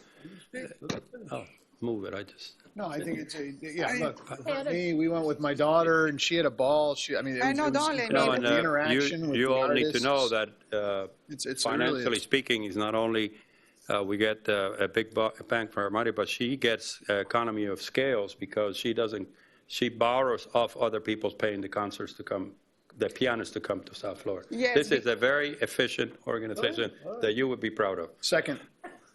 Can I ask you a question? Of course you can. What do you have to pay to the Presbyterian Church and rent for the Yes, concerts? Do you know how much that is? Yes, for the last season. No, this season. What are you going to be charged for Too much. rent, basically, to have these concerts there? They maintain the same fee of last year for the 8 concerts because one of them, the idea is to do it on open air. For the 8 concerts, maintaining the same amount of the last year is $10,000. Just only the church. Okay. $1,250. So it stays in our community. So you know that in the future I will come here asking for a theater, no? No, you know that Todd Parana is here. We have asked Todd in our conversations as they revise the plans for the new expansion to see if they can come up with a space that would be supposed to. Congratulations, you got. No, thank you. Thank you. Oh, we have to roll. We have to call the roll. We have to call it. Call it. All those in favor? Aye. Aye. Opposed? Motion carries. Congratulations. The next one is a zero waste culture. Composting. You know, we talked about this a while back. They asked, this is for the facility over by Crossbridge, correct? Yeah. That's where it's going to be. It's a great start program. I think it's important. I mean, we're working, I'm trying to get the city of Miami has a larger facility to How deal. can we scale this up? I think it's to start it and get people intrigued by it. And then, again, I think it goes to the whole thing about alternative energy. If you get people involved in it and they start seeing how it's done and why it's done and how great it is, you know, you get soil for your gardens and you can get rid of your waste without committing to the landfill. I think it's worthwhile, and I'd like to take a shot at it. It would be overpopular. What's that? It might be over. It may be, and we may have to do more in the future, That's a or good problem. I think that's a good problem to have. How much was that? That's $13,805. Move. Second. Is there any, I'm sorry to Sorry, ask no, this, you but can- if, go let's ahead and say ask you get questions. a lot of participation, are we going to end up where we just don't have enough space in this area that you allocated to compost? Hopefully. But do we have, because also composting is smelly. That's, No, it's not, not if you're doing it Yeah, right? right containers and stuff like that. Okay. It's not, if you take, I mean, you have to put mulch on top, water, and it doesn't have to be smelly at all. Okay. You cannot put meat, you cannot put any animal protein. Right. It's only vegetables and rice and pasta and coffee. All those in favor? Aye. Opposed? I don't- Motion carries. There's no I more. just had a question, though. Do you guys have it built in a model for, as it does grow, to be able to financially sustain yourself, like Yeah, of at course. memberships? And Yeah. so this is, we're looking at like a starting. Thank you. Because I was going to read, if you allow me, for your consideration, as we now approve like 7 or 8, for the following words, an emotion instructing the village manager to communicate to community groups that are funded by the village, that our policy moving forward is to have them apply through a grant process or similar objectives, criteria, evaluation to be administered by the village manager. Further, it is the policy of the council that community groups should plan for phasing out of the village funding as they consolidate and secure other financial support within reasonable time frame. I agree with the At least phasing consider out, it because we want to send them a message, as they say, that break the dependency. but I don't like the grant process thing, because I Well, think I when we meant- go to grant, I think we start thinking about charitable type systems, and I Take out see grant. this as like I we're getting also- something from it, but we're helping them kind of seed them up so that they can be self-sustainable. I also feel, I think it should be, I think it's a council thing. The same way we have our boards report to us, while I don't love this sudden bounce into the council budget of these groups, because I agree with you, I think it's a little misleading about the scope of the work we do. I think maybe it could be its own, I mean, really, at the end of the Yeah, day, the it budget is should just be. a bunch of pages, right? It could be its own page, but I do feel like the interaction should be with us. Oh, the way no, I that it agree, is. and And if I could maybe- expand on it, yeah. And by grant, I meant, that's why I put grant and/or a similar objective criteria. I can take out the word grant If I may, I can send it to you, you can think about it. I agree with this. I think we need to have some sort of uniform application where we ask the same questions of each group, and then well beforehand, I mean, this year is way too late, but for the next budget year, well beforehand, these applications for funds are submitted to the manager. We create some sort of screening process where I like the interaction, but at the same time, I think it's kind of unfair to the people asking for money and for the people on council, because you feel bad. One person's begging for money, the other one says, well, I know you, so I don't want to say yes, or I don't want to say no. So I think we need some sort of more formal process that starts earlier on, so we can better define what money we're giving and for what, and to have a fair and level playing field for any group that asks for money. And that's my objective on the first part. And I the agree second with part is that. to send the message that And- you need to start planning. I agree with that, and I understand the idea that, people shouldn't feel like they have more access than someone else, certainly. All residents of the village should feel they have the same access, but I still am stuck that I'd like to see us figure out a way to do it ourselves.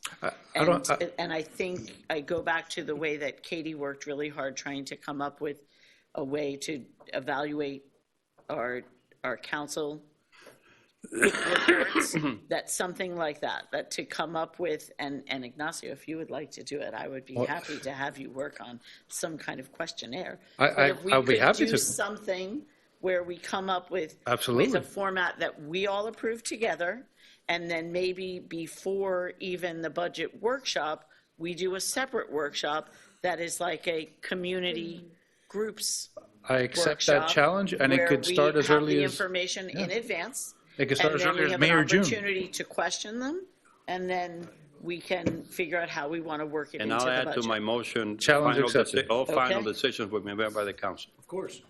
But just so that it's clear. We And it skip- sends the right signal as we finish this. No, I think that all the applications have to be made to us. I don't think, I don't think it's fair to say, well, I don't want anybody. I want them to come to us. Well, right, but they'll come to us through the manager. That's fine. The manager can then send it on. Yeah, and then well beforehand, it's not a last minute scramble, we have time to, and we can, Budget workshop time is really when this should be. June, or. That's normally when we this usually do happens. it. The League of Cities we skipped over. But I we think that don't, one's we floating. don't have parameters, and I think that's what he's saying, and we don't have consistency, so it lends itself to somebody feeling bad. Correct. And if we can establish some type of framework, then, And at the and same- give the expectation of what the council and what our community is looking to fund, how much we can fund, how long we can fund, all of those things. But isn't And this if a part of new our group- strategic plan? Because basically we have certain type of community initiatives that we want to do each year. We may want to do something bigger one year because we want to really push something in our community, and another year maybe we don't want to, or we switch it. And it could be different every time. So we might be able to do it in our strategic plans to decide what we want to do. Except that Yes. that's us going out to the community. This Yeah. is the community coming to us, and But that's what very if somebody different. comes up with an idea that we don't come up with, and they don't know how to come here and ask for money? We post it on the website, we create a system and a process, and they just do it. And I would like for it to be similar, and in trying to be consistent with our branding and how we outreach, I would love to see it be similar to the other idea that we've talked about on the new website design for people applying to serve on council boards, that if we could do it the same way, maybe have sort of like I'm really not techie, but like an online application form where then it can just be compiled and maybe, then the clerk can email it to us. And then we have our applications, we have our workshops so that we have an opportunity to interact and so that the community can see if people want to come and give a presentation, then everyone can hear about it, not just us. And we have an opportunity far enough in advance of even the budget workshop for us to be able to say what we want and how we want to include Look, it. we've had a lot of bad energy and this unfortunate debates about this because circumstances and creating images and then people spinning stories, as we know, we're going to build a basket. I just learned today another chat, basketball court on 571 Harbor. The imagination is amazing and the people who are be destructive here. But this clears the process so that everybody is protected objectively and also sends out the policy decision. I just don't want them to be dependent. Otherwise it becomes, and it's a challenge for them. The only reason I insist on a motion that can be amended later is because otherwise it gets lost in the mess. So can I just hear the motion again? though? I Yeah, wanna and make you sure we can get the change it. language right. Instructing the village manager to communicate to community groups that are funded by the village that our policy moving forward is to have them apply through an objective criteria evaluation to be administered by the village manager. Period. Further, it is. I'm sorry. Yeah, no, I it's want want me to take that? clarification on the administrator, because I think Okay, I want us to administer it. Yeah, well, I mean, for her to do the work is what I mean. No, but what He means work? he means to communicate. There's make sure nothing things else are to ordered. No, they'll come to, at the end, I say all decisions are made by the council.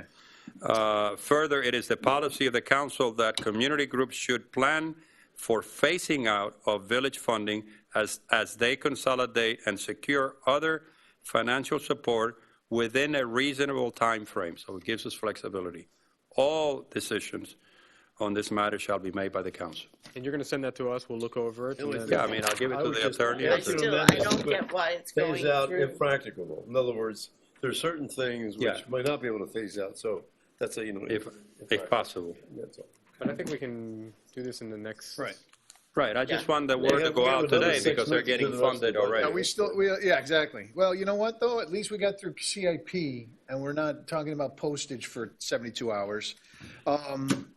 But the Key Biscayne, the last two items, I'm sorry, on the last item though, so that seems like Reso level material. That's Rezo, no? that's not here, he's just, that That's we later were on. talking about that as something that's gonna come before He's council, going to send it to us to review it, and and we'll have a vote on it at some What's point. that? But the Miami-Dade County League of Cities, the sponsorship dinner, while I understand Councilmember Zularo's point, I think it's important that we're part of that. I've been to a few of them. I found them to be worthwhile. Frankly, some of the discussions about the causeway were very, it's a little more relaxed than being in somebody's office and talking to them. So it's an opportunity for us to engage other communities and Well, they get, have. they're all around the county. Well, and that's my so point. And so I want us to think be one every of those community's communities that doing people What are we go. funding with this? One event? One event. Their event. No. Well, it's a their event, Miami-Dade but in League our of home. Cities sponsored Are sponsorship we sure of here. this, manager? This is the one that the village sponsors, correct? Yes, I mean, physically here. physically. It's So the physically money will be and- spent at our Yes, Ritz, for correct. example. Yes, what we have that's in the exactly right. Perfect. Correct. That's, Thank you. yeah, so I think Got it's it. worthwhile. So, I'm for It it. would look bad for us to Yeah. say we're not doing this right. anymore. We Because do we it once host a one a year. year. Right. Okay, I thought it was their annual meeting and. No. No, so, all right, can we put I that back move it. in? Yes. Yes, I move All it. right, second, okay. All those in favor? Aye. Opposed? Motion carries. Okay, last one is Car Week. This kind of comes in as one of those that I think this is one of those that started out with, they wanted what was your point? Just a sponsor. They wanted us to And we had sponsor. great discussion. And now they're looking for money.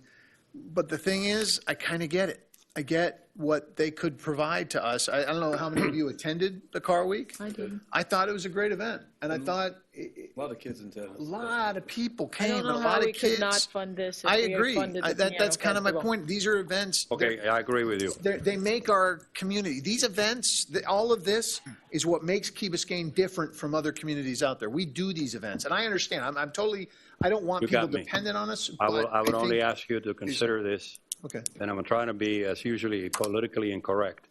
I make sure that it's a Key Biscayne brand, it's Emerson Fittipaldi. a Key Biscayne brand, period. Yeah, it is. No, and that's the point. It's the Not any other Luis Lauredo or No, Pepito no. Gonzalez. No, it's Key Okay, Biscayne. you got my point. So you know what, I but you're move it. bringing up a really good point, which is when we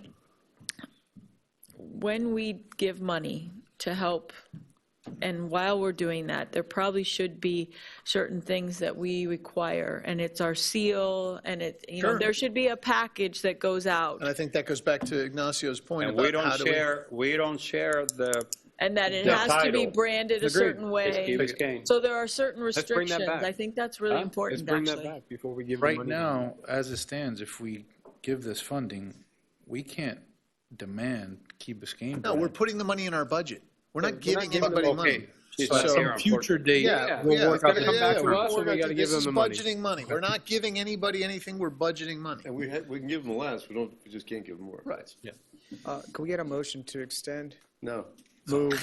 We're going to do everything else in 3 minutes. some of us have 15 medical minutes. 15. things to do tomorrow morning. minutes. Not gonna get anything done in 15. 15 All right, minutes. you Let's kinda- just finish the council. Let's finish council and then. we'll- Okay. All those in favor? Aye. Opposed? Okay, all right, and so I'm sorry. to the 15 point minutes. of Oh, moving the 15 minutes, and we're not even going to be here that long. To everybody's point on that, because we really, look, the budget, the public works, I want to make sure that we're talking about a chief resiliency officer, and I don't Yes. feel like we've done anything on that. We haven't got to that portion. And we haven't even gotten to, maintenance of our landscaping or of our roads. I mean, we've got speed tables that are falling apart out there. I see these I things. think we People- need benchmarks, though, because we all go around, and if you go down the wrong street or the right street, you're going to have a very different opinion. Which is So the wrong street, I'm curious. the one that has a lot of problems. The no, right but I street mean- is the really pretty one. But you're right, but we need to be making sure we're putting the money there so that when we do have these benchmarks, we can do these things. That's, I don't want us to I mean, I get, think the money's always been there. We haven't taken Can money you away from possibly these read things. this and write all right. I well, want to, we're not looking to cut it. I Right. completely agree. We may be looking to enhance it. But again, we have to, if we're putting money towards it, we need to decide how we're going to measure success.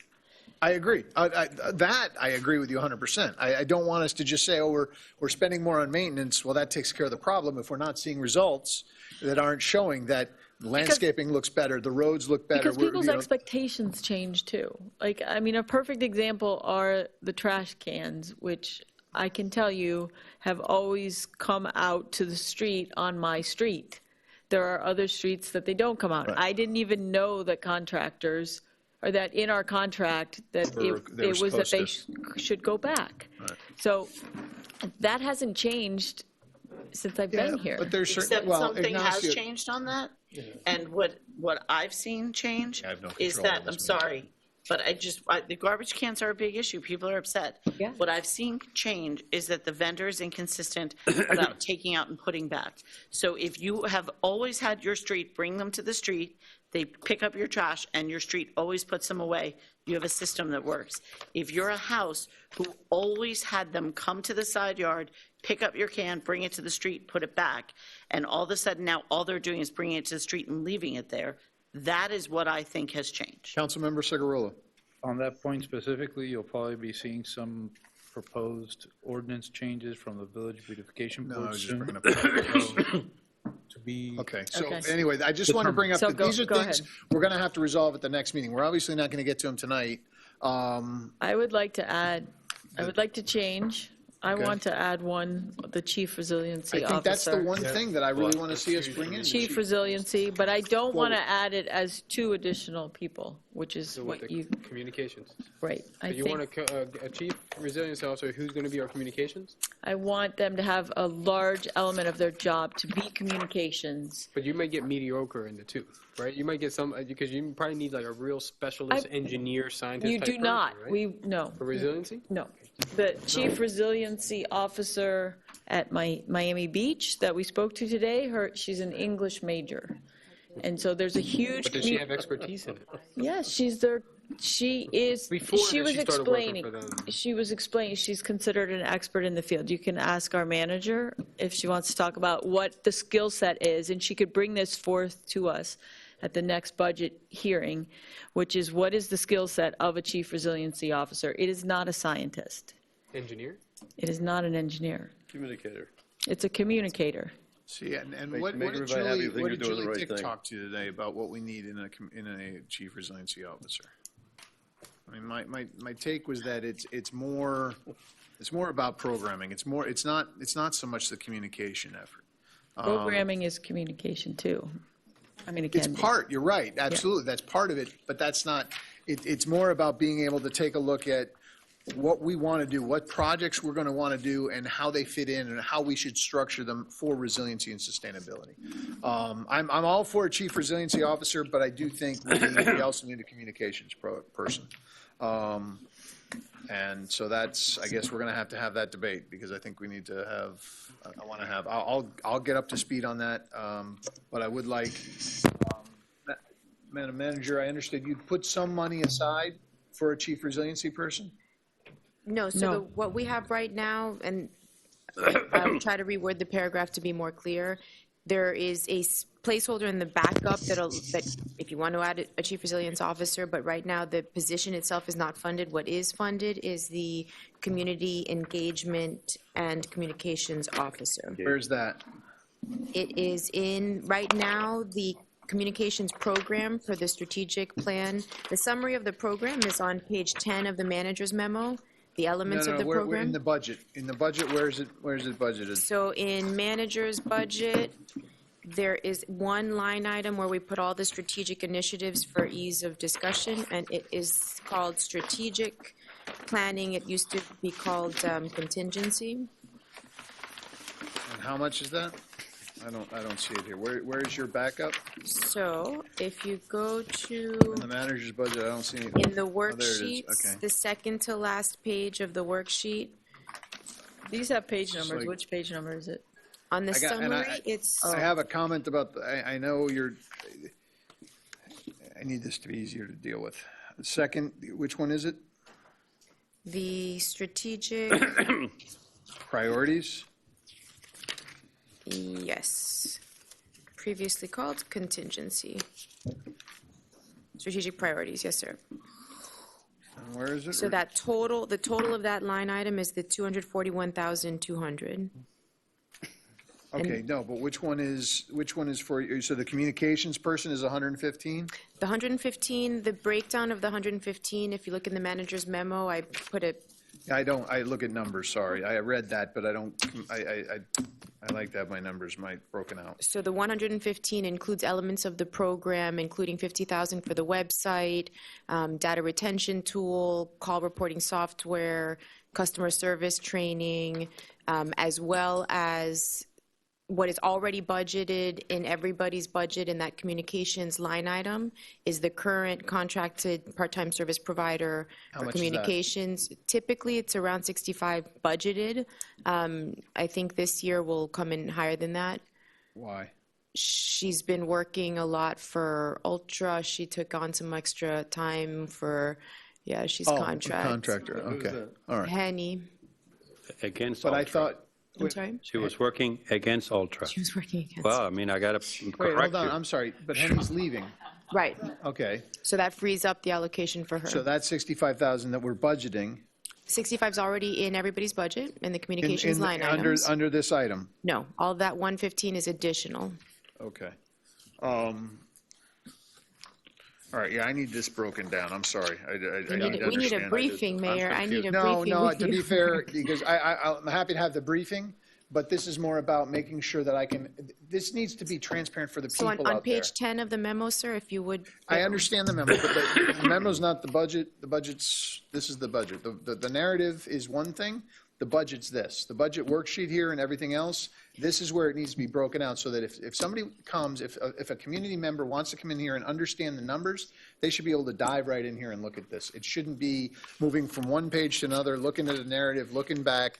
It should be, and with all due respect, you know, we spent years on this council where people would be talking about the format of the budget, and I would get frustrated because we spent so much time. But you know what? They got something out of it, and I feel like this is taking something away from it. I know how much work you put in here, but I need more numbers here, and I need it broken out so I understand what these numbers are, where these lines are. I don't want it ground up like Really, this. what you'd like to see is a number for a new salaried employee that's the communications officer. I'd like to know that, yes. And then. So is there a exactly green right. light to staff the position? Well, no, but I want to understand. In the- Hold on, what she just everybody said. slow down. There's 115,000 here that's you just said it's C communication program detail. There's no detail other than your memo, correct? I want a worksheet that gives me these numbers so I can break that down, because people want to work from numbers. If I'm going to read a narrative, I'll read a narrative.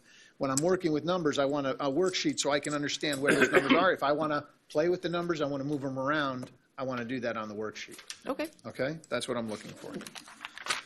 Similar to what we received by email, right, when you asked for the salary? Yes, similar to that, you know, now with, yeah, yes. I've been forcefully trying to get for 8 months a communications person, Yep. and I am thoroughly confused. So Well, hopefully, that's my point, like. yeah, and I also support some sort of, Resilience. resilience, but Right. I am totally lost. I confess to you, mean, the big Manager, it's your question- challenge to enlighten me and us, because I certainly don't think we need two. Next 6 minutes. That's Yeah. the question. No, Are for the you next willing one. to, do you think we need 2 new employees, or if we're right getting now, one, what I is that employee going to focus on? I think she needs to come back with the numbers, as the mayor said, and No, a discussion where we're Katie- fresh. Katie's saying you need 1 or 2. That's the first decision. Yeah. Once you make that, then you can break it down with the manager. I mean, my feeling is the resiliency position is as important as a community. I think you need both positions. That's my position I'm on with this. Katie. That's all well and good. Well, we can discuss So that do next we, week. do we need to give Guys, hold on, direction? guys. We need to give direction. We're not done, guys. We Is still it have to possible take, to do a we have to take, communications we have to take person? the millage off the Mike, we need to table. tell Yeah, we her have what to she's take it over. funding. All Is she of our looking understand. systems up and running to streamline the way that we do communications? My only point is, and now I've learned from getting to know you all, and we continue to make big decisions as we're totally exhausted. At the end of the meeting. He is bothering me because he wants to go, and he has to give me a ride. I need to think this through. And I But we agree can with change you. it in second reading. We can come Yeah, back and but it remove just it. things But we sneak haven't by. gone through She so just much needs of this. direction on what to put in We the tend second reading. to front load lesser things and back load exhausting evening 11:15. But the problem was we needed to get through CIP. No, I know, but I mean, this is something that I want to get my hands on. I agree. My inclination is one person, but I am open to hearing point of view. I will not be able to do that without the numbers as he suggested, and also without thinking it through. I'm not going to rush through it. Can I And a think job that, description, maybe?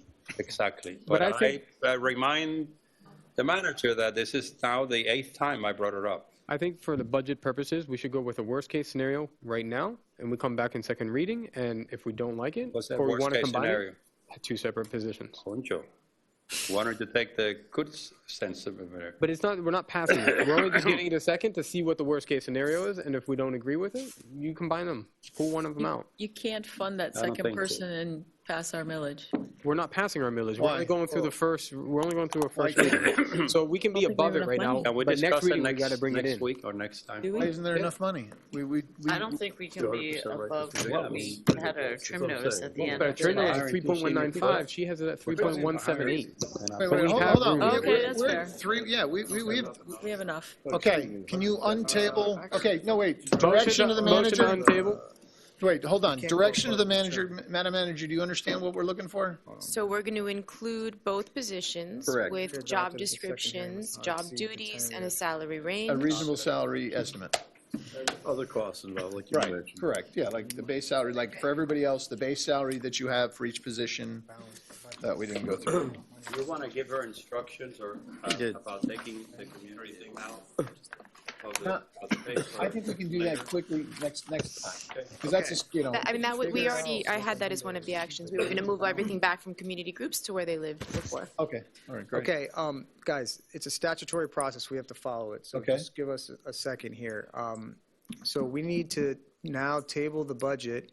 Okay, we need a motion to table the budget. Second. Okay. All those in favor? Aye. We need a Opposed? motion to bring the millage back off the table so you can now. On table. Moved. Excuse me, to Okay. do what? We're going to vote on it? And now, All those in Yes. favor, I'm sorry, Aye. give me one second. Untable. We're just voting to ordinance, untable just it. to catch everybody up, the budget ordinance was tabled. Right. The millage resolution was brought off the table. And so now, all those in favor? Aye. Opposed? Okay. Now we can discuss the millage. now we're going to discuss the millage, okay. Can I move the millage? We'll just see what it is first. Let's see. Let him Yes. explain what's going on right now. But we have to, there's a statement you have to read. So, now, remember, this is the millage. Once you adopt this, you can't go above this number, okay? Going forward. So the rollback rate is 3.15 mils, and the proposed millage rate is 3.1471 mils, which is 0.35% under the rollback rate. This has changed because of the changes you made tonight. Well, I'm sorry, the changes we made to what? Tonight. Because of What the is it? changes you made tonight, the proposed millage rate is now proposed. Okay, then give me the That correct. doesn't include the debt service. So based on the new capital program, my recommendation would be to stay where we are, set the millage at the trim notice at the 3195, Come back with and a We then can come come back back. lower. reading. Exactly. So you're proposing to be 3.195? to be consistent with the trim I notice. so move. Second. Okay, What's up? all right. But you need to have then, that millage has to be times the revenues, and then you have to have a budget that matches it to be balanced. You just can't pick a millage, you have to balance it. So if you're going to do 3.195. This is first reading. Still I has to understand, but balance. it has to balance. So Okay, you well- got to take the 3.195, and you need to be able to find where you putting that extra money. And Okay, so you can put it, It's going to be up to debt service for CIP? okay. Okay, so then if that's, so you'll put it in the budget, in the debt service, and then what is the percentage then? Percent change from The where to where? percent change, which is under or over the rollback rate. Okay. 5-minute recess? So, recess 5 minutes. No, we're done. Well, We can't be done. we can't be done. No, so that she comes up with a new number. And that's it. I'm out of here.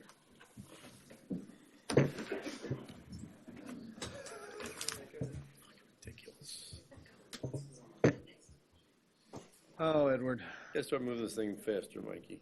trying. Get the gavel going. I got the gavel going, you may recall. I'm ready to go Yeah, party. long meeting before. This is like unreal.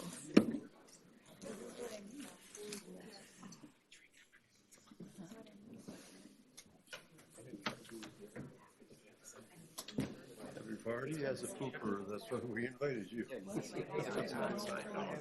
I know. They started looking at back. So we're just and they want to have still Oh.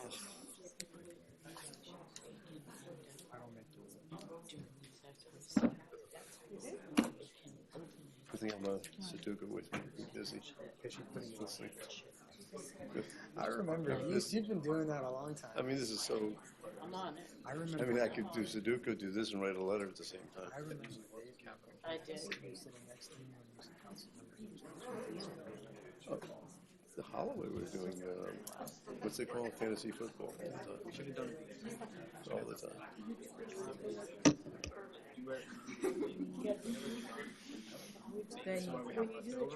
Why are you still here? He was retrofitting.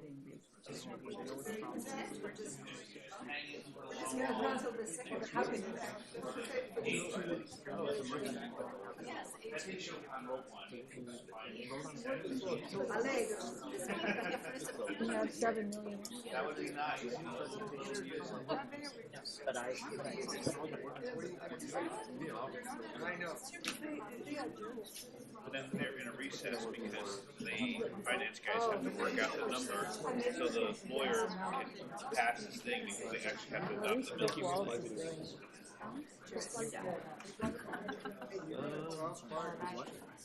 His head is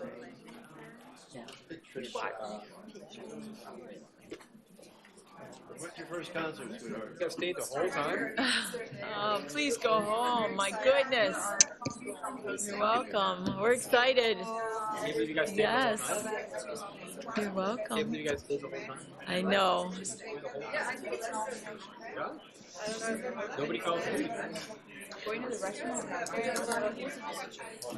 Too much information. Did they call recently? You want me to kill the audio?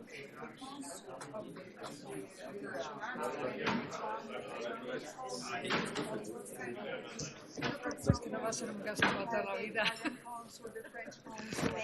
No, Kanga, you're doing a good job. I'm glad that we were able to move it now.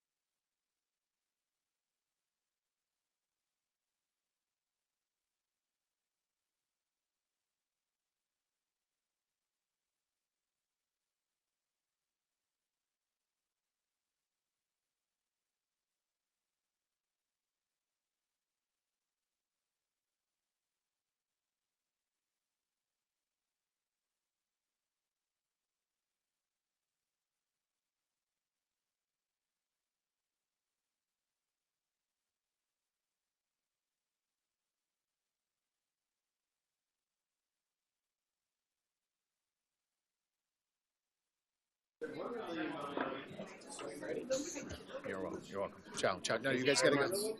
I need a second on my motion, please. Second. All those in favor? Aye. Motion carries.